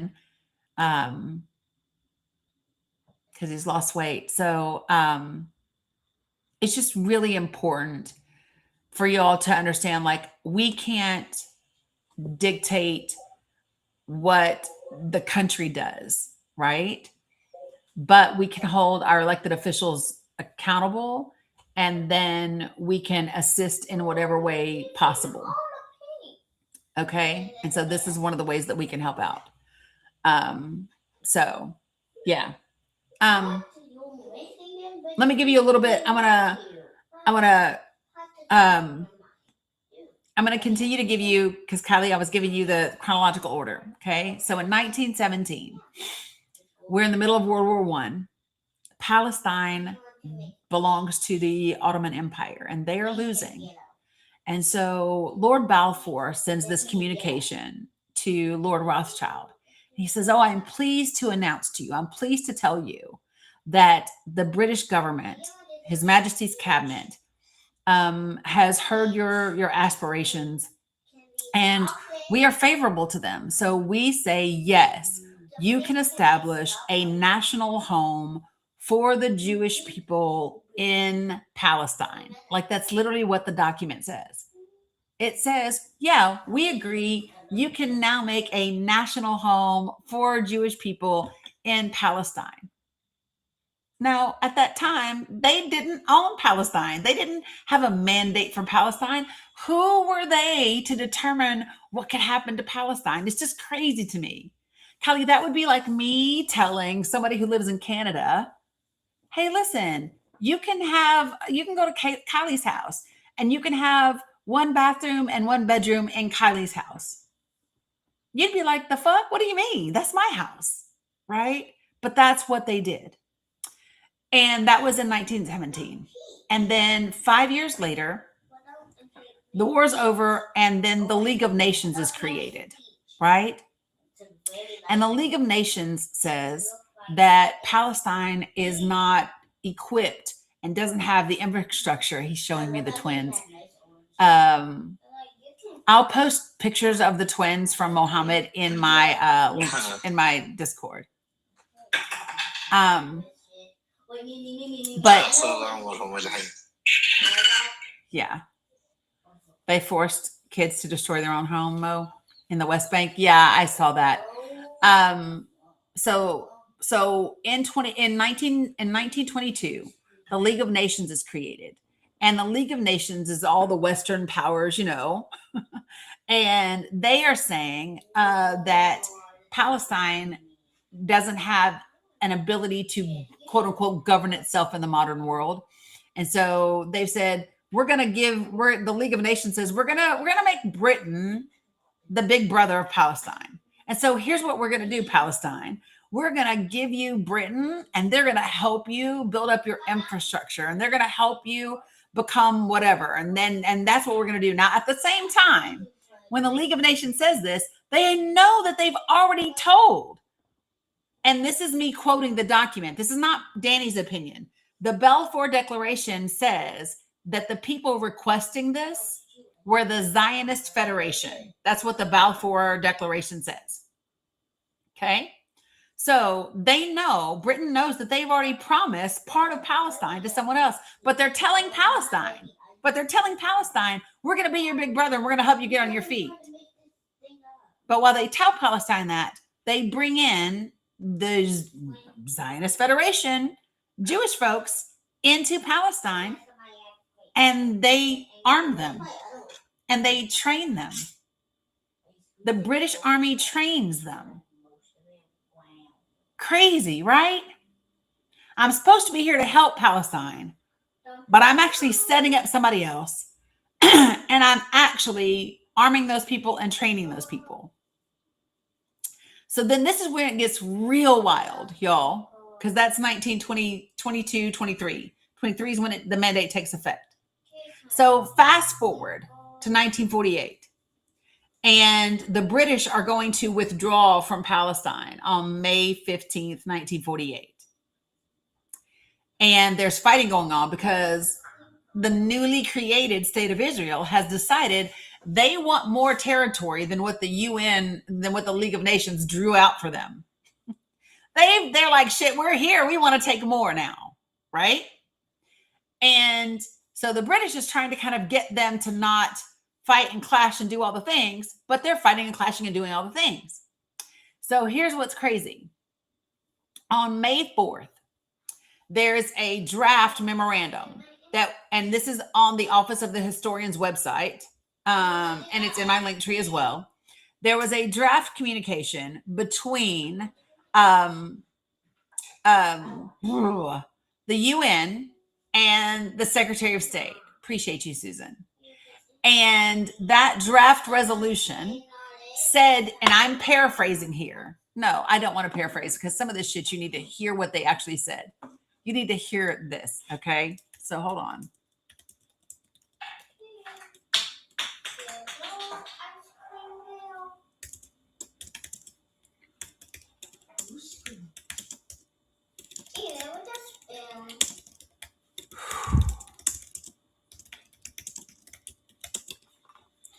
All right, here's what it says.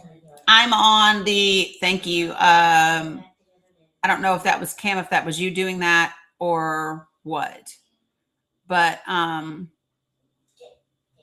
need to do,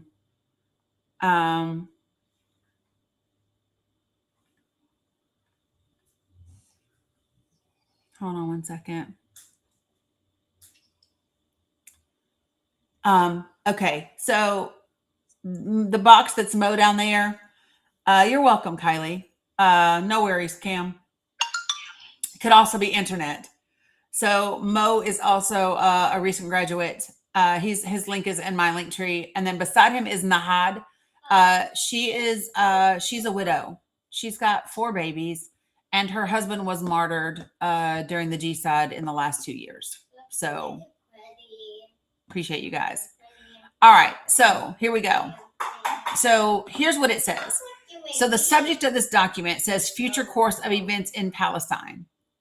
And I'm going to paraphrase this part. It says, last night, the newly created state of Israel refused to enter into an on-the-spot truce negotiations in Palestine.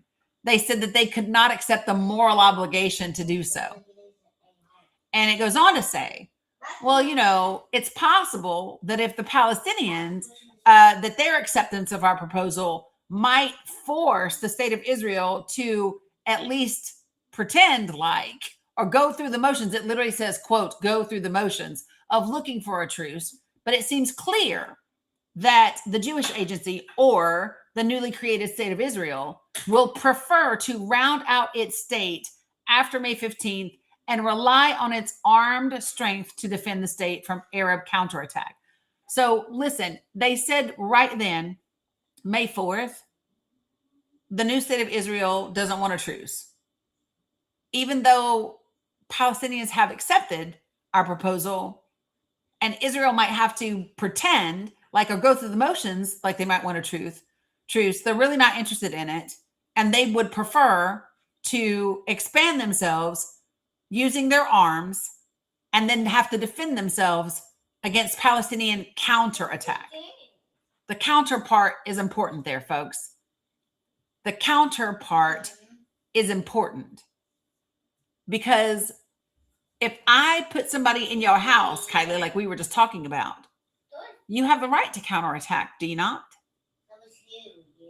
Right? Of course you do. This document, they outline, they know that the Haganah, which is the newly created state of Israel's military, is going to then also include, and I'm going to read this part verbatim, military operations after May 15 will probably be undertaken by the Haganah with the assistance of the Jewish terrorist organizations, Ergen and Stern.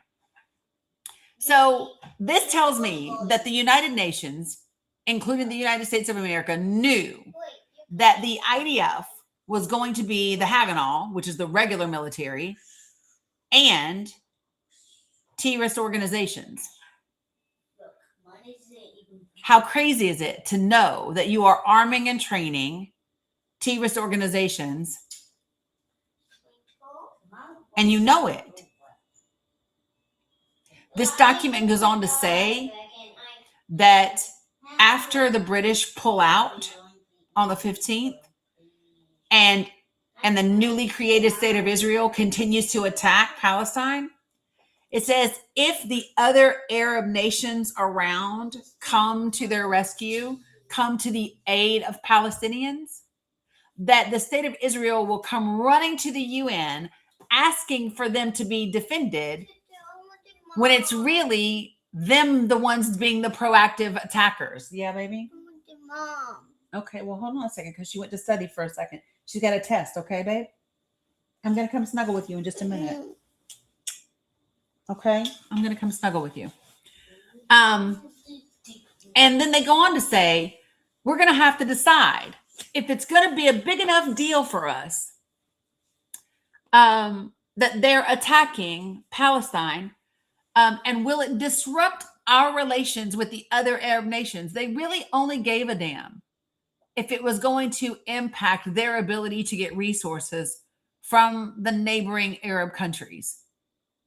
That's what they cared about. So they cut a deal with other people in those other countries. And as long as they could still get what they wanted, as long as they could still get the resources, keep the relations with the other Arab countries, They left Palestine out to dry. Once I understood that, and I took religion entirely out of the equation, my perspective had to change. Because when people say October 7th was horrible, so Kylie, if somebody set up camp in your house, does it matter if they're there for 1 year or 10 years? Don't you always have the right to resist?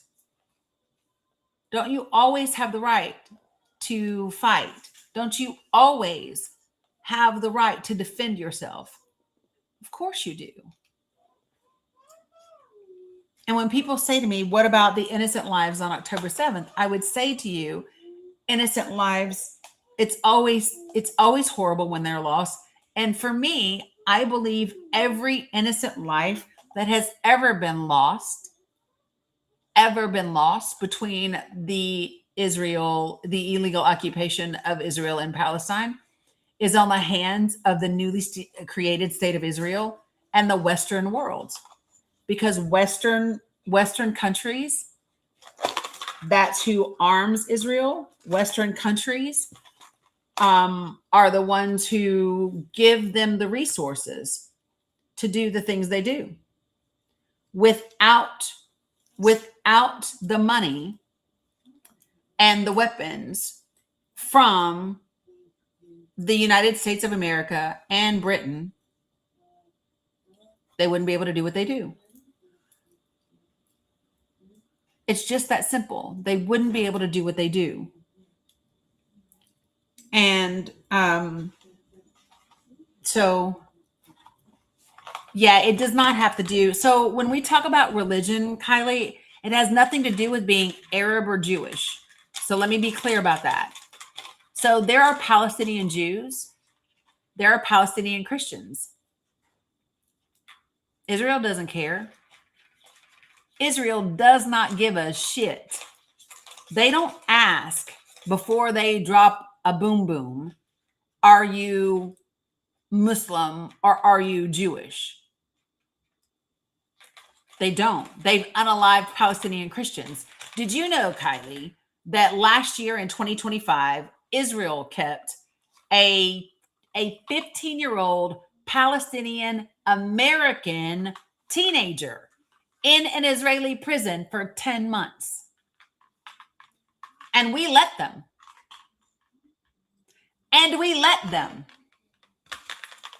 That boy's family and over 100 other organizations contacted the Secretary of State's office back in the summer. Right. They absolutely blew up the Catholic Church in Palestine.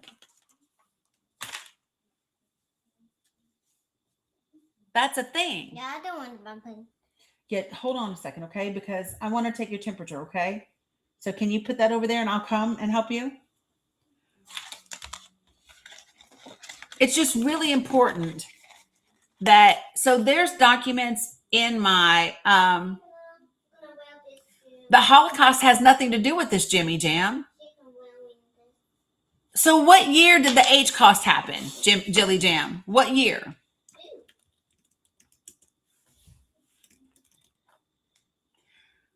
That happened between 1941 and 1945. The British promised Palestine to the Zionist Federation in 1917. The H cost has nothing to do with this.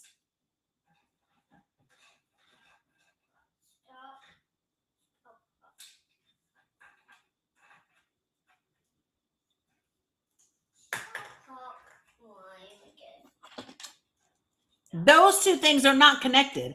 And Palestine had nothing to do with the H cost. If Western countries wanted to make up for what happened during the H cost, when the U.S. wouldn't let Jews come there, when they wouldn't do that, then I don't know, make a national home for Jewish people in in Germany or in Europe, but not in Palestine. Palestine was not theirs to give away.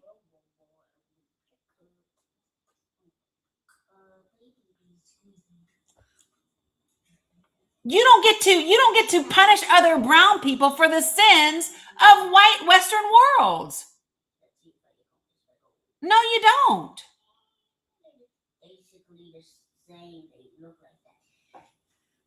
The way that you reconcile the age cost and Palestine is to separate them because they don't have anything to do with each other. Nothing. Nada. Zilch.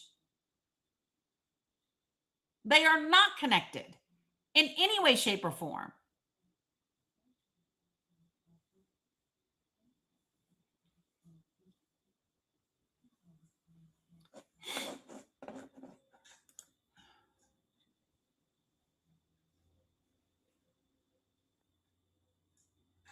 So, like, for me, you all, it was literally getting, I had to go read the documents for myself. I needed to go, I needed to read the documents, I needed to put, the timeline was super important for me. Listen, the timeline was like mind-blowing. When I recognized that a year before World War I was even over, they were giving Palestine to other people. Like, what? Wild to me. It's seeing Israel as the evildoer versus evildoer done onto them. Palestinians didn't do anything to them. But here's my thing. No, there's no. So listen, they are so when you unalive over 22,000 children in 2 years, you are the fucking evildoer. I don't give a shit what's been done to you. You are the evildoer. Like, there's no ifs, ands, or buts about that. When you unalive over 20,000 babies, children. Listen, I interviewed Dr. Mimi. What's up, A-Money? Hey, Abu Saraj. I interviewed Dr. Mimi. She's a physician that went to Gaza twice. Israel turned her away the third time. Okay? Dr. Mimi sat with me. I've posted this clip. Dr. Mimi sat with me. She tracked her patients. Do you know what percentage of her patients were children? Do you know what percentage of her patients were children? 86%.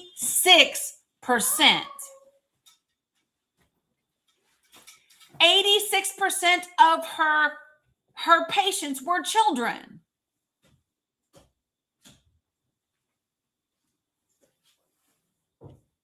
That officially makes the state of Israel the evildoer. And by the way, I just want to be clear about this. At the time that they were aspiring to have a national home for Jewish people in Palestine, the H cost had never happened. I know you weren't disagreeing, Jilly Jam. I know you weren't disagreeing, but I just want you all to follow me. At the time that they were asking the British government to help them establish this national home in Palestine, the H cost had not even happened. They weren't seeking a home in Palestine because something horrible had happened to them in Germany. No. Absolutely not. And these are the things that we have to understand. These things are incredibly important.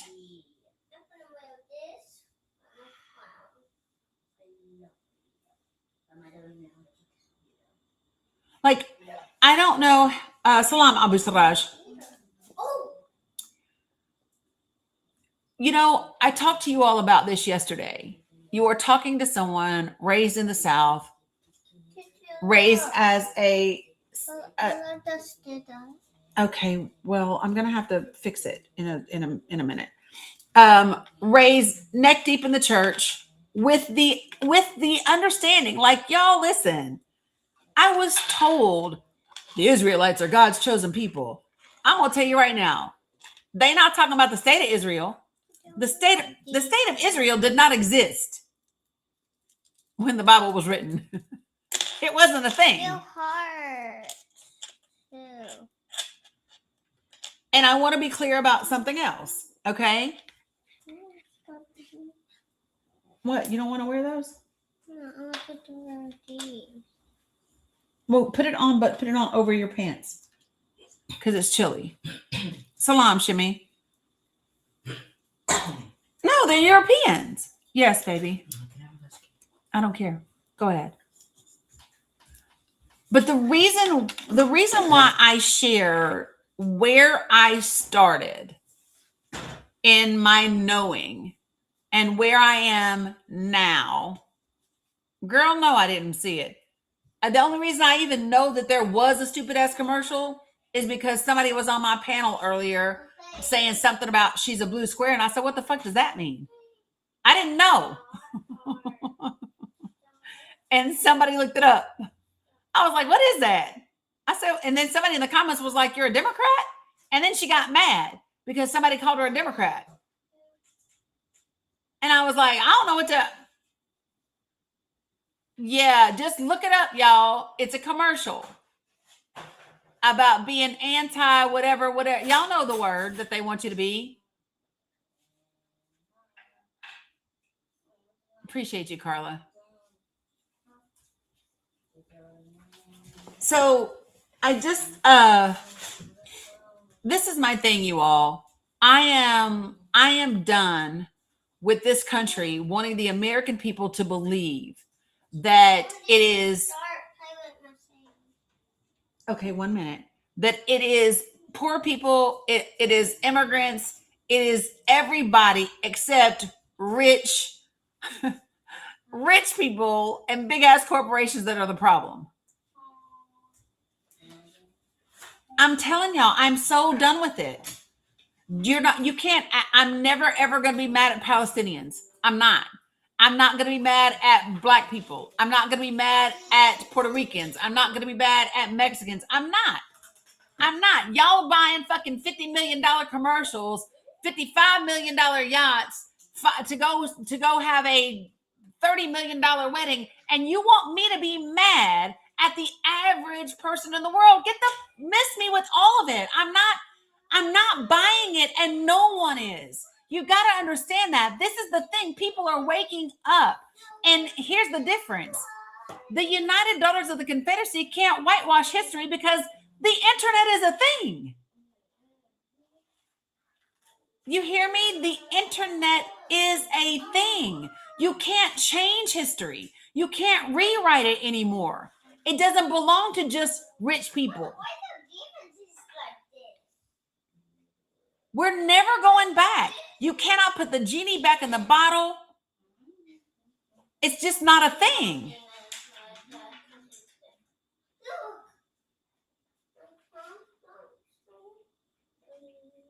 It's not happening.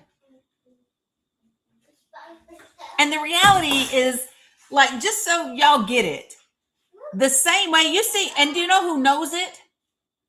Do you know who knows it? Europe knows it. You see the way Europe is coming after all they people? Europe ain't fucking around about them files. And I don't know if y'all see France going after Big E, but they are. What? I don't know what size flex you got. What is this? That's tall, son. Was it 2 colors or 1 color? Yeah, a small one. A small one. And then try some apples, oranges, bananas, nuts. Try something. No, I'll rotate out, folks, okay? Because I also sent people to my link tree. I sent people to my link tree to assist. So I'm okay rotating out some of the other folks. Mo, you're not at 2K yet, so don't worry about it. I'm going to rotate out folks that I know have links in my link tree. Because, you know what I mean? Like,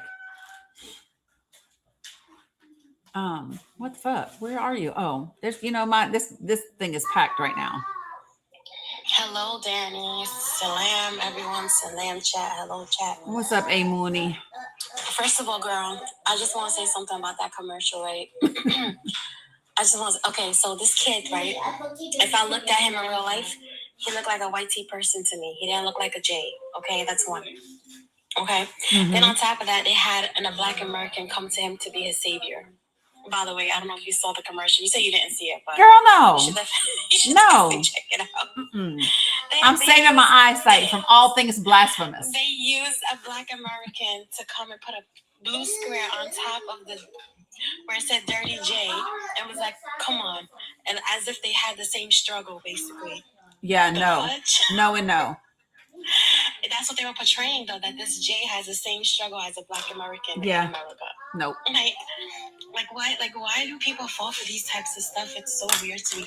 I know when people replay these commercials, it's like almost indoctrination a little bit, because growing up, we didn't have the social media or have these platforms like we did, right? Right. So they would just tell us something, and we would just take it or believe it, especially if it came from a celebrity or it came from TV, you know? Mm-hmm. 100%. I just think that that's funny. And did you talk about Life Touch being in these EP files? No, I haven't. So here's my thing about the EP files. I haven't spent a ton of time on them. Mm-hmm. And the reason why I haven't is because we currently do not have a DOJ that is going to do shit about them files.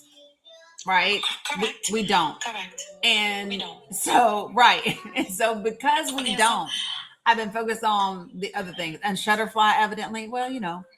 As you should, Life Touch, I'm talking about Life Touch specifically, is because growing up, I think everybody in the whole 50 states that we had, you were always mandatory to take school pictures. Yeah. School pictures. Yeah. No matter if you were paying for them or not, you still had to take these school pictures, correct? Yep. And I come to find out that Life Touch is in these EP files, and they've been taking our pictures because they have contracts with all these public schools. So it's just funny to me that, like, now that I think about it, like, my picture was taken every year. Yeah, everybody's was. All of us, if you're in America, because Life Touch has contracts with these public schools, your picture was taken. So you don't know if our pictures are in these EPs. Yeah. So yeah, it's crazy. It's crazy. Have you ever have you looked at the Jmail site? Mm-hmm. I put it up on my live the other day, and we were just typing up names. Yeah. Typing up, and a lot of people's names that are in it. So they brought up Zayn Malik being in it, Penelope Cruz, Norman Finkelstein, but these people were in it was because they're anti the I-State. Right. That's why. So people just got to do their research. Whenever you hear something, just do your own research. Everything is there for you to look into. I know they deleted like 600 things on our president already. Yeah, here's my thing. What I keep telling people about this is I don't need them files to tell me shit about the president of the United States. Listen, girl, sorry, did you see his Truth Social tweet that he posted yesterday after the Super Bowl? You mean about he was talking about how they were dancing disgusting in front of our children. I know. Excuse me, you PDF file, you love. But you know what? But you heard about the dancing. No, they're not, because listen, them damn Dallas Cowgirls, they twerk to a song called shaking your what's it called? What's it called when you oh my gosh. Hold on. I got it. Is it still pulled up? Let me see if I still have it. Yeah, shaking that tailgate. Shaking that tailgate. That is a song. And it's called Shaking That Tailgate. Okay, well then take them off, baby. Ooh. Hold on. And they twerking it. The problem is when you twerk a slice of cheese, it hits different than when you twerk a biscuit. it hits different. I get it, but the move is still the move. 100%. I mean, I'm just saying. And it is what it is. So people can get mad. And like I said, the reason why my prompt was what it was is people aren't mad about the performance. People are mad at the audacity of someone to have an actual full out Hispanic, Spanish speaking, and it not cater to. What do you mean you're not going to cater to white people? What do you mean you're not going to do it in English? What do you mean? But I can't hear it. Well, but I can't understand it. Well, I don't know. So you were put out and you were upset because of a 10 to 12 minute Super Bowl performance. Spanish people go around all the time with stuff not being in Spanish for their kids, for their health care, for their cars, for their everything. That's just your privilege talking. And ain't nobody got time for that. I did say slice your cheese compared to a biscuit. I did. Because it is what it is. But one of the things that I am grateful for is the awareness that it has brought from people to even go, what does it mean? What does all of the stuff, like what does all of the, what's the meaning of the Transformers? What's the meaning of the sugar cane? What's the meaning? Look, hey, money, you know what a bodega is in New York. Yes, the bodegas. And he had the little La Marqueta in the thing, and it's a little shop, and it's mostly like Puerto Rican and stuff. It was in the Super Bowl. Yeah. And he had Tonitas, which is a little Caribbean spot as well. Yeah, but Tonitas is last standing. She is last standing one. She is the last standing against the gentrification, 100%. And they're trying to pay her mad money to get her out, and she don't want to go. No. And you know what? So this is my thing. My thing is, listen, I cannot with you, Carla. But you know, I just think that people are having a moment where they have to, we don't have to, but people are being challenged with what they have always believed this country to be, what that means, and the truth about who we are and what we do and what we engage in. And that's the part, right?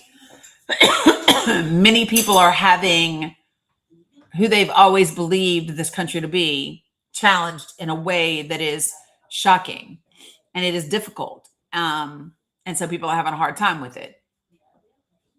Yeah, a ray of hope. I do believe it was brilliant in so many ways.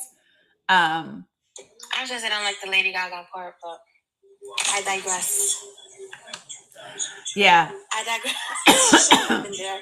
She shouldn't have been there. She don't go here. He could have used anyone else, but he decided to use a white tea woman. So, yeah. Well, I mean, for me, I almost,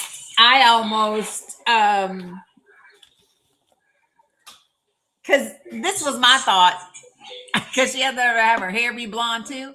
I said, you know, he got everybody mad because he up there doing the salsa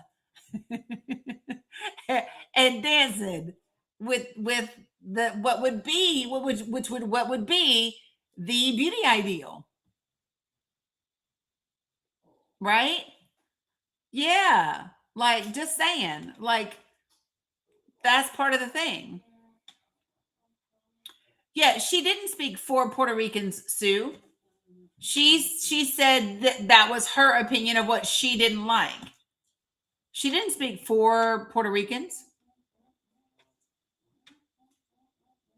Right. He did ask her, is this what you wanted before she performed? So.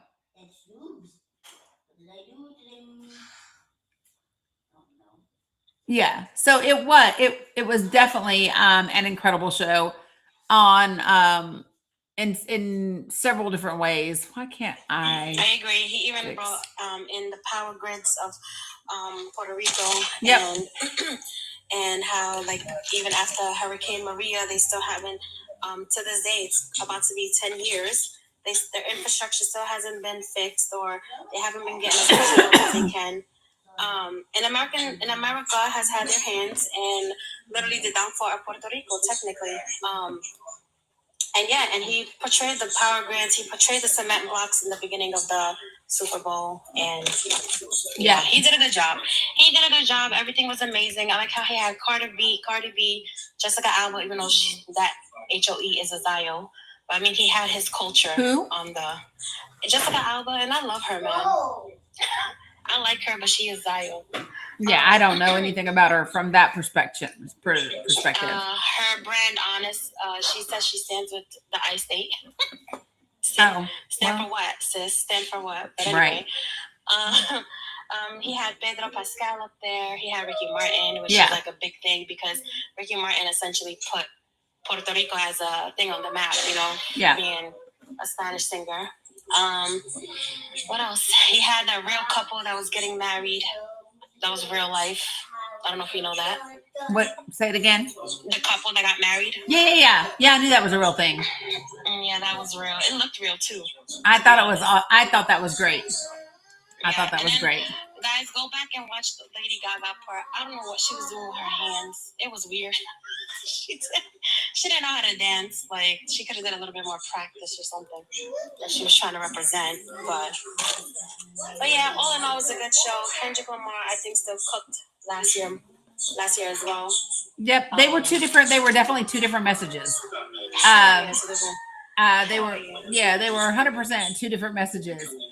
Kendrick wasn't trying to. Revolution will be televised. Yes, 100%. So just kind of is what it is. But hey, guys, you okay? Okay. But yeah. Wild. Okay. I just think that it's really important for folks to kind of, she did her thing. She didn't do her thing. She did something. It was her thing. I didn't say she did the thing. I said she did her thing. She did her thing. I didn't say she did the thing. I said she did her thing. Good clarification. I know a lot of people talk about that he did it intentional as for like unity and stuff, but like you can have unity without like there were so many Latino artists like he could have portrayed, that would have been so much better. Yeah, I mean, so for me, I just feel like I don't second guess what people should have done because I don't know what his intention and his purpose was behind he did it. You know what I mean? That's the only thing I'm giving him a slide on. That's so however, he did call her his idol too, so that's like another part. Yeah, I guess. But I think for me, she's a heavy core Zio for me. But you're up with a Puerto Rican artist essentially, and Puerto Rico is also going through the same thing, but like obviously not to the extent that Hustler's going through, but essentially the same thing. And so you're up there trying to portray that while you're standing for a state that's unaliving children. I would like to see so everything that this is what I would like to see. Because I think that people should hold people to account. So the fact that she hasn't said, so when I say she, I mean Lady Gaga, hasn't said anything publicly about her stance on Israel in years is important to me. Like the last conversation she had there was in 2014. Yes, baby. My phone is not turning on. It's not? Yeah. Okay, well let me, oh, I keep waiting, and I'm always. Okay. Do you want to bring me the white charger over there so I can help you? Yeah.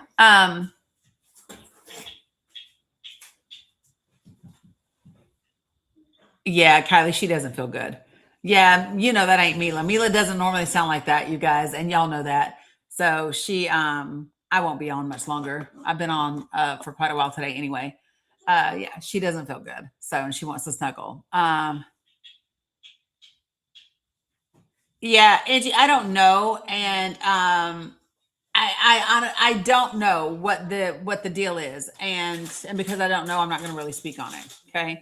I don't know. So here's what I'm going to give you some reminders before I go to take care of this baby, because it is 4:00 and I've been on hella long today. Okay, Money, I get out with you. Okay, Dani, I came up to talk my shit real quick with you. Okay, I got you. All right, girl. Okay. All right, bye. All right, so real quick, remember that in my link tree is a ton of information. This part's really important. If you have never seen A Storm Foretold, which is the documentary from the film crew that followed Roger Stone from 2018 to 2021, all the way through January 6th, including up to Trump's last day in office. What? Can I give you some? You want to watch it. I am doing another showing this Friday at, I believe, 8 p.m. Eastern Standard Time. In order to come see it, you must register, because I will email you the link on Friday. So if that is something you have not seen that you want to see, and if you have not seen it, you need to see it, especially if you live in the U.S., then you need to go to my link tree. You need to fill out it says Roger Stone documentary viewing registration. You need to click that, fill it out, because that is the only way you will get a link to view the documentary. Okay. Please don't put emojis or other funky special characters in the form. It is an hour and 41 minutes. You will, by the time that documentary is over, you will hear Roger Stone tell you how they came up with Stop the Steal in 2015. You will hear Roger Stone and Matt Gaetz discuss how they negotiated his pardon from Trump regarding the Russia investigation. You will hear Roger Stone say that Donald Trump should be impeached, that he is the greatest mistake in American history, that Jared Kushner should be prosecuted, that they need to know how money changed hands on Bannon. You will hear Roger Stone say all of those things and more in this documentary. Yeah. And so if you want to see the documentary, you need to go to my link tree. You need to register. I'm going to remind you one more time that registration link is in my link tree. So is a box of Palestinian support links. And that is how you can help folks out directly. Okay. I'm going to go. I've been on here for a long ass time. Hella, Raja. So I'm going to go so I can feed these kiddos, take her temperature, and check them out. You're very welcome. Thank you for coming up, Kylie, for hanging out all damn day, for learning lots of things, participating in conversation. Love you guys. Mean it. If you are not following me across the socials, I am at the Dani Cook everywhere except for X. And if you haven't, make sure that when you get into my link tree, that you go up to the little robot emoji, game controller emoji thing, click that sucker and join the Discord.